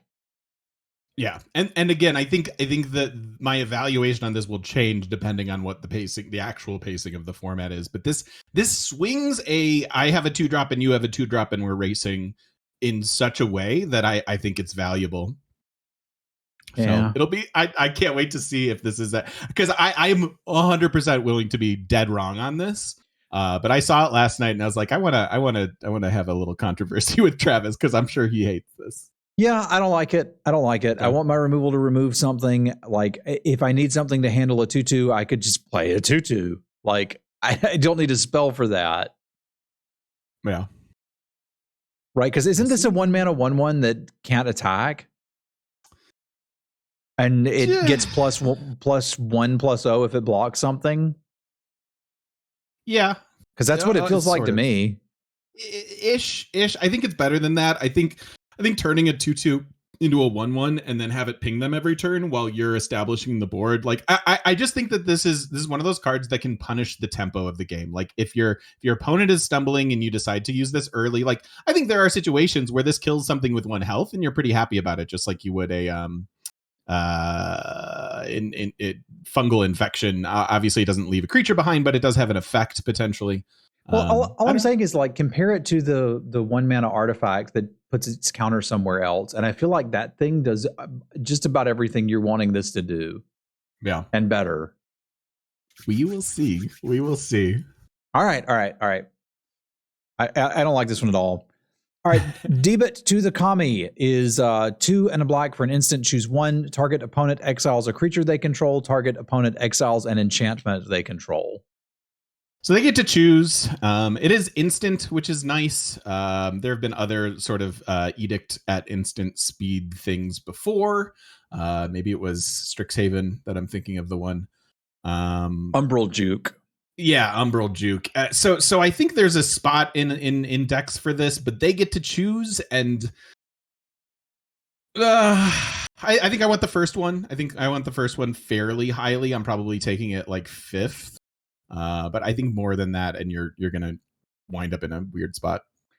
I think I can wheel these, and I think I definitely want one so I have some way to interact with enchantments in black. It's interesting that like your opponent's going to have some enchantment creatures, so you could potentially choose enchantment and get a creature, but it's never going to kill what you want. It's going to kill often what they want, which makes it just an awkward card. So I don't want to play a lot of these, but I think I could put one of these in. The fact that it can get enchantments and that's not something black can usually do is what's bumping it into playable. Otherwise, I just don't want a 3-mana edict. Yeah. Fair enough. So right. 1 and wheel it, and we're good. Yeah, that's where I'm at. Dockside Chef is black for a 1/2. 1 in a black, sacrifice an artifact or creature, draw a card. Depends how much dirtling we get to do in this format. This is one of the ones that thematically feels a little weird to me too. I don't know if it's the art or what it is. It's certainly an amusing card. 1 mana for a 1/2 that has this effect on it is kind of okay. I don't know. I think this is a role player in a specific deck, and I don't know exactly what that is yet. So I'm not jazzed to put this in my deck, but I acknowledge that there will be a deck for this. It's probably black-red, right? Like we sacrifice something, ping them. Yeah, so maybe it's secretly a black-red gold card. You can probably play it in any black deck because there are times when cashing in an artifact or creature makes total sense.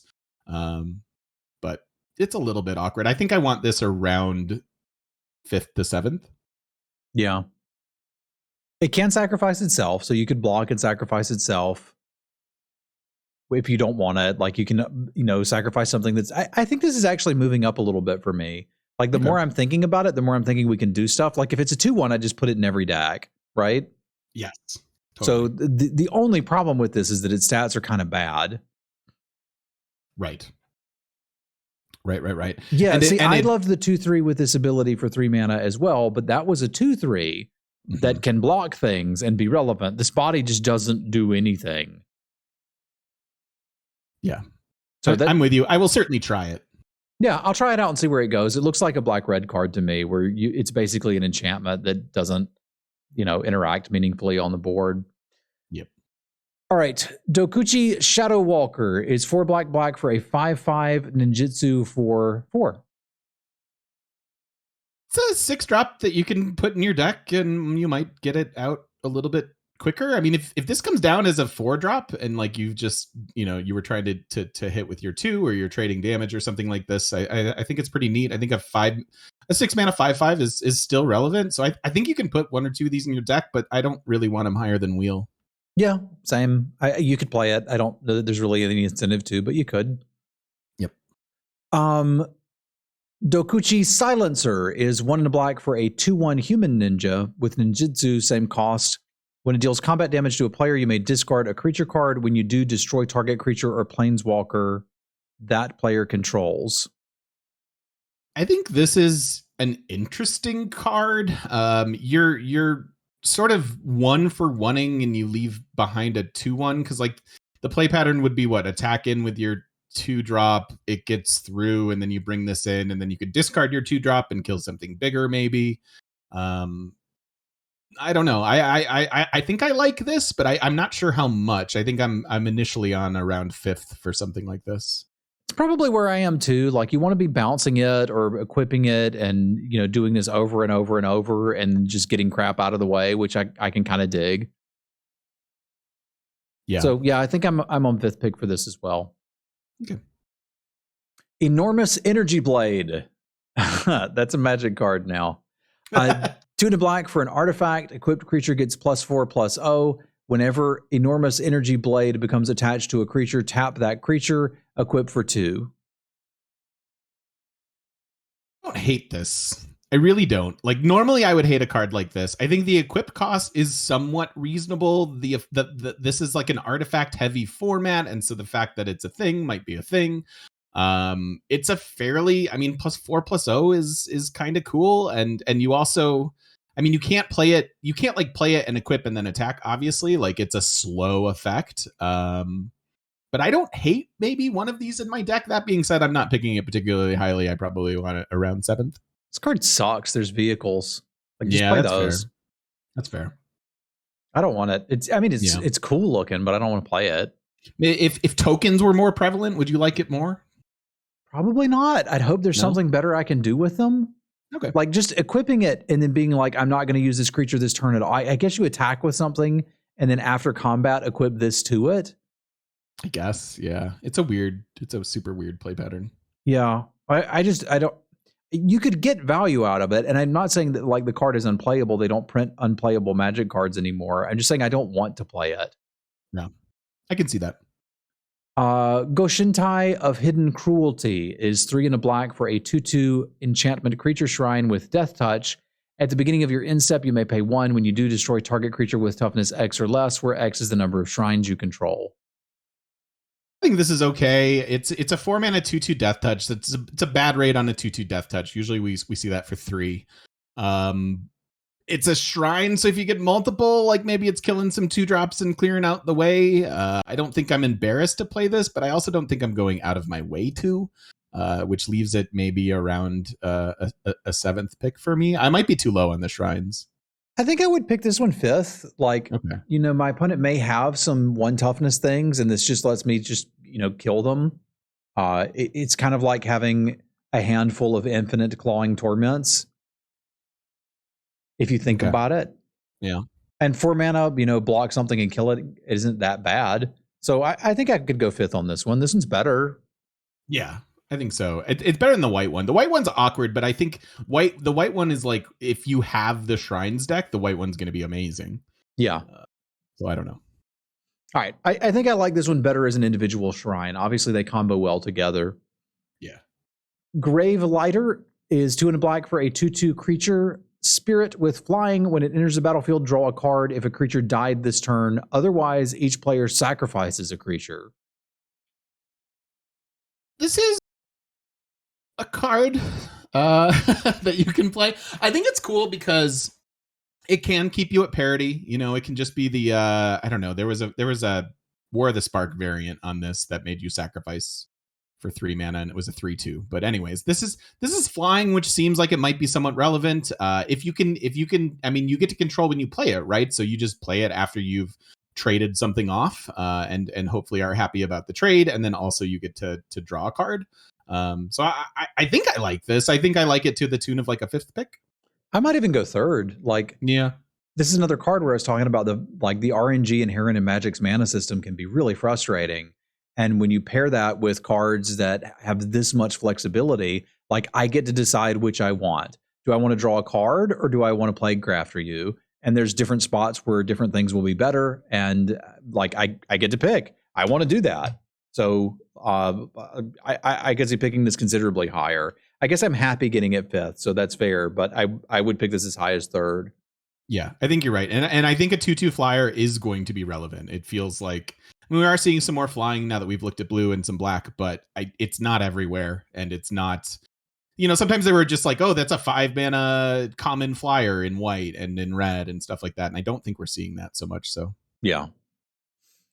All right. We've got Hidegitsu Devouring Chaos is 3 and a black for a 4/4 Ogre Demon. Black, sacrifice a creature, scry 2. 2 and a red, tap, exile the top card of your library. You may play that card this turn. When you exile a non-land card, Chaos deals damage equal to the exiled card's mana value to any target. It is a bonkers card. You should first pick it. Agree. Inkrise Infiltrator is 1 and a black for a 1/2 flyer. You can spend 3 and a black to give it +2/+2 until end of turn. I don't really want this card personally. I think the pump is too expensive. I get that it's a flyer, but it's a 2 mana 1/2 flyer. Like, I don't want it. I don't either. Like, ninjutsu needs to be really good and really require enabling for me to start wanting a card like this. And if the mechanic is that pushed, sure, I'll take it and play it. Otherwise, I'm just not interested. Yep, same boat. Invoke Despair is 1 quad black for a sorcery. Target opponent sacrifices a creature. If they can't, they lose 2 life and you draw a card. Repeat this process for an enchantment and a planeswalker. Pretty powerful. Obviously, the mana cost is rough, so you want to be heavy black in order to pull something like this off. However, it's you still don't get to control, but if you're getting 3 things gone, then I think you're pretty happy. You do allow them the flexibility of like, okay, I'm going to sacrifice my enchantment creature and then not have to get rid of my enchantment or whatever, or now I don't have an enchantment or whatever. I don't know that this is a first pick. Actually, I think it's more of a sign coming by that black is where maybe you should be. So I think I'm happier with this at like third. But I could also picture packs that I first picked this out of. I might play this if it wheels. Really? You're that low on it? Yeah. Because okay, they're not going to have a planeswalker, so they lose 2 life and I draw a card. Yeah. Like, that's cool, but like I paid 5 mana for this, I need more. So they just sacrifice a crappy creature. Like, we've got a 3 mana edict. I could just play 2 of those. I don't know. I just don't like it. Okay. Like, yeah, I can see the argument. I'll play this, but I'll never pick it high enough to actually get to play it. It's weird that they didn't include Artifact. Yeah. Staple that on and it starts to get more interesting. But as it is, I expect what happens is I play this, my opponent sacrifices a token and a leftover 2/1 enchantment creature because they're everywhere, and I draw a card and they lose 2 life. So like they probably sacrifice 2 irrelevant things and this replaces itself, which is fine. Like that seems to be the floor for it. I'd be pretty happy with that. But like it's incredibly hard to cast. Yeah. Like quad black is not trivial. I'm slightly higher than Wheel, but I can see your arguments. Maybe that bumps me down to 5th.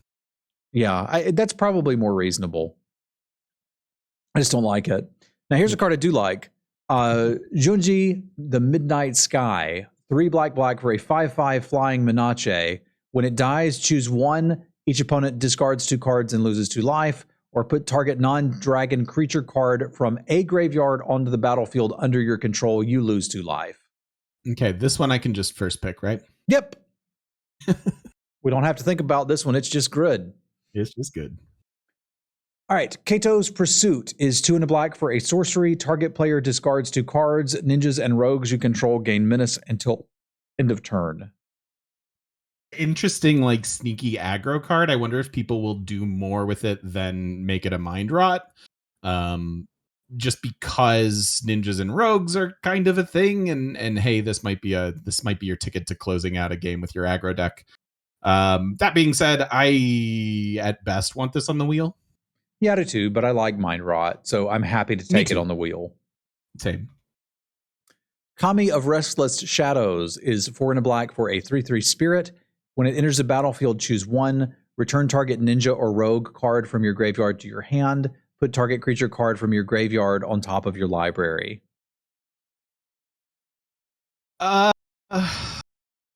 It's you only get to choose 1. It's only ever a 2 for 1. It's a 5 mana 3/3 body. Otherwise, with no synergies as far as artifacts or enchantments and things like this. I want this at best on wheel, and I'm only putting it in my deck if I've got the ninjas and rogues. Yeah, I don't think I'm happy about doing the other, but it's nice there in that it could get some other things. You could sort of do some fun stuff with a couple of them, but Gravedigger, this is not. It's just really close. So I think I like it as a one of in the Ninja and Rogue deck. There was a night like this in the set I didn't like that was okay. There's like a witch that got back a knight or something in Eldraine. Eldraine, yeah. Yep. And there was nothing bad to say about the card. It just wasn't terribly good. Yeah, this does feel similar. Yeah. Kami of Terrible Secrets is 3 and a black for a 3/4 spirit. When it enters the battlefield, if you control an artifact and an enchantment, you draw a card and gain 1 life. I think there are a lot of games and a lot of decks that will have the artifacts and enchantments to support this. It is notable that you need both. Otherwise, it's just a 3/4 for 4. So I'm not going out of my way for this card. I'm somewhat reasonably happy if I do have all of those other things and it looks like that this can do the thing. But I'm never putting more than like 1 or 2 in my deck, so wheel at best. It's kind of neat that like you could be in black white and then see these wheeling and be like, oh yeah, I'll play that. Totally. So I'm down for that. All right, Leech Gauntlet is 1 and a black for a 2/2 lifelink. Equipped creature has lifelink and it has reconfigure for 4. I mean, I like this. Like, this is a 2/2 lifelinker that has some upside. Obviously, it's a very expensive cost. But But if it's worst case scenarios is that it's a 2/2 lifelink, I'm reasonably happy. That being said, I probably want this somewhere around 7th pick. I could see going as high as 5th through 7th. I saw a lot of people get incredibly excited about this, and I didn't understand why. Is it because they're bad? I mean, I should not be able to deem that. You can say they're bad, but I'm a magic novice at best. I don't know. 2/2 lifelink. That's a fine floor for a card. Yeah, I mean, it's important to note that when you move these equipments around, they're not really sharing stats. They're just sharing abilities, right? Like it doesn't get +2/+2 in lifelink. It just gets lifelink, which is fine. That makes the card better because oftentimes you'll draw a 2-drop late in the game and it doesn't do anything. And that's why I like this. This is a 2-drop I can play. It does something late in the game. And if it's been laying around on the board and is just outclassed, it can do something there as well. So I like this, but it's certainly not busted. Yeah. Yeah, I think they're obsessed with lifelink. And like, it's fine, but it's not busted, you know? Yeah. All right, up next is Lethal Exploit. 1 in a black for an instant. Target creature gets -2/-2 until end of turn. It gets an additional -1/-1 until end of turn for each modified creature you controlled as you cast this spell. So it's it's that Ixalan card, except you don't gain the life. There's some extra upside. It's okay. I'll put one of these in my deck. I'm not crazy excited about it. But I'll pick it around 7th. I'm going to go 5th. I typically like these things. I can imagine I'll have a modified creature. Like this looks like a pretty decent black removal spell to me. It's not instant speed kill everything, but it's instant speed kill a lot of things I'm going to want to kill. And if I have to use it as like a combat trick, I can do that. If the format's very aggressive, this will be even better than that. True. Yeah, and if it's a 2-mana instant speed -3/-3, that's actually a pretty good rate. So yeah, I'd play like a lot of those. Yeah. Life of Toshiro Umazawa is 1 in a black for a saga. Chapters 1 and 2 are choose 1. Target creature gets +2/+2 until end of turn. Target creature gets -1/-1 until end of turn. You gain 2 life. 3, exile it, and you get a 2/3 Memory of Toshiro. You may tap it, pay 1 life, and add black mana. Use this mana to cast an instant or sorcery spell. Meh. I'm not super into this. I realize that there's some flexibility. Maybe it kills something with 1 health. The creature doesn't seem that good of a payoff to me. It's like a slow 2/3 enchantment creature.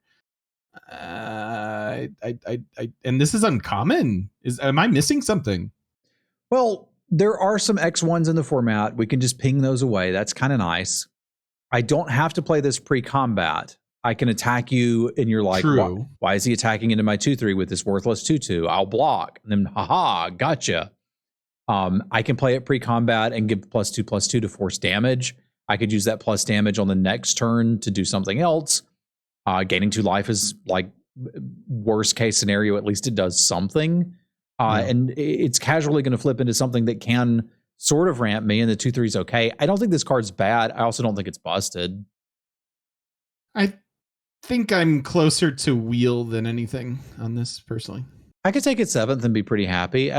Like, if my opponent is playing X1s and there's a lot of playable X1s in the format, it's just going to get better and better and better. True. I think I could take the 7th and be very happy. How many do you want in your deck? I want 1. I could play 2. Okay. All right, the Long Reach of Night is 3 in a black for a saga. Chapters 1 and 2, each opponent sacrifices a creature unless they discard a card. Chapter 3, exile this saga, then return it to the battlefield as a 0/4 menace. When it attacks, it gets +X/+O, where X is the number of creature cards in defending player's graveyard. I mean, it's like a 4-mana Mind Rot variant with upside, kind of. I think I would take one of these for my deck. I think I would too, but I don't think we can call it a Mind Rot variant, right? Because they're always going to do whatever's worse for me. Yeah, it's true. It's true. Yeah, I mean, I think I would play one. I think I'm still down around 7th for this. The creature could maybe do a thing. but it only can attack. It can only attack with power, and I don't love that. Yeah. They would discard a card. They would be forced to sack if they're empty-handed, yeah. Yeah. I mean, I dig this. I think I could go as high as 5th for it. I think the uncommons are better than that. Like, they're going to have some stuff in their graveyard. If they don't, like, I've gotten some value off of it. They've at least discarded a few cards. I don't know. This feels slow and grindy. I want this card to be good. Yeah, that's fair enough. Malicious Malfunction is 1 black for a sorcery. All creatures get -2/-2 until end of turn. If something would die, exile it. This I like. This is a similar card. We've seen similar cards before, but I think in a format with seemingly relevant 2/2s or 2-drops or 3/2s or samurai tokens, I think this is better than sideboard. I think you'll mainboard this and be fairly happy with it. I think I would pick it around 3rd to 5th. Yeah, it's gonna depend on how aggressive this is, because I'm seeing some things that are like slow, grindy, and some other things that are like aggro. Like that almost makes it a very high value sideboard card for me. Mm-hmm. Like if I'm up against somebody doing the samurai thing or trying to do a bunch of little ninjutsu stuff, I want this. But if somebody's trying to grind me out, I don't. So I'm not quite sure where to value this. I'll defer to your opinion of it. It does remind me of some cards from Ixalan. And then after I play the format some and have a better idea, we can kind of decide where we want to take it. And I think Cry of Carnarium wasn't amazing in its format, but I think there are more X2s in this. Yeah, very well could be. March of Wretched Sorrow is X and a black for an instant. It has the same thing as some of these other cards have, is that you can discard a card to reduce its cost. Deals X damage to target creature or planeswalker, and you gain X life. I mean, to your previous point, like this is maybe a little expensive at taking out their mega bomb, but this is instant speed. It's flexible. It can gain you a little life as well as deal, a bunch of damage and kill something. So this is a solid removal spell. I'm happy first picking this. I guess I'm maybe super happy if it's 3rd pick, but it's probably not going to be 3rd pick. Yeah, I would first pick this one too. Do you take it over the uncommon black spell? Like, which one do you want there? I think I want the uncommon. If I'm sitting down at a tournament. Yeah, I think I might want the uncommon one just because to your point earlier about mana efficiency. But I'll be happy to play this. Yeah, same. Like, nothing wrong with this. It's not the bomb I want to open. It's not the best removal spell I've ever seen, but I will very happily put this in a deck. And the life swing here is super relevant. Like, it's just twice as good as the white one that didn't have that. Yep, totally. Which is random, but go figure. All right, Mukotai Ambusher is 3 and a black for a 3/2 artifact rat with ninjutsu for 2, and it has lifelink. I kind of like this. I think if you're doing ninjutsu things, like getting 3 points of life and a 3/2 body in play for only 2 mana seems pretty decent to me. It's an artifact creature, so that might have some relevance for us. Obviously, if you play it vanilla and it's a 4 mana 3/2 lifelink, that isn't amazing, but it's also maybe not the worst thing in the world. It will probably trade down. I think I'm happy filling a little bit with this card and probably taking it somewhere around 7th. Maybe there, maybe wheel for me. Like this one, I've seen some of the ninjutsu cards that were like, this is pretty good to ninjutsu. It's pretty good to just play. This one, if I'm ninjutsuing it, I feel like I got a deal. And I feel like if I have to play it out, I just got robbed. Yeah. It's such a huge delta between whether I get to ninja this in or not. Like if there is a reason to be taking, 1 mana 1/1 flyers and 1/2 flyers, this card is what you're trying to. This card and others like it are presumably what you're trying to enable with it. Yep. So I think in that strategy, it could go up quite a bit. Like a 3/2 lifelinker coming down on turn 2 or 3 could be really terrifying. Whereas it coming down on turn 4, you're just like, whatever, I'll throw a bear in front of it. Yep. Sounds about right. All right. Mukotai Soul Ripper is 1 and a black for a 4/3 vehicle, crew 2. When it attacks, you may sacrifice another artifact or creature. If you do, put a +1/+1 counter upon it, and it gains menace until end of turn. This similar to the other ones where like I think this is good. I think it's okay. Even if you're not sacrificing other stuff, like a 4/3 crew 2 can do some damage. I'm not happy if this is the rare that I open, I don't think. So that probably leaves me happily fifth picking it, or third maybe, I suppose. But Yeah. I think I'm happy with this at fifth pick. Looking at it, I'm just like, this is kind of worse than the Pain Train from Kaladesh, which is funny because that was a common. Like, they figured out how to properly balance vehicles, I guess, and they've managed to make a rare one that I'll play, but I'm not that interested in. Yeah. It is worth noting, Bannerman saying, I don't want to sack this guy unless it's something that wants to be sacked. We may have some of that, right? Like we saw an Elvish Visionary in white. We've seen some indication that we want to sacrifice things in red, so maybe it's doing something there. Nashi Moon Sage's Scion is 1 black for a legendary rat ninja 3/2, ninjutsu for 4.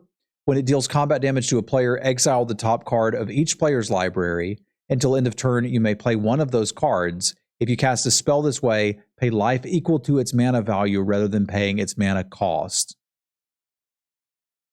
Obviously, there's a scariness to paying life to things too many times. However, I think there's an upside to this card that's quite good. I don't know how often you're ninjutsuing it. You're probably often just playing it out on 3 as a 3/2, which might just trade down. But there's an upside here that I think I do want to put this in my deck, and so that leaves me somewhere happily around 3 picking it. I'm probably going to have to pick it first to get it in my deck. But the effect is incredibly powerful. It's just a matter of, can you connect? Can you get it past the 2/2s of your opponent? I mean, I'm willing to pick it high for what it's offering me there. Like, I think I'm pretty happy first picking it. Like, if my opponent has stumbled at all, the game's just over. If I've got a removal spell, I can probably close things out with whatever they've got on the top of their library or whatever I've got, right? Like, I can also just play lands, right? I was going to say, you could just play lands and you're very, very happy. Yeah, so I think I'm first picking this very happily. Yeah, it's a mythic. It justifies it. Nezumi Blade Blesser is 2 and a black for a 3/2 rat samurai. It has Death Touch as long as you control an artifact. It has Menace as long as you control an enchantment. I mean, you don't really want a 3/2 Death Toucher, but if it can do the Death Touch and Menace thing, you're doing pretty well. I still think this is probably late-ish to filler level 3. I'm happy with this at 7th pick. It looks like it really wants to go into black-white, eh? Yeah, it does. That's kind of their jam. So I think if you're in black-white, you're probably going to start picking it higher. And otherwise, 7th seems about right. Seems fine. Nezumi Prowler is 1 and a black for a 3/1 rat ninja at uncommon. It has ninjutsu for 1 and a black. When it enters the battlefield, target creature you control gains Death Touch and Lifelink until end of turn. I mean, it's pretty good. It can get you a trade on something that your opponent didn't see coming. Worst case scenario, it's a 3/1 for 2, which is a stat line that I think is fine. I think I'm happy with this 5th-ish pick. Might be too high. I was going to say I might go for 3rd. I don't think you're going to get it that late, but I'd be very happy to get it 5th pick. Yeah, it's a cool card. I like it. It's worth noting it doesn't have Death Touch and Lifelink. Like the play pattern for this is, if I've got 2 things and one of them can be unblocked and the other one was not going to trade, well, now it is, and they're taking this damage. The other one is I can just play this and make an attack that I wouldn't have had otherwise, right? Like I can just play this on turn 3 and attack with something else, or top deck it, play it, and attack with it. Yep, and get in some damage, get some lifelink. Yeah, I like it. Okaba Reckoner Raid is black for a saga. Chapter 1 and 2, each opponent loses 1 life and you gain 1 life. Then it flips into a 2/2 Menace Road Captain, and vehicles you control have Menace.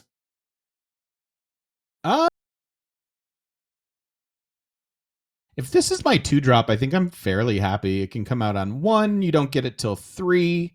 But it can probably trade with some stuff. It swings the life total in your favor a couple of points. I'm not going nuts over it, but I would wheel this and maybe put it in my deck as a 2-drop.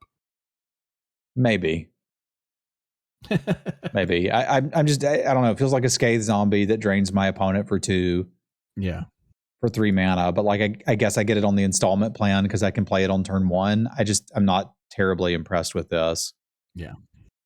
So probably not interested for me, but sure, if it wheels and I'm in black and I'm looking to be aggressive with vehicles, we can talk. It is a cool trench coat. That is super cool. Okaba Salvage is 4 and a black for a sorcery. Return target creature or vehicle card from your graveyard to the battlefield. Then put 2+1/+1 counters on that permanent if you control an artifact and an enchantment. I don't want this. Wow, you don't even want this? No, I don't want this. It's too expensive. Okay. It's going to get back a 3-drop and maybe give it a couple counters, but not necessarily always. And so at that point, you're playing a 5-mana 3-drop, and I don't like that. Yeah, put it in your black-white deck. If you definitely always have the +1/+1 counters enabled, this card's not that bad. The problem is you won't always have it unless you're in black-white. So I'm going to categorize this as an Orzhov card and say you can play it there. Yeah, that sounds right. Reckoner Shakedown is 2 and a black for a sorcery.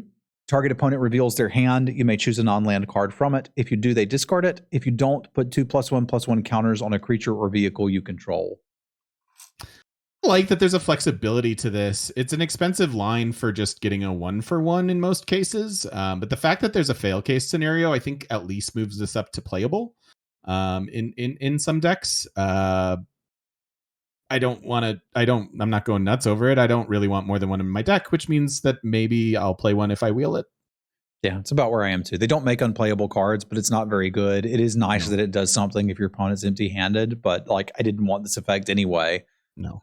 But it's fine. It's not embarrassing to play, but I would choose not to more often than I would. Agreed. Reckoner's Bargain is 1 and a black for an instant. As an additional cost to cast this spell, sacrifice an artifact or creature. You gain life equal to the sacrificed permanent's mana value. Draw 2 cards.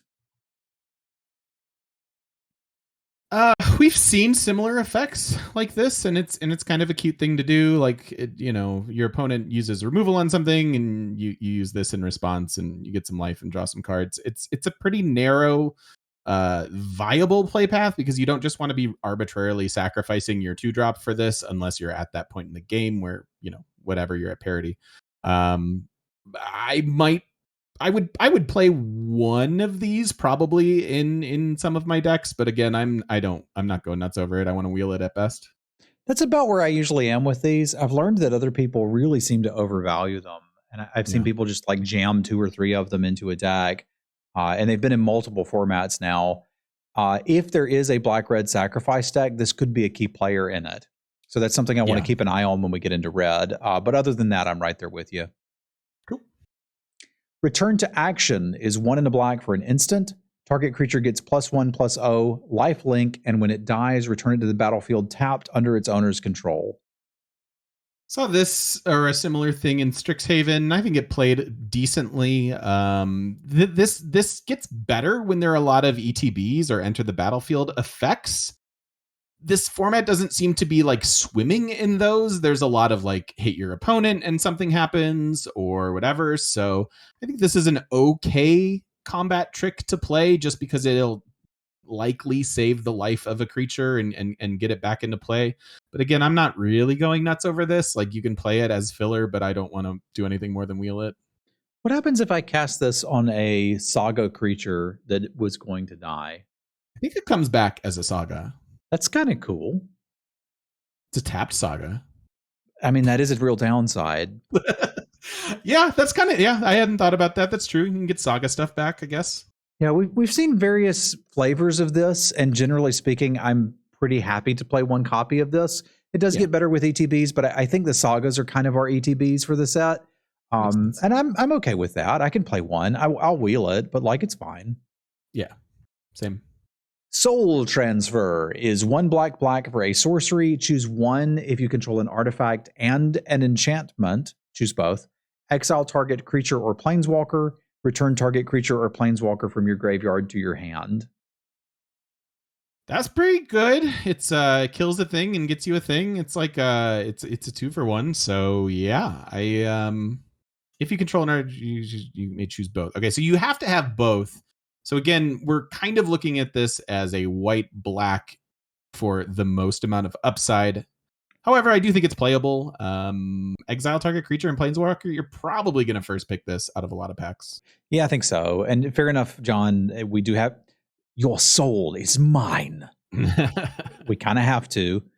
But yeah, you're going to take this, and it's just upside if you happen to end up in white-black. If you don't, who cares? You've got a really good sorcery speed removal spell. Seems great. Yep. All right. Tatsunari, Toad Rider. That's fun. 2 and a black for a 3/3 legendary human ninja. Whenever you cast an enchantment spell, if you don't control a creature named Kaimi, create Kaimi, a legendary 3/3 black and green frog creature token with, whenever you cast an enchantment spell, each opponent loses 1 life and you gain 1 life. 1 and Simic, Toad Rider, and target frog you control can't be blocked this turn except by creatures with flying or reach.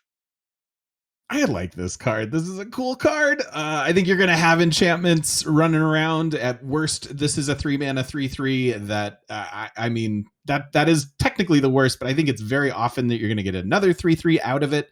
And obviously, if you can't pay the mana, then you still have 2 3/3s for just the cost of 1, basically. I'm first picking this out of most packs. I think I am too. The sagas have seemed at least playable. And available at common, so it seems like it's going to be pretty easy to enable these. Agreed. All right, Tribute to Horobi is 1 and a black for a saga, chapter 1 and 2. Each opponent creates a 1/1 black rogue creature token, and then it transforms into a 3/3 flying haste. When it enters the battlefield, gain control of all rat tokens. When it attacks, you may sacrifice another creature. If you do, draw a card. This one I like. This is I mean, this is rare, obviously, and for a reason. I guess you're giving rats to your opponent, but then on chapter 3 you get them all. Yeah.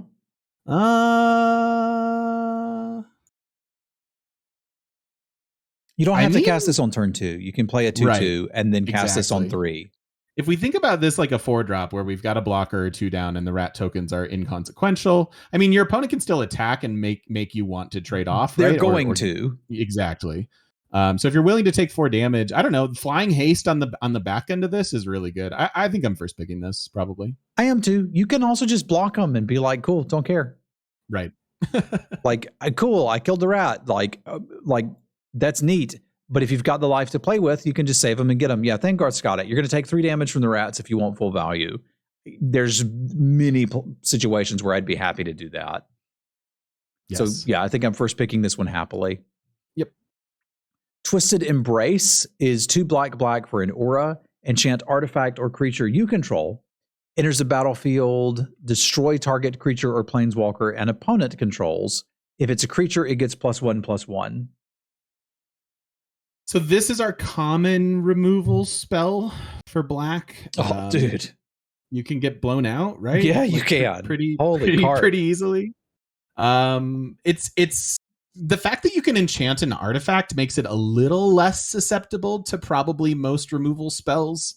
But there's a big downside to this. That being said, I'll probably still put 1 or 2 of these in my deck, and I'll hope to find them around 5th pick. Yeah, I'll be taking them. I'll be playing them, and you've got it. Yeah. I think ideally what we're supposed to do is put them on an artifact or a vehicle and hope that we don't get blown out.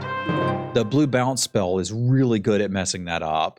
Yeah. Ryan, thank you very much for the raid. Good to see y'all. Welcome in. We're about a little over halfway through this set review, but I'm nervous about getting blown out with this one, man. Same. Like, you've got to be really careful to either just play it into tapped mana or... Yeah, obviously is like a follow-up to, okay, they play a 5-drop and then all their mana is tapped and we can play this and we can do it so pretty comfortably. But you don't want to shove a million of these in your deck. Yeah, I would agree with that. But 2 of these is pretty fine and I could see grabbing them at 5th. Yep. Undercity Scrounger is 2 and a black for a 1/4 human rogue. You can tap it to create a treasure token only if a creature died this turn. I wonder if, I don't know, man, a 1/4 blocker is decent. There is some upside here. I never know how to evaluate cards like this at the onset of a format. I think this could be either really good or maybe the format just doesn't make it like it's either too fast or too aggressive for something like this to do a thing. But I think this is a fine body to put on a 3-drop. So I'm happy with this at 7th. It's kind of weird though, right? Because like if you attack and there's trades and you want to tap it and make a token, then you don't get it to block with. Yeah. But like, yeah, it's not sorcery, so you can hold it up and your opponent attacks in, but like, is your opponent going to make disadvantageous attacks and give you tokens? I hope they do, but I don't think they will. Yeah. So I don't think instant speed actually helps this much. So, and it's a treasure token. It's not a card. It's just sort of ramping you some. Like treasures are only for ramp, right? And splashing. And we did not see a lot of expensive black cards, notably. Yeah, or really many expensive cards at all. I think this is mostly just a 1/4 that every once in a while will make you a treasure you probably didn't need. So like, sure, if I wheel it and I need a 1/4 artifact creature, I'll take it. Yeah, there are artifact matter stuff, but you can play good ones. Yeah. I don't know. I'm not terrible. I haven't seen anything that would lead to me wanting this. Now, we haven't looked at the red cards yet, and we know that there's some sort of black-red sacrifice thing going on, and that would be a great way to enable this and leave behind something else to sacrifice, right? So my guess is that it may fit in there, and there may be some sort of weird black-red control-ish deck, and I'm interested to see those cards. But until I see them, I'm not super interested in this. Cool. Filler level at best, then. Yeah. Yeah, there you go, Alexis. Let me get into the red cards, and I think we'll find something to do with this. Yeah. All right. Unforgiving One is freaking cool art. I like that. 2 and a black for a 2/3 Spirit with Menace. When it attacks, return target creature card with mana value X or less from your graveyard to the battlefield, where X is the number of modified creatures you control.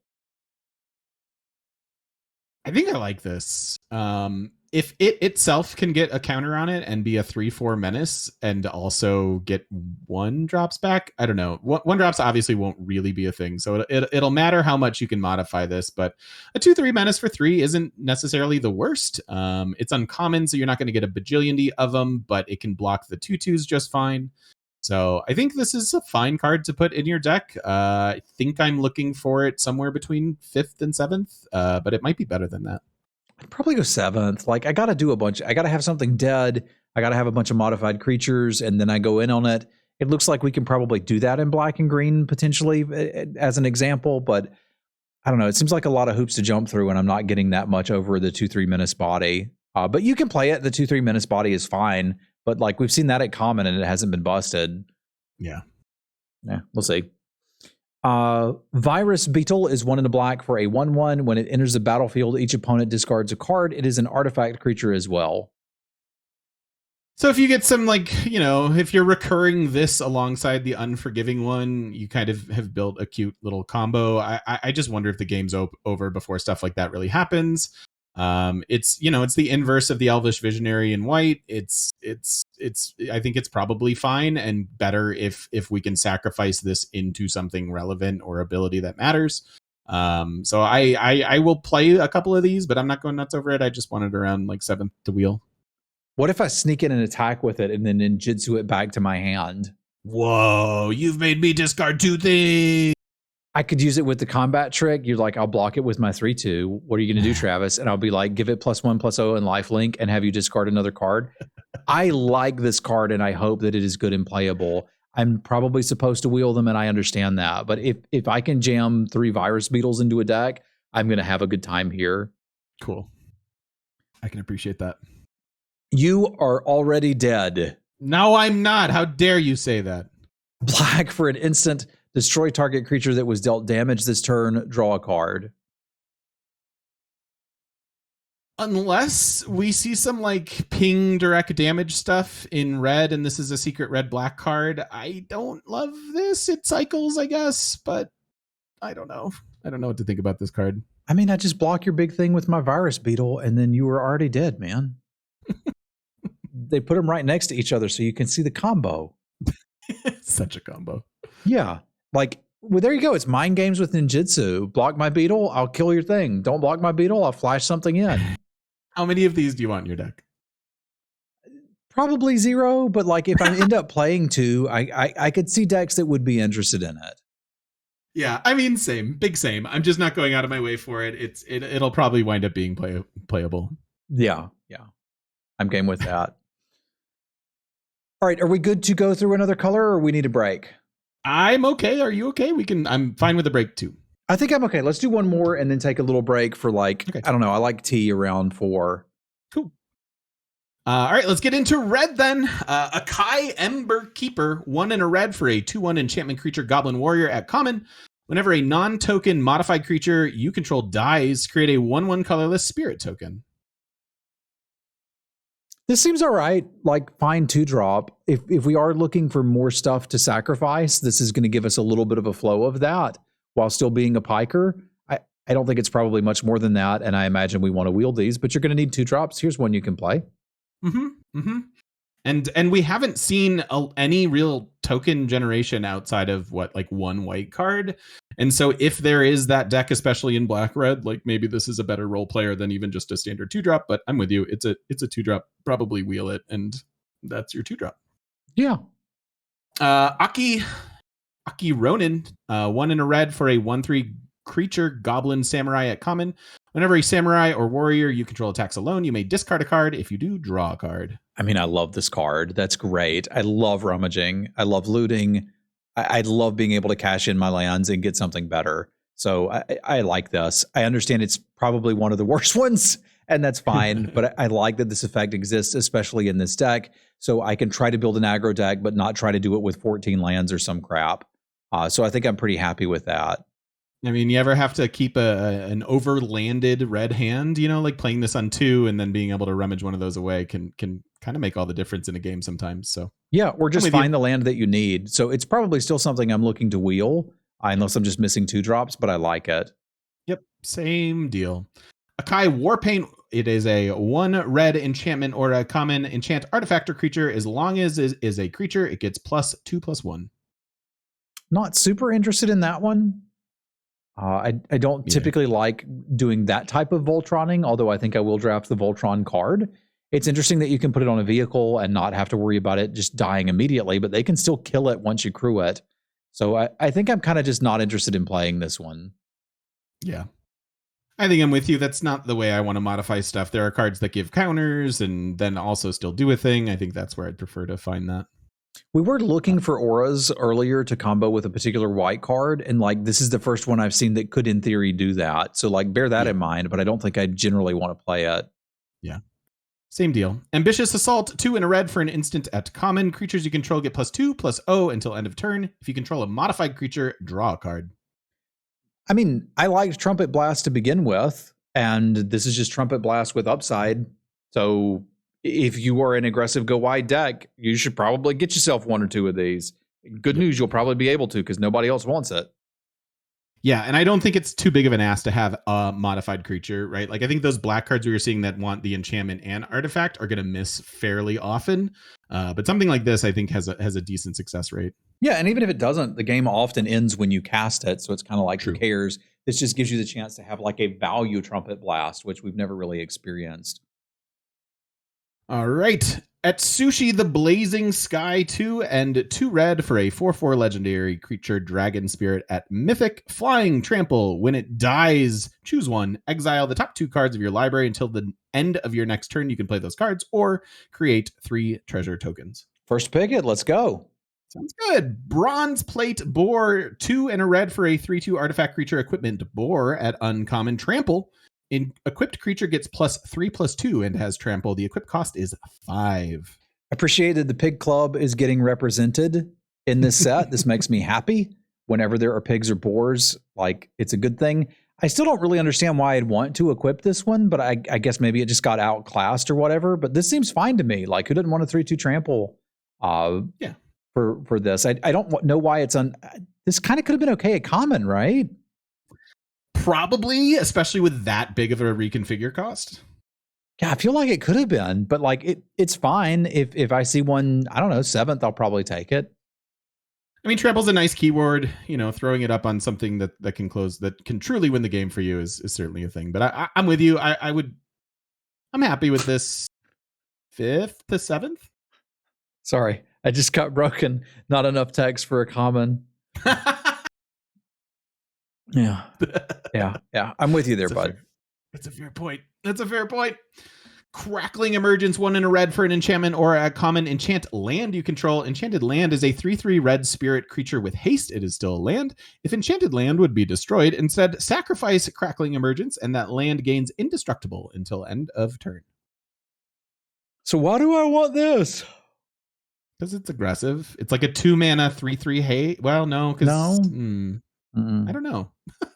It's like a 3 mana 3/3 haste, but I don't get one of my lands. Yeah, seems a little weird. It's a creature that's self-modified. Okay. So we've got that going for it. It does have a respectable amount of text. It's got that going for it. I don't know why I want it. Like, I haven't seen things that are like, oh my God, I have to have a modified creature. It is hasty, and I like that. I guess I can't get over it's a 2-drop that I don't want to play on 2.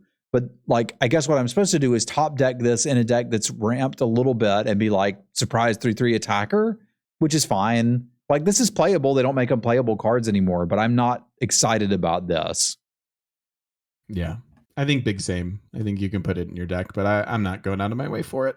So wheel it, play it if you need some modified stuff or need some playables. Sounds about right. Dragon Spark Reactor, 1 in a red for an artifact at uncommon. When Dragon Spark Reactor or another artifact enters the battlefield under your control, put a charge counter on Dragon Spark Reactor.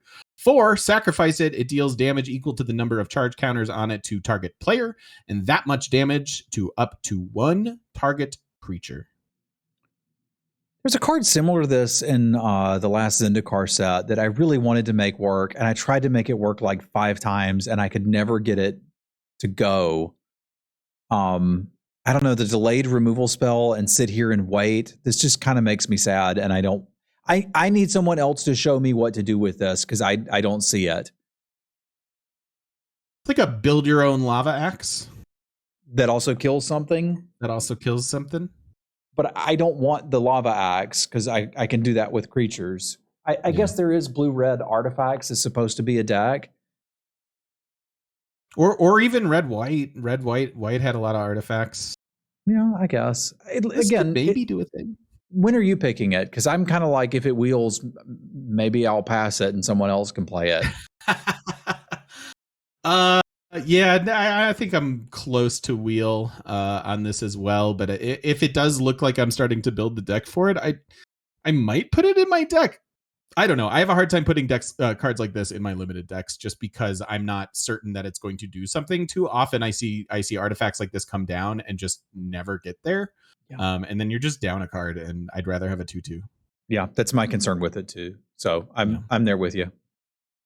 Experimental Synthesizer. We have 1 red for an artifact at common. When it enters or leaves the battlefield, exile the top card of your library until end of turn. You can play this card. Pay 2 in a red, sacrifice it, create a 2/2 white samurai creature token with vigilance. Activate only as a sorcery. This is sort of a complicated red divination, if you think about it, right? Yeah. That comes with a Scathe Zombie. Yeah. And it's an artifact for all your artifact synergies. I kind of like it. Yeah. Where do you want it? Yeah, it can be a complicated Reckless Impulse, and I liked Reckless Impulse a lot to try to hit land drops. So I often tried to wheel that card and then sometimes played one. I expect this is a similar spot. Yeah. Yeah, it's common, so you might get 1 or 2.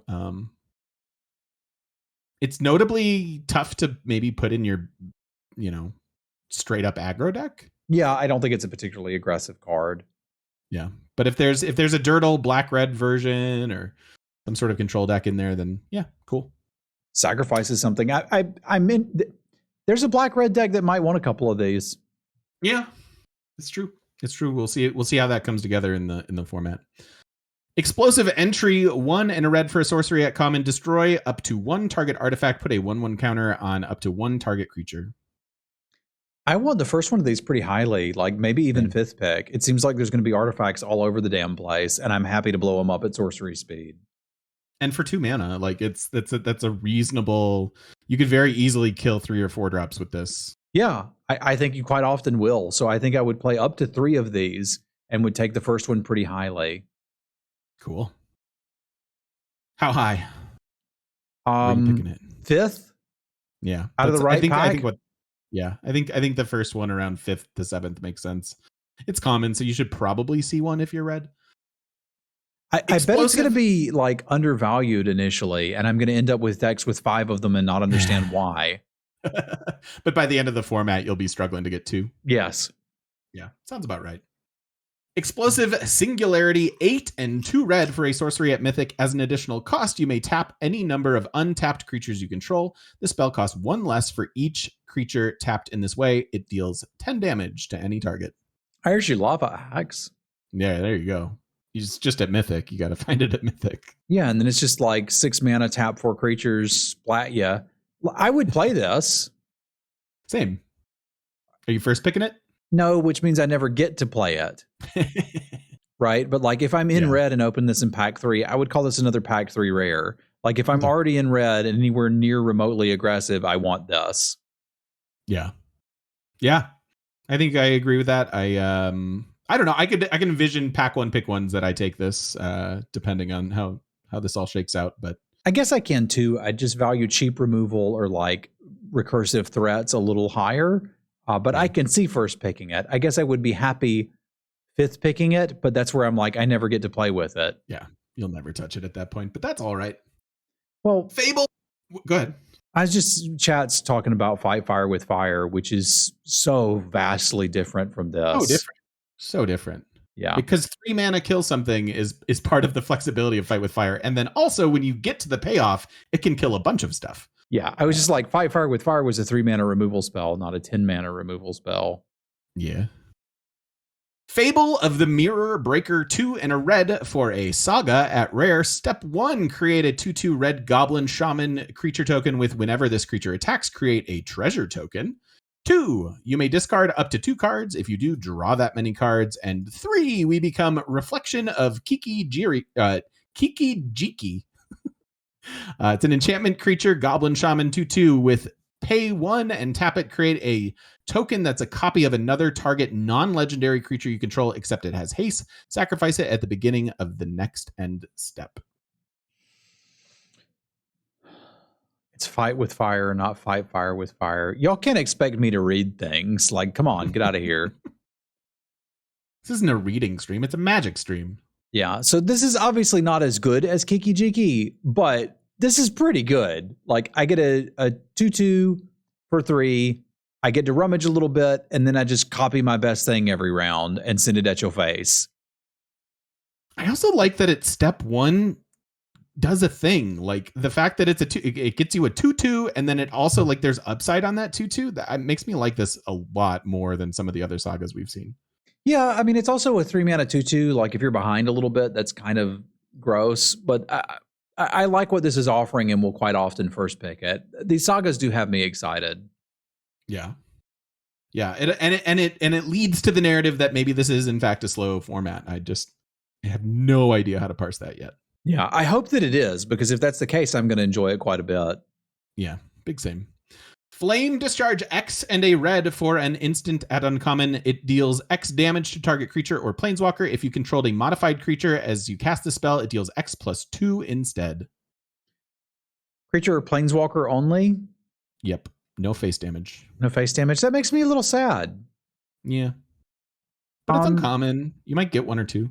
Yeah, it's fine. It like there was a black card that basically did the same thing that I wasn't that high on. This is fine. I'll play it. The fact that this exists makes me like those X rares a little bit less. And it shouldn't. Just because it's like when you pick that X rare, you're like, cool, I got a rare, and then you get past this and you're like, I guess I have another rare? Yeah. I mean, the thing is, they're all probably like third-ish pick removal spells. Like, you're going to play them, and you're going to be pretty happy to play them, and also be sad that you didn't open a bomb. I guess this one, your neighbor opened a bomb, and you can still get this one, so maybe I do like it better than the rares. Yeah, exactly. Yeah. It's kind of weird, but yeah, it's playable. It's fine. It's instant at least, you know? Like, yeah, that's nice. But that can also lead to just making mistakes that you didn't need to, right? Like, sometimes you just need to kill the thing right now, and because it's instant, you don't, and let them untap, and then they have a counter spell, and you're like, ah! Yeah. Yeah, that is true. But I don't know. Where are you? Where are you happy picking it? Third? Third with the other ones. Okay. Gift of Wrath, 3 in a red for an enchantment aura at uncommon. Enchant artifact or creature. As long as enchanted permanent is a creature, it gets +2/+2 and has menace. When it leaves the battlefield, create a 2/2 red spirit creature token with menace. I kind of dig this one a little more than the others. Like, you still need to be careful with when you cast it, but it's enabling an attack that you presumably didn't have before. And as long as you don't get blown out immediately when they kill your creature, you still get the 2/2 back. So my play pattern for this would be to, play the game as normal, and then when everything gets gummed up, maybe slam this on something that's irrelevant and can still give me an attack. Yeah. So I think I'm pretty happy to play one, maybe even two of these in the right deck. Presumably, I still want to wield them, but I do think there's a spot for this.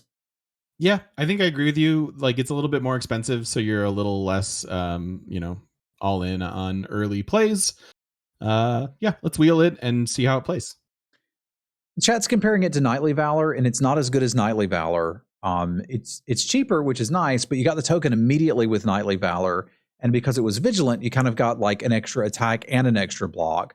It's similar design space, which is why I'm thinking I'll like this, but it's not anywhere near that good. We get Knightly Valor at uncommon now, whereas originally it was a common, and I think for this to go into uncommon territory, it would need to be a lot better. Yeah, makes sense to me. Go Shintai of the Ancient Wars, 2 and a red for a 2/2 legendary enchantment creature Shrine at uncommon. It is first strike. At the beginning of your end step, you may pay 1. When you do, it deals X damage to target player or planeswalker, where X is the number of shrines you control. I kind of dig this one. Like 2/2 first strike for 3 isn't the worst. Getting to convert extra damage into a ping to my opponent is kind of decent. Like, I could see playing this. I don't know that I'm going to go nuts and take it much higher than 5th, but I could see playing it. I think big same. I think giving red away to cash in some mana later on for a couple points of damage is particularly relevant. So, in terms of the shrines, I think this is a decent one. All right, cool. Goro, Disciple of Ryusi, 1 and a red for a 2/2 legendary goblin samurai creature at rare. Pay 1 red, creatures you control gain haste until end of turn. Pay 3 and 2 red, create a 5/5 red dragon spirit creature token with flying. Activate only if you control an attacking modified creature. I mean, this seems pretty good to me. Yep. So I'm going to pick that first and pick up a couple modifications and win the video game. We've seen this a couple times where it's like a little understated creature that wants to create a big dragon spirit. This does require some doing, but I think you'll be happy to do the doing. And it's not that understated. Well, that's true. It itself is a 2-mana 2/2. That's fair. Yeah, like, this is fine. Let's do it. That is fair. Heiko Yamazaki, the General, 3 and a red for a 3/3 legendary creature human samurai with trample. Whenever a samurai or warrior you control attacks alone, you may cast target artifact card from your graveyard this turn. That one's pretty cool. That was real good, right? Well, I don't know that it's real good, but come on. I'm excited about it. This looks more blue-red to me because we had like that blue artifact that lets you draw cards. I'm not sure how we're getting a lot of artifacts in the graveyard necessarily outside of that color pair, but like, I guess just some 2-drops and stuff. This seems like a place to put Samurai outside of a red-white deck, and I dig it. I think it'll be interesting how much we start paying attention to, like, do we kill the Saga creature? Because we've seen recursion effects in almost every color, it feels like. And so I wonder if one of the things to really recur reliably will be those Saga creatures. This one's only artifact. True. That's true. So we're not getting back enchantments, but so that's why I was like, maybe with blue, I could see this one being pretty good. Okay. Yeah, that makes more sense. I missed that. I might take it 5th. Yeah, it's still good. Still good. Yeah, fifth seems about right for something like that. Invoke Calamity, 1 and 4 red for an instant at rare. You may cast up to 2 instant and or sorcery spells with total mana of 6 or less from your graveyard or your hand without paying their mana costs. If those spells would be put in your graveyard, exile them instead, and then exile Invoke Calamity. Yeah, not super interested in that. Yeah. I don't like this one. It's too hard to cast and it's not doing enough. If we've got a deck that has a ton of spells, which seems to not really be a mechanic for this set, then by all means go for it. But I don't think we're getting that. So maybe we wheel it, and maybe it has a spot in a deck, but not always. Yeah, I don't think it always has a spot in a deck for sure. Yeah. Yeah, that makes sense. I mean, prohibitive mana costs are certainly a thing. How much has any of this looked like, hey, you could do a monocolor deck sort of a thing? Or close to it? There's enough artifact creatures that you probably could. I just haven't seen a reason why you would. Yeah. Yeah, that makes sense. Because like Eldraine had some incentives to try to go for a monocolored deck, where you could basically splash some of the hybrid mana cost stuff. But I haven't seen any of that here. Yeah, that makes sense. Iron Hoof Boar, 6 and a red for a 5/4 trample haste artifact creature boar at common. Channel, you can discard it for 1 and a red, and target creature gets +3/+1 and gains trample until end of turn. This is pretty cool. One of the, I think it was Gatecrash, had creatures that could be used as combat tricks. And this is kind of harkening back to that because like one of them was actually a pig. I dig it. Like trample haste 5/4 for 6 seems good. Being able to like just take this and put it in my combat trick slot makes me happy too. I'm not going nuts over it. Yeah, Blood Rush was the mechanic, and this is kind of a Blood Rush card, and they were good. It can make blocking a nightmare for your opponent. So I'm probably wheeling one of these and putting it in my red deck. I'm not nuts about it, but I'll certainly play one. How many would you put in your deck?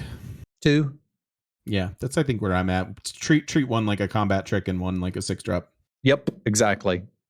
But yep, we want to wheel those.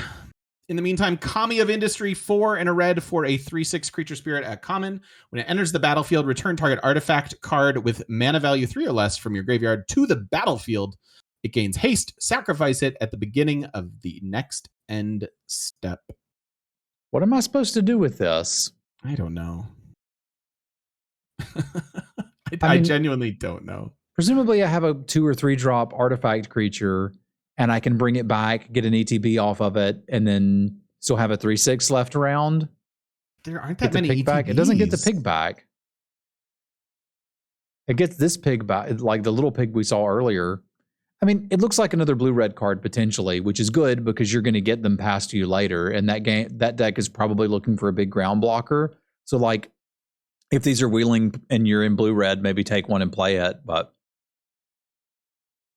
Yeah. Otherwise, it's just a big ground blocker. Yeah, which is fine. But in blue-red, you might be able to get something back and do something with it. That's fine. So we want to wheel that at best. Kami's Flare, 1 and a red for an instant at common. It deals 3 damage to target creature or planeswalker. It also deals 2 damage to that permanent's controller if you control a modified creature. Okay, so this is our, incinerate of the format, which is usually what red gets. It's a common. It does 3 damage. We're pretty happy with that.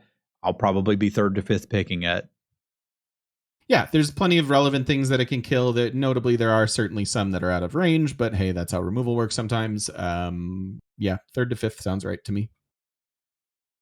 Kindled Fury, 1 red for an instant at common. Target creature gets +1/+0 and gains first strike until end of turn.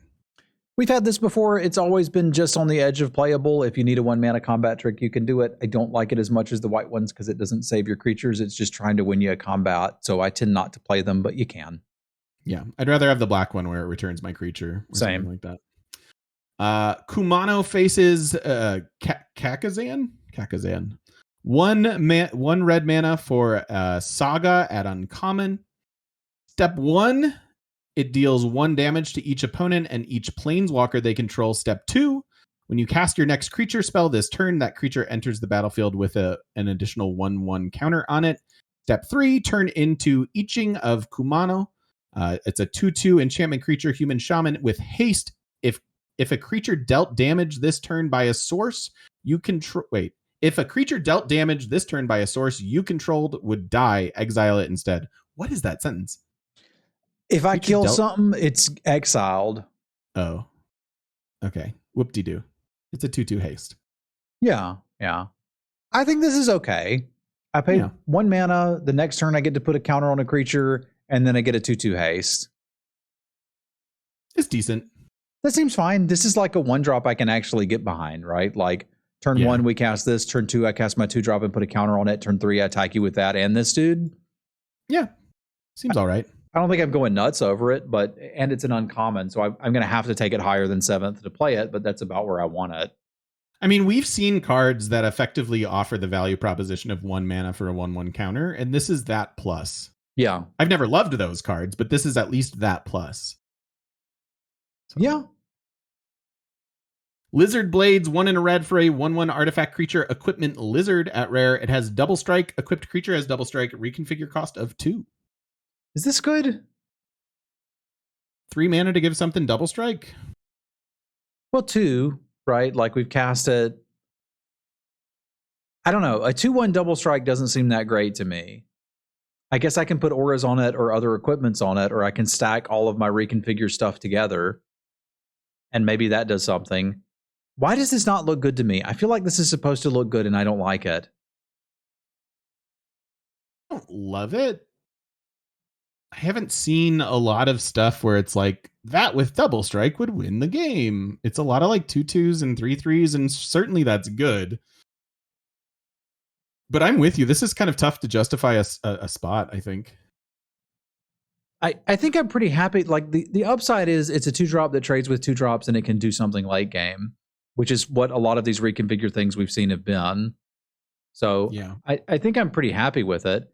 Well, you're saying modify is a red mechanic. It's a great 2-drop to modify, but we've seen some really crappy modifications. Like I don't want to put auras on it to give it +2/+0. Works good with Exalted. Now you're thinking. So we could equip it to a samurai and do a thing?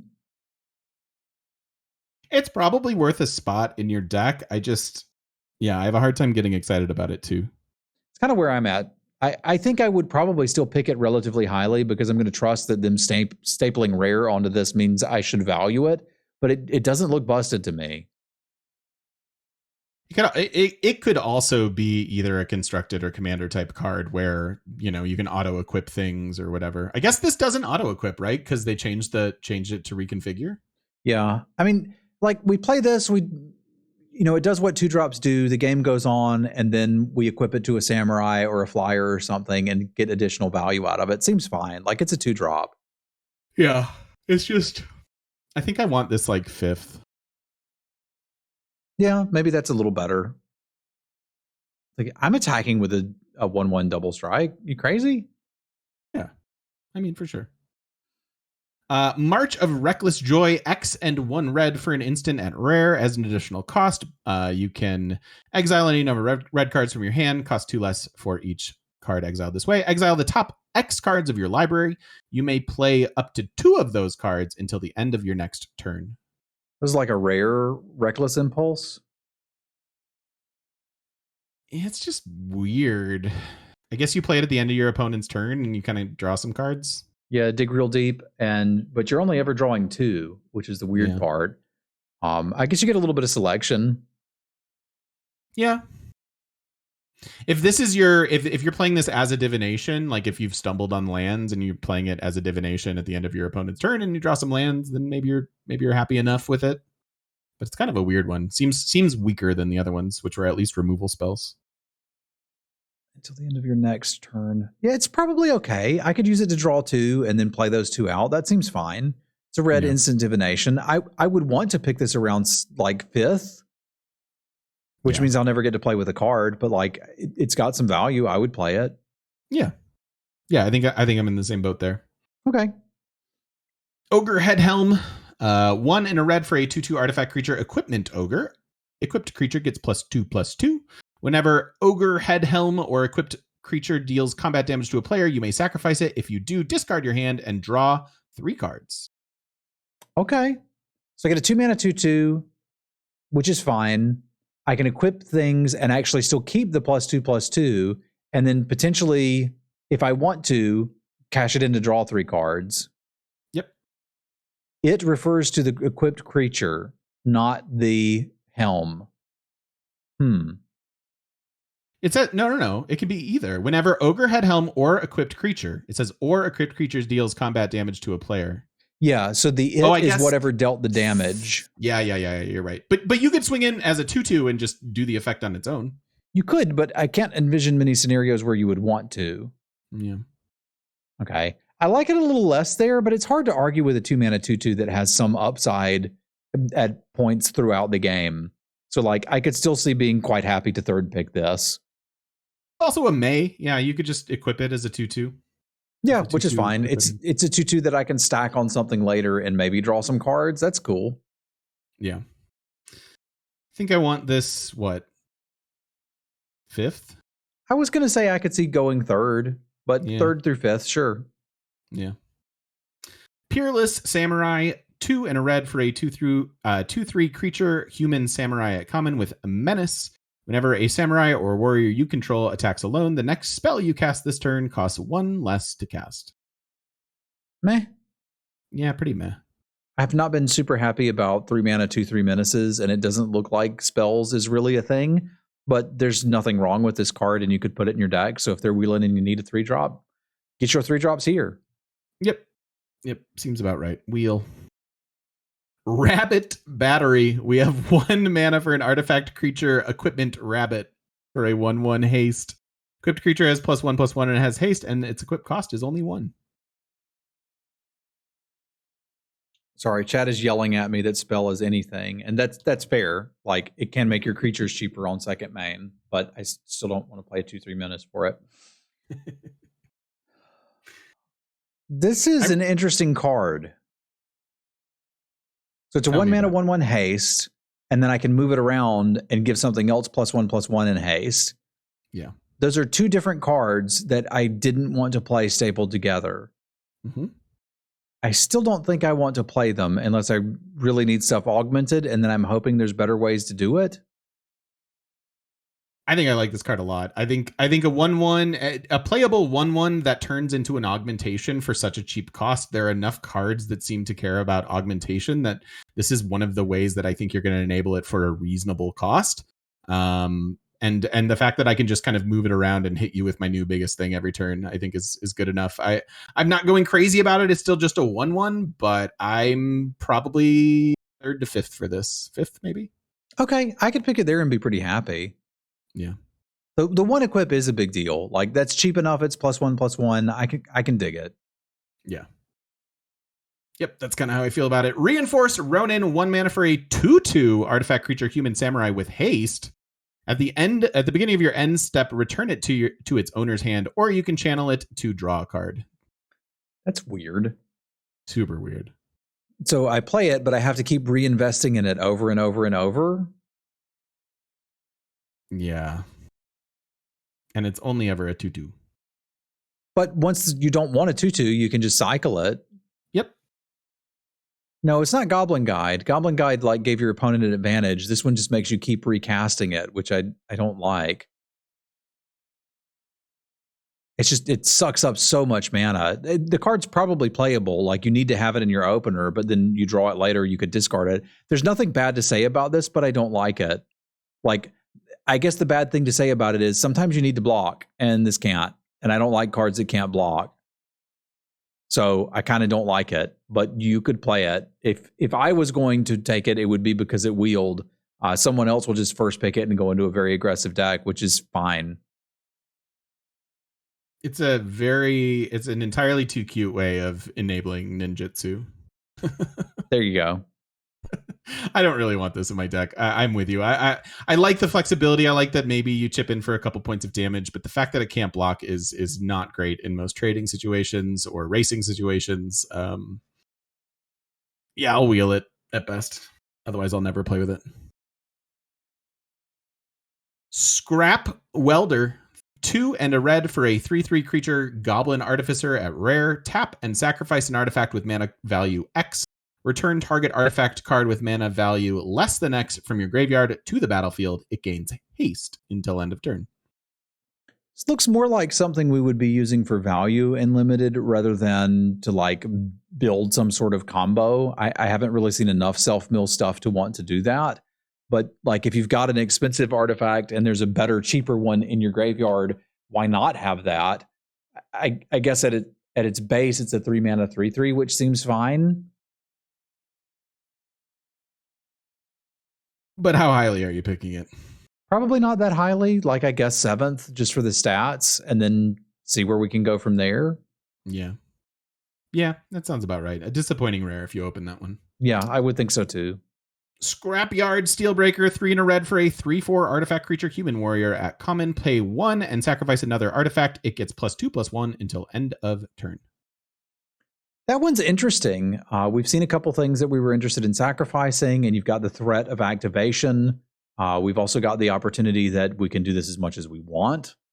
Mm-hmm. So this thing is kind of terrifying to block and kind of terrifying not to block. This may be a sleeper common that I really like quite a bit. I could see picking this pretty highly. I think if I can get them 5th, I'm very happy. Yeah, that seems decent. It's a good enough body to sort of stabilize the board on 4, which is kind of what I want my 4s to do. 5th feels maybe tiny bit high, but you might be right in that this is better than it looks.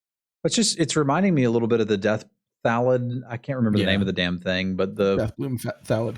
Was that it? Okay. I think so. But it was real good. Like just Thallid Omnivore is what you're thinking of. Yes, that's exactly what I'm thinking of. Was like, you want to block it? Like, no. Right. Okay, cool. Take a bunch of damage. Like, it was terrifying to block. It was scary not to block. Like, I just kept waiting to read, activate this ability only once per turn or only as a sorcery. And with both of them not there, I'm like, this is pretty good. A lot more Saprolings in Dominaria, though, than there are. I mean, there are a lot of artifacts here, but they aren't as exciting to sacrifice as like a 1/1, I think. Sure, but like that was some of the power of the Thallid Omnivore, but the other one was sometimes your opponent is at 6, right, and they just have to block it, and you can just cash in worse creatures to make them chump block and abyss them. And this will definitely still have that. Fair enough. Let's take it somewhere between 5th and 7th for me. Yeah. Seismic Wave, 2 and a red for an instant at uncommon. It deals 2 damage to any target and 1 damage to each non-artifact creature target opponent controls. So I guess we're supposed to just hate on X1s with this? Yeah. Like a super expensive shock plus? I don't know. Well, if I'm shocking something that isn't an artifact, it's 3 damage to that, right? Yeah, true. Maybe do it after combat. I don't know. This seems fine. Like, as I'm working my way through it and like, this is 3 mana for 3 damage plus some value. I'm okay with that. I could see taking this 3rd and being happy. 3rd, but how many do you want in your deck? 5? You want 5 of these in your deck? Sure. I don't want 5 of these in my deck. I will take the first one around 3rd, but I don't think I want more than 2 of them. How many of the 2 mana 3 damage spells do you want? Probably closer to 4. Okay. This is a little bit better than that. You should want 4 of these. Yeah. Why? It's more expensive. It's more expensive, but it's more value, right? So like, you could do 3 damage to any creature for 2 mana. Cool. This is 3 damage to most creatures for 3 mana.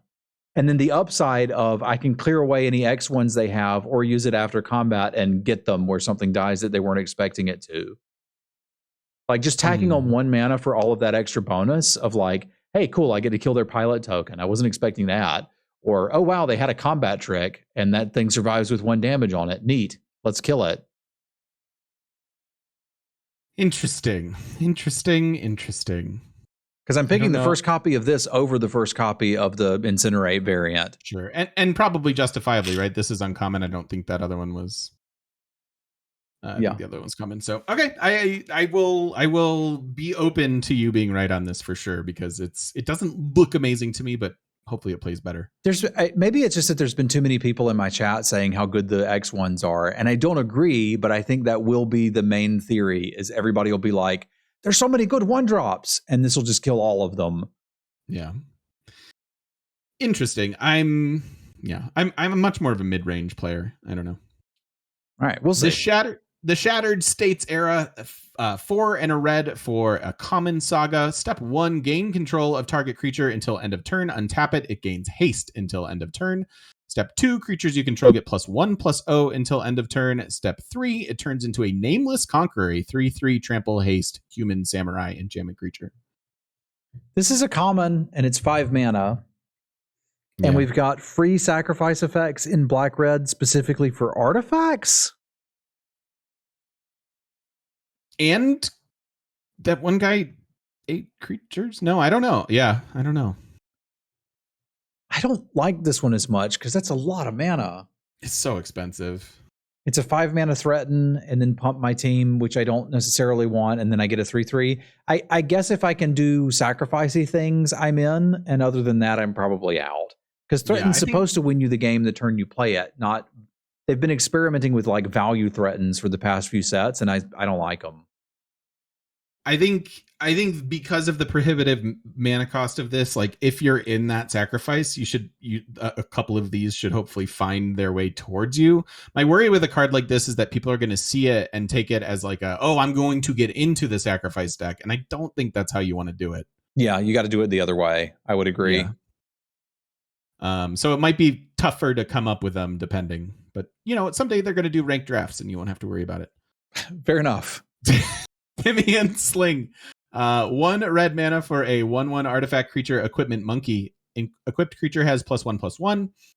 When it or equipped creature becomes block, it deals 1 damage to defending player. Reconfigure for 2. It's kind of another interesting variant of give something a short sword. Basically, this one seems fine. I obviously like the one we saw earlier, which was 1 to equip better. But if there are playable 1-drops, this looks like it might be one of them. I mean, it's an equipment monkey. That's just fun. Yeah, it's certainly fun. I've enjoyed that. It's weird expensive Tormentor's Helm is not a bad way to think about it. It's throwing ping pong balls. Playable, maybe put it in your deck, but probably wheeling something like this. Yeah, that would be my hope. Okay. I'm right there with you. So Kinzen Smelter, 1 in a red for a 2/2 creature goblin artificer at uncommon. At the beginning of combat on your turn, you can pay 1 and sacrifice an artifact. If you do, create a 3/1 red construct artifact creature token with haste. Okay, so if I've got artifacts laying around and they're worse than a 3/1, then I can just turn them into that. This is something to do with those treasure tokens we were talking about. Mm-hmm. Mm-hmm. So I could kind of see this going in like a black-red deck where we're looking to sacrifice stuff, especially if we've got artifacts that we want to sacrifice and we can make treasure like get something dead, make a treasure token, do this, turn it into a 3/1. It's a lot of hoops, and I'm not convinced it's that great, but I guess this goes in our black-red sacrifice artifacts deck, or maybe in a blue-red sacrifice artifacts deck. Yeah. I mean, you can play this and then Shattered States Era and 6 and steal a thing, but it's a swingy 6 mana play. I like it. This is good. This is a good card. This is a 2 mana 2/2. That is fine. And then it has some pretty decent upside to it, I would say. So I think I'm taking this around 5th. Yeah, agree. Tempered in Solitude, 1 in a red for an enchantment at uncommon. Whenever a creature you control attacks alone, exile the top card of your library. You may play that card this turn. See, this one I dig. This is solid card advantage in red, and I like it, and that's a reason for me to want to go Exalted. I do need to have an attack first, but I can believe that there would be turns where I'd have an attack. And this is a creature you control, not just a samurai or warrior, which I think is like kind of a big deal here. I agree, and it leads me to believe that like red might have better card advantage than some of the other colors we've seen that typically do better there, because we didn't see.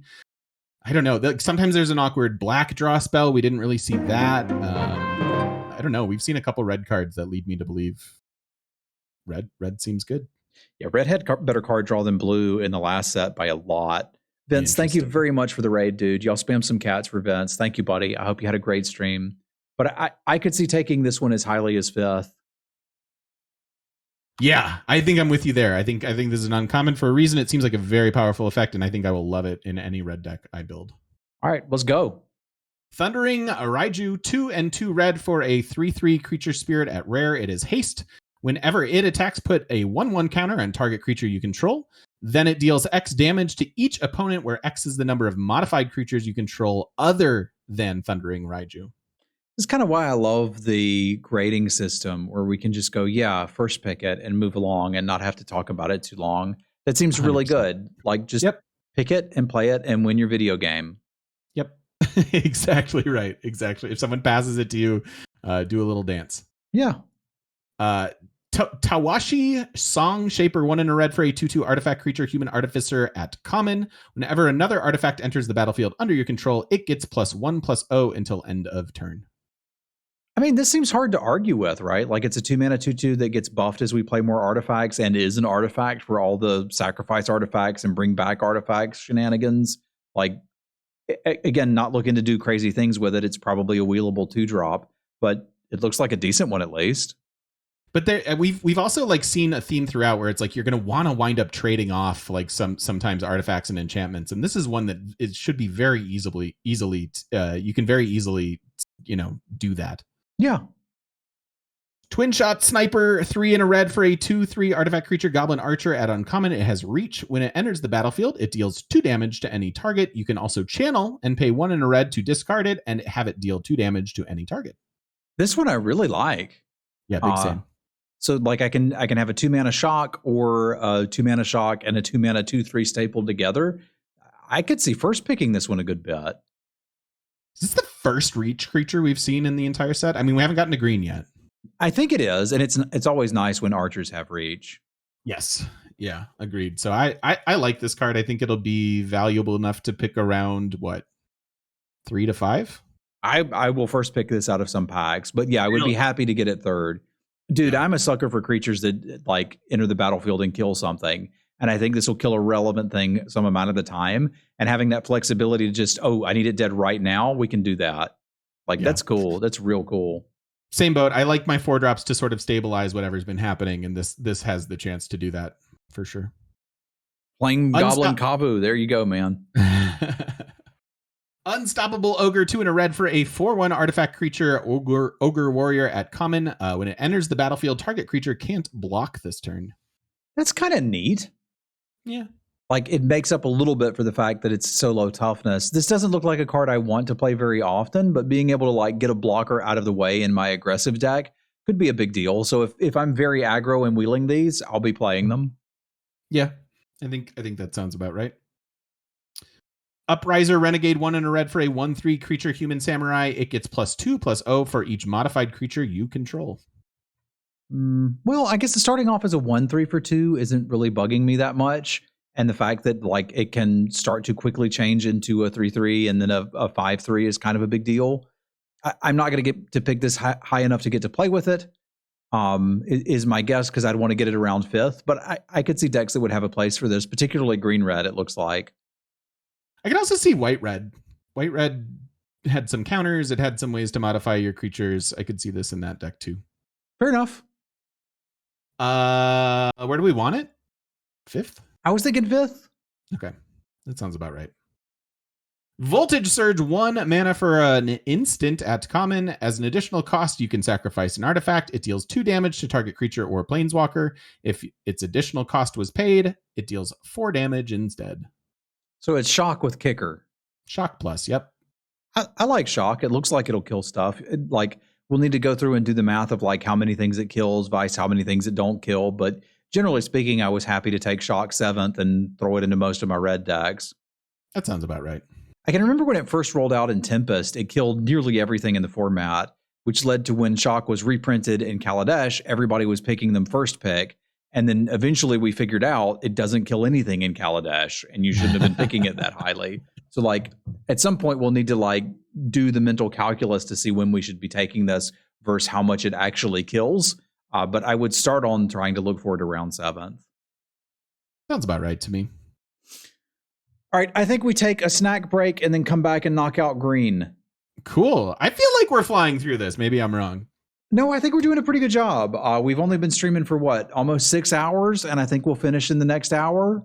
That seems pretty reasonable to me. Yeah. Yeah. Not too bad. All right, we'll see you all in a minute, chat. All right, be back in a few. So I make a pretty good chocolate chip banana bread. I used to manage a coffee shop, and I stole the recipe. So, interesting. Okay, I will visit Colorado one day, and I may try to like impose upon you to make that. I gladly. All right, Baking stream win. All right, we ready to do green? Let's do it. All right. Azusa's Mini Journeys is 1 and a green for an uncommon saga. You may play an additional land this turn on Chapter 1. Chapter 2, you gain 3 life. Chapter 3, this becomes a 3/3 human monk. Whenever it becomes block, untapped up to 3 lands you control.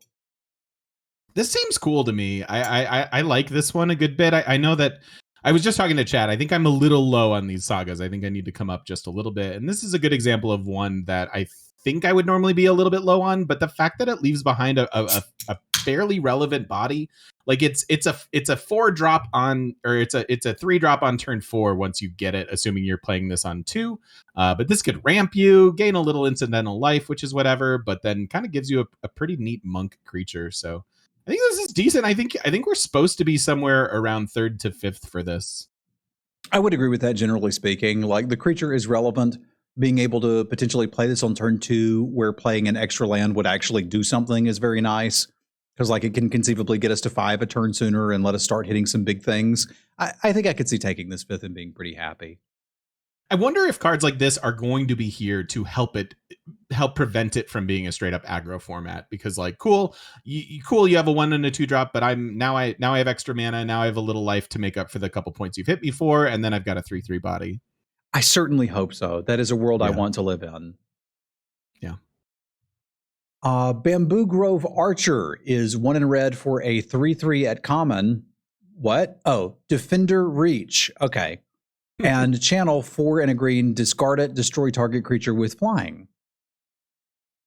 I like this. This is solid. Obviously Defender is like, I don't know if there's any way of making this not Defender besides like 1 white card that I think we saw. Or maybe it was blue, I don't remember. But this is okay at 2. Like, it's a relevant body. The fact that it has channel here to do something later, you know, like once you've seen your opponent's flyer bomb. I think this is solid. I think I don't really want it higher than 7th to wheel, but I think I'd take this at 7th. It's a weird channel thing, right? Because like, if I can just play a 3/3 reach, why would I guess there's some dragons and stuff maybe I need to get rid of. It just feels weird. Yeah, I can still pilot your vehicles, so that like there's something there too. Like, they're all at least okay, but this one's suitably narrow in that you really only want it against flyers, that I'm not that keen on it. So I think 7th to wheel works for me too. Cool. Bearer of Memory is 2 and a green for a 3/2 enchantment human monk. 5 and a green, put a +1/+1 counter on target enchantment creature. It gains trample until end of turn. I mean, this seems like an okay mana sink. I mean, at common, the fact that this is just kind of it's a body. Again, it trades down because it's a 3/2 instead of a 2/3, but has some maybe relevant text for later. I don't know. I'm not going nuts over it. I'm still in like the 7th-ish range, but I don't hate putting this in my deck. Yeah, that's where I'm at too. Like, I'm happy to have mana sink stapled onto common creatures. That sounds pretty good to me. Yep. And it's an enchantment creature. We saw a couple decks that were interested in that as well. So, like, sounds good to me. Same with the Archer too. So, Blossom Prancer is 3 green for a 4/4 spirit with reach. It's at uncommon. ETB, look at the top 5 cards. You may reveal a creature or enchantment and put it into your hand. Rest go on the bottom. If you didn't put a card into your hand this way, you gain 4 life. I like this card. I similar to, maybe not quite the same, but similar to the white flying enchantment angel type creature. I feel like there are packs that I won't hate first picking this out of. That being said, I think I'd prefer it around 3, but I think this is a good card. Yeah, the reach is nice. The fact that I'm either going to draw a card or gain life, which presumably, like, I'm looking for card advantage, but it's nice that there's a fail case there. So I dig that. It's creature or enchantment. Like, it's going to hit a lot of the times anyway. It's going to hit a lot of stuff. Yeah, I could see picking this pretty highly. Yeah. Boon of Boseiju, 1 and a green for an instant. Target creature gets +X/+X until end of turn, where X is the greatest mana value among permanents you control. Untap it. That is a weird combat trick, because the downside is somewhat low, but the upside is like chunk, right? Like, Mm-hmm.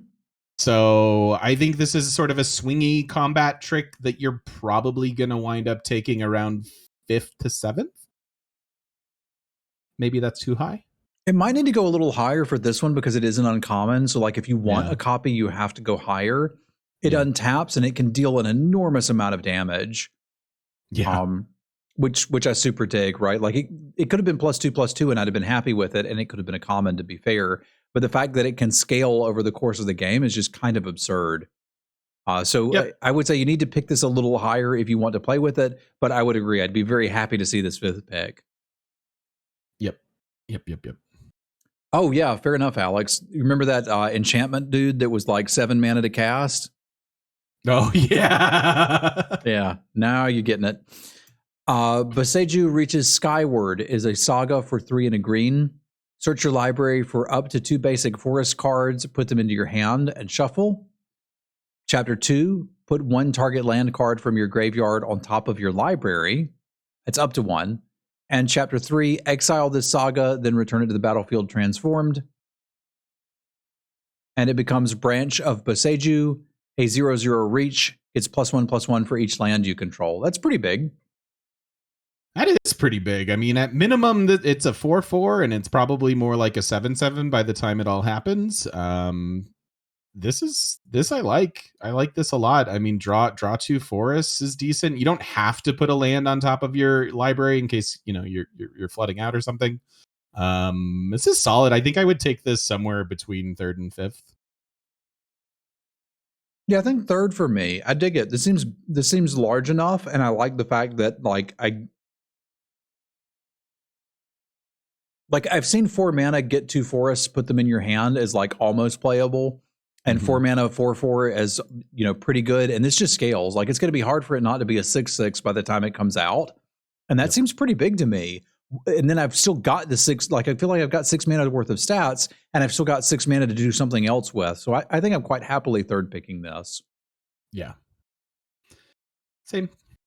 All right. Careful Cultivation is 2 and a green for an aura. Enchant an artifact or creature. As long as it's a creature, it gets +1/+3, has reach, and has tap for green. Channel 1 and a green. Discard it. Create a 1/1 green human monk creature token with tap. Add green. This seems really good for a common. Like this is, I mean, let's say you channel this on 2 and you get an expensive Llanowar elf. That might not be the worst thing in the world. I don't necessarily know how I feel about throwing it. I mean, +1/+3 in reach isn't irrelevant stats, and then tapping for 2 is okay. There's a risk to this. I don't want to play a bajillion of them, but I might be happy with one or two of these in my deck. I think I probably would be too. It's mostly a 2 mana 1/1 Llanowar elf, like you mentioned, and then it has the upside of if you top deck it later and need these other stats, you can do that. Yeah.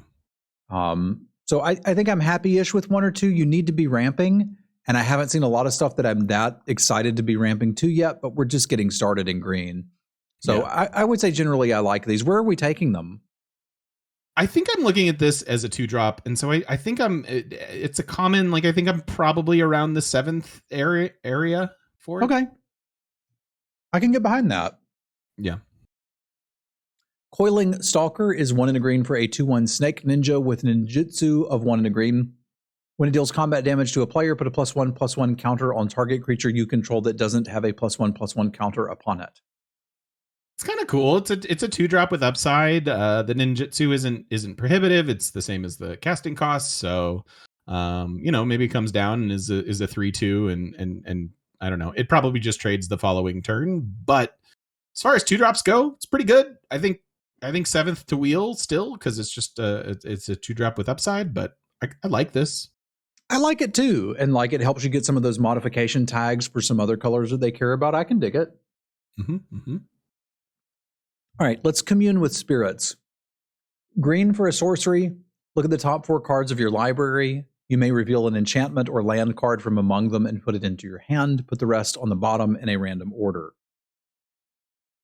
I don't really like cards like this. I'd rather just play a card that I'm happier drawing. I realize that it can draw you a land, and that can be useful at times, but I usually don't go out of my way to put cards like this in my deck. I'm going to sell you on a spot where you should. It's pretty Okay. narrow, but there is a spot where you want this. Have you ever played a deck that played 10 forests? Yeah. Take one of them out and put this in. Okay. That's it. Like we've had Adventurous Impulse or whatever before. If you're ever playing a deck that has 10 forests and you have this card, just take one forest out and put this in. Because it'll generally be a forest if you need one, and maybe dig deeper and find a creature or whatever else it's looking for in the set if you don't.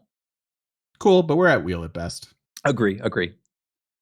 The Dragon Kami Reborn is 2 and a green for a saga. Chapter 1 and 2 are you gain 2 life. Look at the top 3 cards of your library. Exile 1 face down with a hatching counter upon it. Put the rest on the bottom of your library in any order. 3, we turn into a Dragon Kami's Egg, a 0/1. Whenever the egg or a dragon you control dies, you may cast a creature spell from among cards you own in exile with hatching counters on them without paying their mana cost. Okay. So step 1, we gain 2 life. We get to look at 3 cards and put one of them as a hatchling. And then the rest go on the bottom. So presumably we get 2 hatchlings. But then in order to get the hatchlings onto the field, we either have to let this die and we get one of them, or a dragon dies and we get one of them. I don't like this card. I don't think I want this card. Yeah, I'm trying to figure out what I'm supposed to do with it. And I think not play it may be the answer, huh? I don't think I want this in my deck. You guys can have it. If I would get both of them, I don't get both of them. Let me read this again, because I feel like I'm supposed to get both of them. I don't think you get both of them unless you have a dragon first. Whenever this or a dragon dies, you may cast a creature spell from among. Yeah, I don't get both of them. That sucks. Yeah. Okay, yeah, I don't actually want it. This is a lot of work to be like, look at the top 6 cards of your library and put a creature into play when it doesn't matter anymore. Right. Like, how often is that creature that you're going to wind up exiling like a 2 or a 3 drop? Yeah. This is not something we should do in Limited. Just pass this, y'all. Yep. Don't like it. Fade to Antiquity is 2 and red for a sorcery, exile target artifact or enchantment. I think that's actually really good removal in this format. Yeah, I do too. I think I would be very happy putting up to like 3 or 4 of these in my deck in most cases. Yeah, from what I've seen so far, I would as well. Does that mean we're taking it 5th? You might even take it slightly higher, but at common 5th makes sense to me. Okay, I think we can get away with taking it there. We probably should take it higher. Yeah. Yeah. Fang of Shigeki. You still have to get that stupid egg killed. Ugh. Yeah, we're still in the egg. Yeah, it's too much, man. Go on. All right, we've got a 1/1 Death Touch Snake Ninja enchantment creature for green. I always like a 1 mana 1/1 Death Touch. I think this is decent. The fact that it's an enchantment creature makes it maybe slightly more vulnerable, but also there's slightly more upside because synergies. But I generally speaking like a 1 mana 1/1 Death Touch. That being said, I'm probably taking it somewhere between 5th and 7th. I could go, yeah, about that range. It's neat that it'll kind of like work with ninjutsu when you attack. You are kind of like signaling to your opponent that you have a ninjutsu card if you ever attack with one of these. But what are they going to do about it? They just want to block it? Yeah, and in which case you should probably be fine with that, because there's times I'm going to bluff it. Yep. This is looking like a fun set so far. I was not expecting to be this excited about this, but I'm starting to get into it, man. Yeah, same. Big same. Favor of Jukai is 3 and a green for an aura. Enchant artifact or creature. As long as it's a permanent creature, it gets +3/+3 and has reach. Or you can pay 1 and a green, discard it, and target creature gets +3/+3 and reach until end of turn. I like this too. Put it in your combat trick slot. And it's a perfectly viable combat trick. And then sometimes you feel like making something bigger and can comfortably get away with it depending on your opponent's like mana situation. Obviously you want to avoid getting blown out, but this is decent. I think I'd put 1 or 2 of these in my deck. That being said, I'm probably looking to wheel it. Yeah, I think I would be happy with this in my combat trick slot. It's interesting to look at these auras and kind of feel like ugh, I don't like it, and then get to the channel part and be like, oh, it's a combat trick. Yeah. And once I get to that, I'm pretty interested. Yep. All right. Generous Visitor that's totally a squirrel under there, right? Yes. I think it might be. Okay, it's green for a 1/1 spirit. Whenever you cast an enchantment spell, put a +1/+1 counter on target creature. I mean, actually, this could be a thing. I think you're going to want to count the number of enchantments in your deck. I think there are going to be certainly decks where you actively don't want this because you just didn't get there. But in what I think most of the decks will wind up looking like in this format, I could see this doing a thing. It's a 1-drop with upside, so it's not all that exciting. I think if you want it, you're going to have to pick it around 5th, and maybe that's a fine spot for it, depending on your deck. Yeah, there's some powerful stuff going on here. This is a 1-drop I could get behind, but you kind of do have to get there. And my thing is, I'd rather kind of get there first and then get past this. Yes. But I'm with you. The power level is here. I could see picking this as high as 5th. Yeah. Yeah, and that's of course the downside is it's still a miserable top deck. Oh, totally. Geothermal Kami is 3 and a green for a 4/3. It's a great stat line.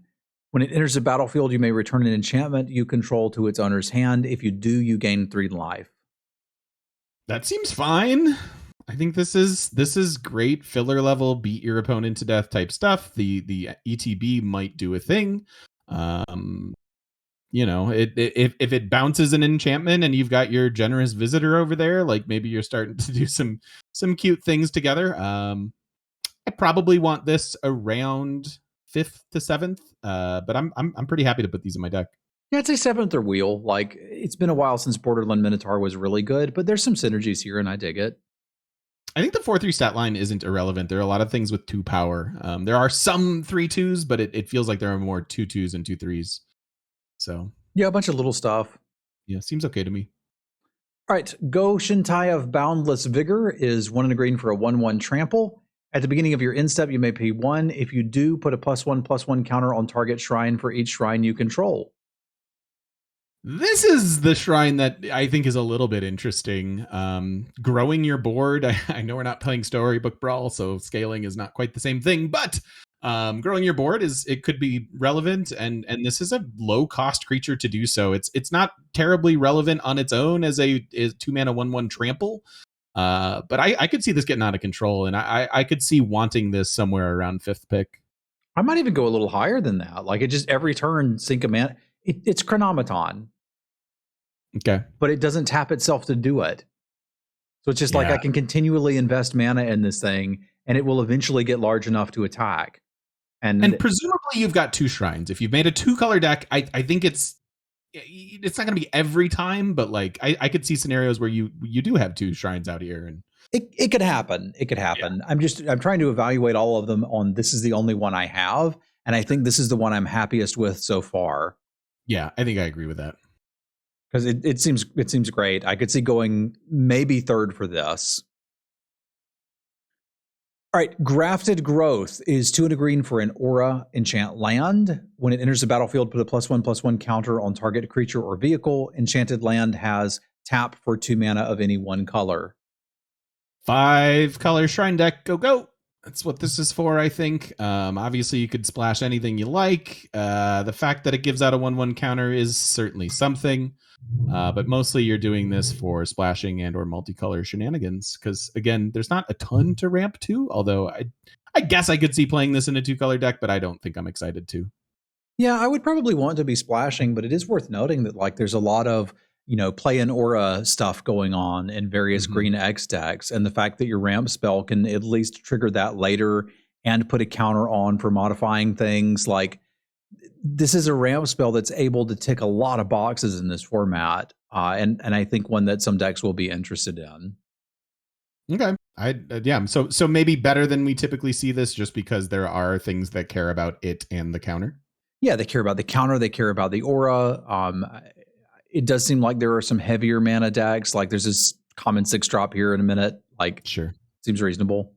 Yeah, seems good. So I don't know. Where do you want it? 7th? I was going to say higher than that, but then I kind of glazed over the text of the Tanuki, and now I don't want it anymore. So you just throw it in the garbage. I want this instead. But yeah, you can pick it and maybe take it 7th. That's fine. Let's talk about this Greater Tanuki. So this is a 6/5 for 6 with Trample. It has Channel, discard it, search your library for basic land, put it into the battlefield tapped, and then shuffle. How many of these can I play? Well, the question, okay, so how many of these are going to be in a draft? Specifically this card per draft, how many are going to be in an average draft? 2.4. So you can play 2.4 of these. Okay, but I want both of them. Me too. I even want the 0.4. Yes. This is doing everything I want to do. It's a ramp spell that ramps into itself. It's an enchantment creature. It's a dog. I can't say enough nice things about this. Yeah. Now, this doesn't let you splash for double colored cards. It does let you splash pretty easily. So it looks like green will be able to splash pretty much whatever the hell it wants, which I dig. Yeah. Yeah, which is what I wanted to do. And it's a 6/5 trample body. Like if you can get it down, it's just really, really good. And yeah. How high can you pick this though? Are you third picking this? No, we probably have to take it 5th or so and be happy about it. But it really does shift Grafted Growth down a little bit to see that this is my other option because it's so much better. So much better. Yeah. Right. Harmonious Emergence. Let's try that again. Harmonious Emergence is 3 and a green for an aura. Enchant land you control. Enchanted land is a 4/5 green spirit creature with vigilance and haste. It's still a land. If enchanted land would be destroyed, instead sacrifice Harmonious Emergence, and that land gains indestructible.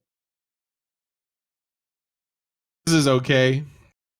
The fact that it has vigilance and haste means it's sort of like a 5 mana 4/5, which is fine.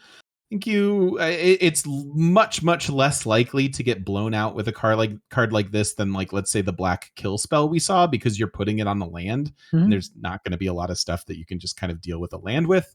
So I think this is perfectly fine. I'm not jumping for joy over it, but I think I could see putting a couple of these in my deck. I probably want it somewhere around 7th. Yeah, that's probably the right place to take it, but like it's a modified creature.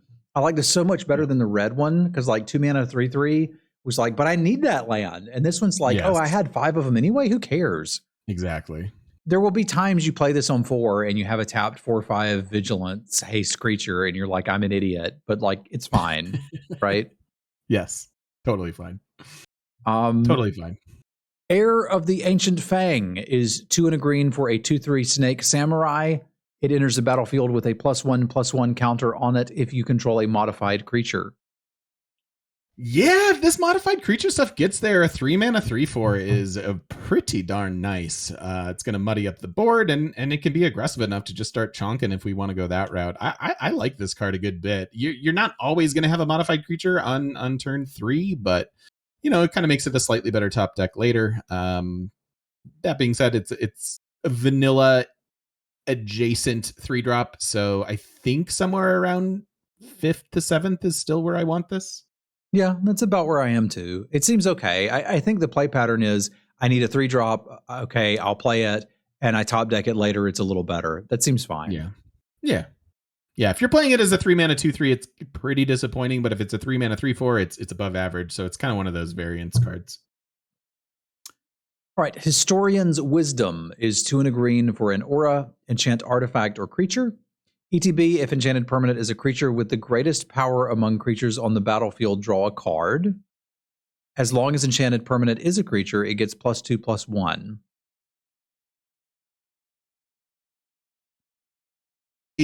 Boy, unless we really care about this modified creature thing, I don't love a card like this. I realize that it's probably like better than the red aura augmentation thing. And if it replaces itself, it's quite good. You can obviously control that to some degree, but I still don't really want to go nuts over a card like this. Am I wrong? No, I'm not digging it either. It's like you have to play it on your biggest thing, and that thing has to be bigger than your opponent's biggest thing. And does your biggest thing need +2/+1? Right. Yeah, and Sheltering Boughs wasn't even great in the last set. Like, you could play it sometimes. This just looks like garbage to me. So I'm a pass this one. No, thank you. Same. Invoke the Ancients is 1 quad green for a sorcery. Create 2 4/5 green spirit creature tokens. For each of them, put your choice of a vigilance, reach, or trample counter on it. This one I like. I also like the idea that there's ways. We've already seen sort of a Llanowar Elf variant that we've seen. We've seen the ability to get more lands or get. I guess the enchantment doesn't do 2 of the same color, but still, the fact that this is a 5 mana and you get 2 4/5s that have some upside even there, I think this is one I want to make room for. And so I think if I get past this third, I'm going nuts on it. It's still a tough first pick because it's a heavy commitment to green. But I like this better than some of the other ones we've seen.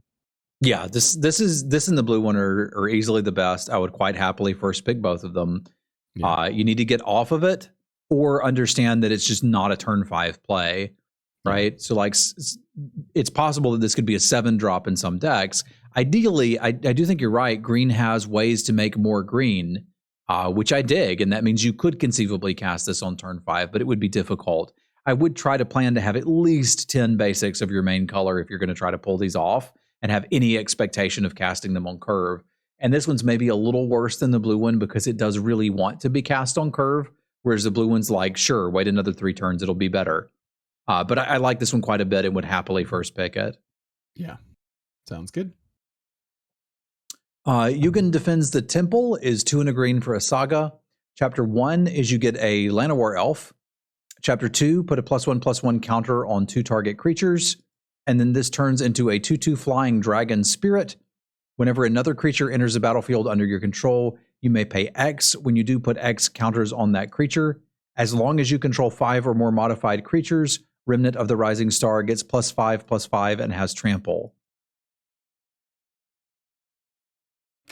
This is a cool one. It's 3 mana, gets you some more ramp. I mean, your 1/1 token presumably gets the counter and maybe your 2-drop.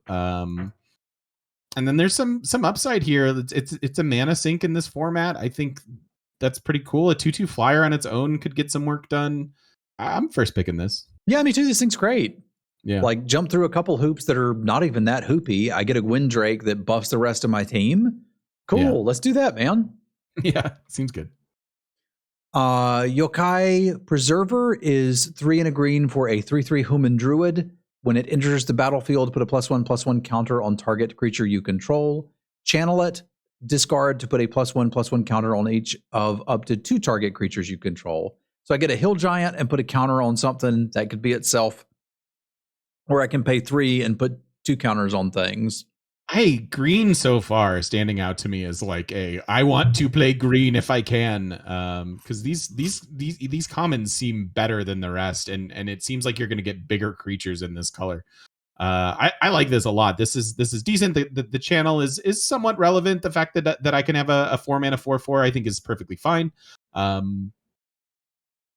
5th pick. Yeah, happily. I like this a lot. Yeah, interesting. Good card. Yokai Trainee is 1 and a green for a 2/2 human samurai. Whenever it blocks or becomes blocked, it gets +1/+1 until end of turn. Goes on a rampage, if you will. Yes. It's okay. I mean, it's filler level 2. Just wheel it and put it in your deck. It's fine. You know, it obviously attacks and blocks a little bit better than it shows, but mostly it's a 2 mana 2/2, I think. Yeah, I think so too, but it is harder to block, which is relevant, and we've seen a lot of 2-cost things that would like have some trouble blocking it, which is fine. Like, we had there's a Merfolk in Ixalan that basically did this when it was blocked. This one also does it when it blocks, which I think is kind of neat. Like, it can trade for 3/3s. Yes, so I think it's a little better than your average 2-drop. It just doesn't have terribly interesting tags for what green it seems to be into, but nothing bad to say about it. Yeah, no doubt. Kami of Transience? Transience, yep. Transience. Like a transient vagrant? Yep. Oh, okay. 1 and a green for a 2/2 spirit with trample. Whenever you cast an enchantment spell, put a +1/+1 counter on it. At the beginning of each end step, if an enchantment was put into your graveyard from the battlefield, you may return Kami of Transience from your graveyard to your hand. Okay. Ooh. Solid. First pick that, I think. Even at a 2-mana 2/2 trample, like this can grow out of hand, and it also can come back later. Now, if it comes back later, how much does a 2/2 trample really matter? Who knows? But like the fact that there's text there is not a bad thing. So I will first pick this. Okay. It does seem a bit transient, but I like this. I'll first pick it too. Kappa Tech Wrecker is a 1/3 for 1 and a green turtle ninja with ninjutsu for 1 and a green. When it enters the battlefield with a death touch counter on it. Whenever it deals combat damage to a player, you may remove the death touch counter. If you do, exile an artifact or enchantment. Oh, I like this card. This is at worst a 2-mana 1/3 death touch, which is fine because it'll kill something, and then there's some upside and controllability, especially with the ninjutsu there. This is really solid. I think I kind of want this third. Yeah, me too. I'll pick it even higher than that out of some packs. Yeah, same. And we finally have a Ninja Turtle in Magic. Like, let's appreciate it. All right, Kodama of the West Tree is 2 and a green for a 3/3 legendary spirit at Mythic. Reach, modified creatures you control have trample. Whenever a modified creature you control deals combat damage to a player, search your library for a basic land card and put it onto the battlefield tapped and then shuffle. I like it. Right? Yeah, I like it too. It's a Centaur Courser with a lot of upside. Like a lot of upside. I think this is I think this is good. I think it's good too. It's just like I don't feel like I'm going to be connecting over and over and over with my modified. Like it's selling something, and that something is you're going to ramp and get all the lands and do all the things. But what's actually going to happen is like you're going to play this, and then your opponent's going to play a 3/2, and then you're going to attack, and they're going to block, and that's it. That's what it did. So it doesn't feel mythic, but it's a good card. Here's my argument for this is that we've already seen that green seems to be the hey, we can put out casual counters and stuff with commons. And so I feel like the fact that I don't have to look to other color pairs to make this do its thing makes it a really no-brainer first pick for me. Yeah, and I suppose the scenario that I'm talking about is it's filling in the role of a 3-drop, which sometimes you need cards to do. If I top deck it later and I've got some modified dudes that have okay-ish attacks, it's like now my opponent is like, I need to either trade or accept that I'm drawing cards functionally off of them. Yeah. So where are you taking it? I think unless there's a really solid removal spell, I think I can first pick this a lot of the time. Okay. Yeah, and Alexis has the line. You play this and then the Preserver, and then you just win the game. Yep. That's pretty good, as long as your opponent doesn't have any removal. But all right, I assume we have another first pickable dragon here. Kura, the Boundless Sky, is 3 green for a 4/4 flying death touch. When it dies, choose 1, 3 lands, put them in your hand, or an XX green spirit creature token where X is the number of lands you control. Yeah, I'll pick that first. Yeah, sounds good. March of Burgering Life is X and a green for an instant. You may discard green cards to reduce the casting cost by 2. Choose target creature with mana value less than X. Search your library for a creature card with the same name as that creature. Put it into the battlefield tapped, then shuffle.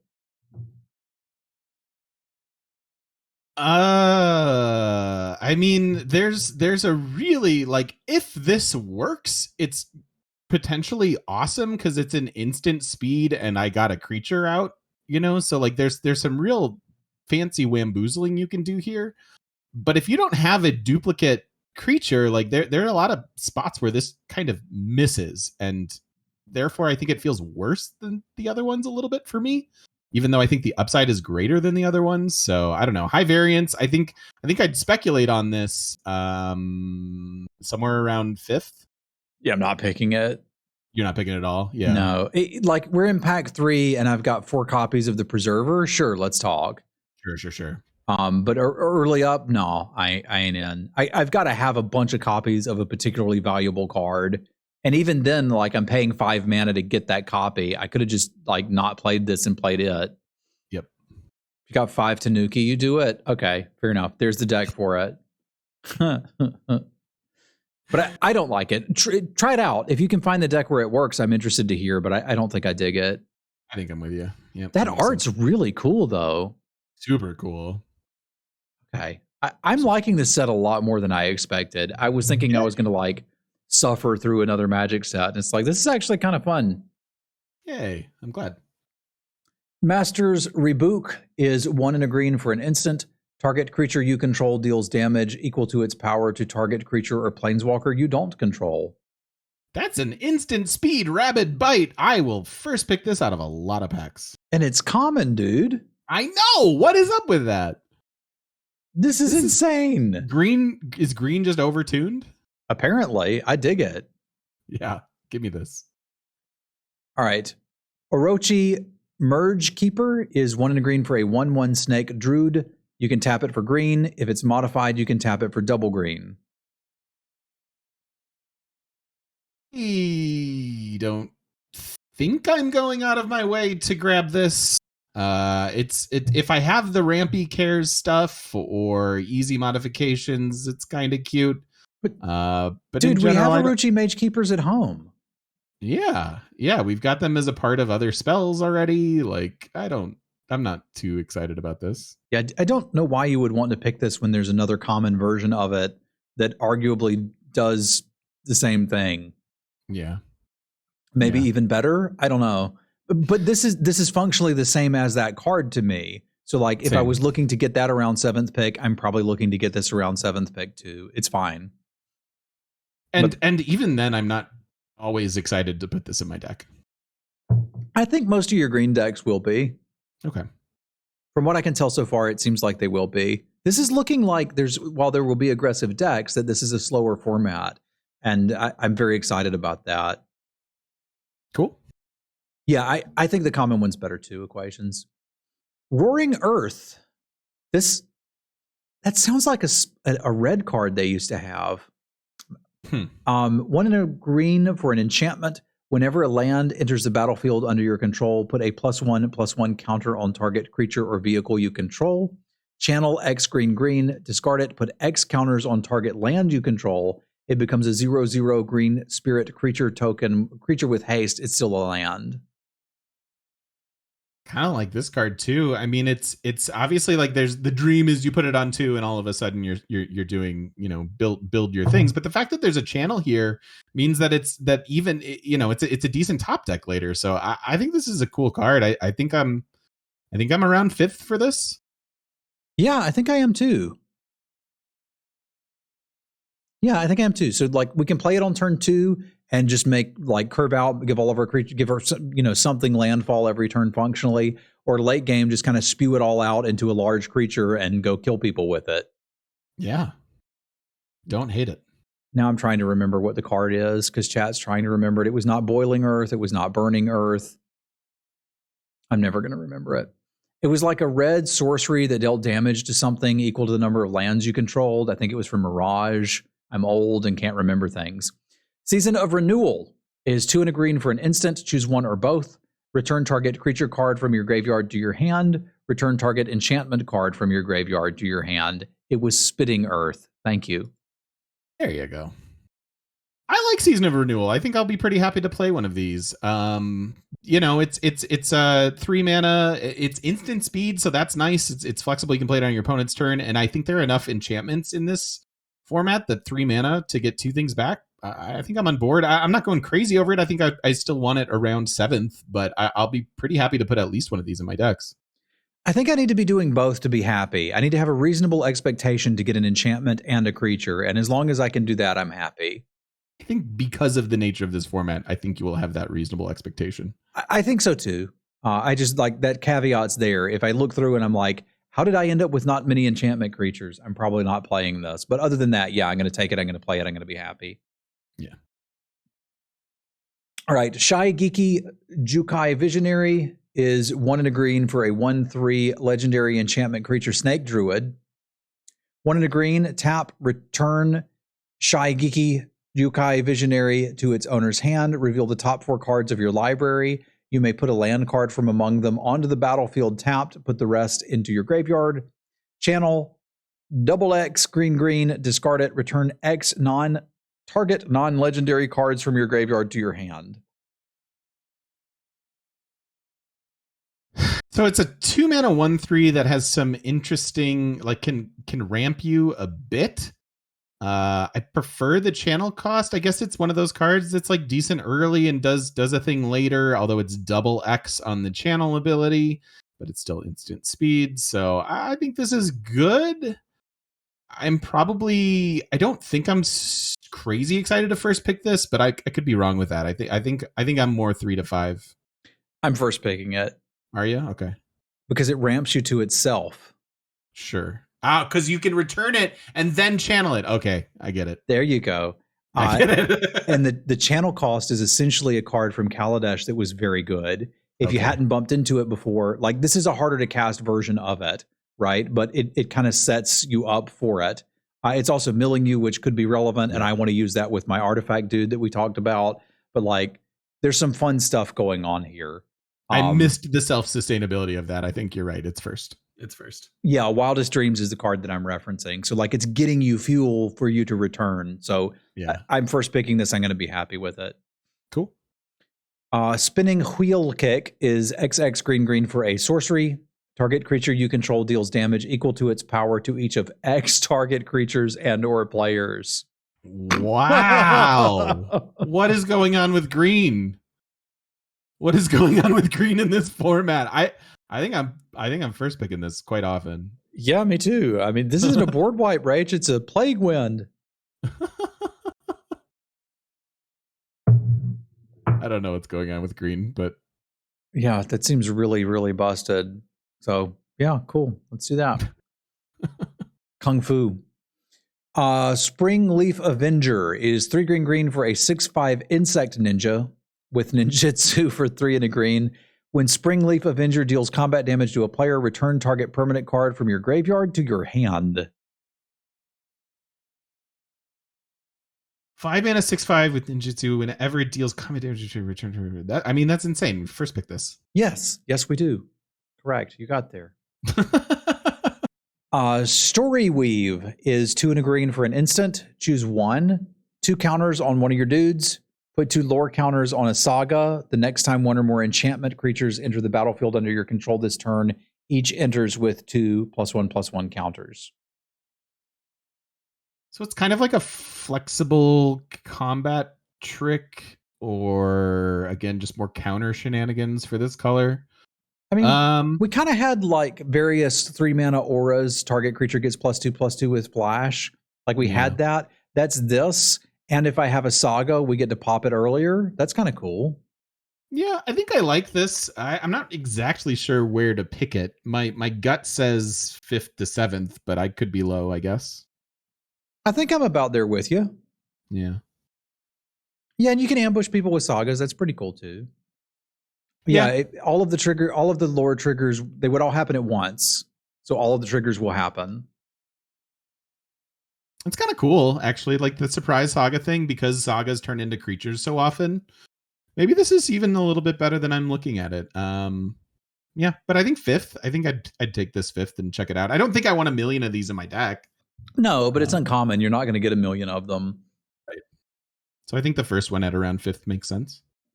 All right, I'm with you. And yeah, if you put all the counters on a saga or take them all off, whichever way it works, all of it pops at once, all of the effects happen, and it's a creature now. All right, Tales of Master Shishiro is 4 and a green for a saga. Chapter 1 and 2, put a +1/+1 counter on target creature or vehicle. It gains vigilance, flips into a 5/5 vigilant hasty snake warrior. I like this one too, actually. Like it's a bit of a slow 5/5, but it's a 5/5 that kind of grows your board and then gives you a pretty relevant creature. I think I want one of these in my deck for sure. I'm probably around 7th pick for it because it's a 5-drop, but I'm pretty happy with this, I think. Yeah, I think this is a well-designed green 5-drop saga. I'm right there with you. C17th, don't have a 5-drop yet. Let's go. Yeah, sounds about right. Tamio Safekeeping. I wouldn't trust that. Green for an instant. Target permanent you control gains hexproof and indestructible. You gain 2 life. It's cute. Yeah, I don't generally want to play this. It's a negate, it's cheaper, but it can certainly save a thing. If you have a bomb worth protecting, I think the value of this does go up, but it's common, so you should probably wind up with one or two. I don't think I'm going out of my way for it, though. Yeah, I'm not either. I was looking for put a counter on it. Like Snakeskin Veil was absurd. This is not that. A lot of people are going to be like, this feels like Snakeskin Veil, but it just isn't. Yeah. It's 2 life, so you can play the completed Tamio. Yeah, there you go. I'm just right out on this one. Okay. Teachings of the Kirin. I had a boss named Kirin at Games Workshop. 1 and a green for a saga. Chapter 1, mill 3 cards, get a 1/1 spirit token. Chapter 2, +1/+1 counter on a target creature. Flips into a 1/1 enchantment snake monk. When it attacks, choose 1. Exile target creature card from a graveyard, create a 1/1. Exile target non-creature from a graveyard, put a +1/+1 counter on a creature you control. I see the value here. I'm wanting to. This obviously is no Rangers class. I'm trying to like figure out what to compare it to. I don't know that I love this. It feels small and hard to make happen. Yeah, it feels weird for a rare, so let's evaluate it for what it is. It's 2 mana for a 2/2 and a 1/1, and if the 1/1 ever attacks, you can turn it into a 2/2 if you want to. So it's kind of like 2 mana for a pair of 2/2s. Bad. That's fine. I'm probably taking a solid removal spell over this out of a lot of first packs, so maybe I want this somewhere around 3rd to 5th. Yeah, and it's like an enchantment in colors that may care about that and may be able to recur it. Like, I don't think this is bad. I just don't think it's a terribly high pick. So 5th-ish for me. I hope I'm not taking it higher than that. Yeah, same. Weaver of Harmony is 1 and a green for a 2/2 snake druid. Other enchantment creatures you control get +1/+1. Green tap, copy target activated or triggered ability you control from an enchantment source. You may choose new targets for the copy. What do we have that cares about? I guess sagas it can do. Yeah, that's pretty cool. I guess that's enough. Yeah. It's a 2 mana 2/2. That's fine. It's a nice anthem for us to have, and then there's upside here. This is good. It's not maybe first pickable out of some packs. Again, I think I'm looking at an uncommon or in some cases common removal spell over this. But if I see it 3rd, I might be pretty thrilled to get it. Yeah, I think I would be there too. And I think our last card, unless we've missed something, is the Web Spinner Cuff. Cool. Which is 2 and a green for a 1/4 Piter. Equipped creature gets +1/+4 and has reach, and it has reconfigure for 4. This is an uncommon. I like this one. It's a relevant body. It's reach, and then it can give it stats somewhere else later if you get outclassed by like a flyer or something. I think I want this somewhere around 5th to 7th. I probably want it 7th and may consider sideboarding it. There weren't that many flyers. That is very, very true. There's a lot of reach in green and not that many flyers for it to shut down. So that's a very good point. Yeah, and like the big butt is not quite as interesting, but like there's nothing bad to say about this card. Like I haven't seen any cards aside from that 1 mana black spell that's terrible and everyone knows it that I thought were literally unplayable. Let's go back to the Weaver of Harmony. Can this is a good question for Bannerman. Can you copy the creature flip on sagas with this? I don't think so because it's. I don't think so either. But why? Well, you could copy it, but there's nothing to return, right? So this is exiled and then it returns transformed. So you could copy that if you wanted to. There's just nothing, like you're copying that effect, but then it's looking for something that got exiled and there wasn't anything. So you can technically do it. It just doesn't do anything. Cool. Okay. Makes sense. Just thought it was worth revisiting that real quick. If it said somehow like exile this and then create a new card with like, then maybe you could do it. Sure. Cool. We did it. That's a set review, eh? That was a set review in under 7 hours. That's not too bad.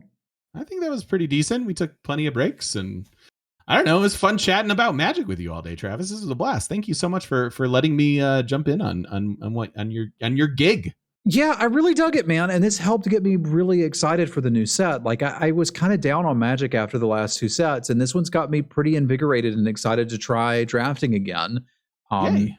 I can't get over how I thought the flavor and setting sounded silly. But now that I've seen the cards and seen them presented, I'm like, it actually seems pretty damn cool.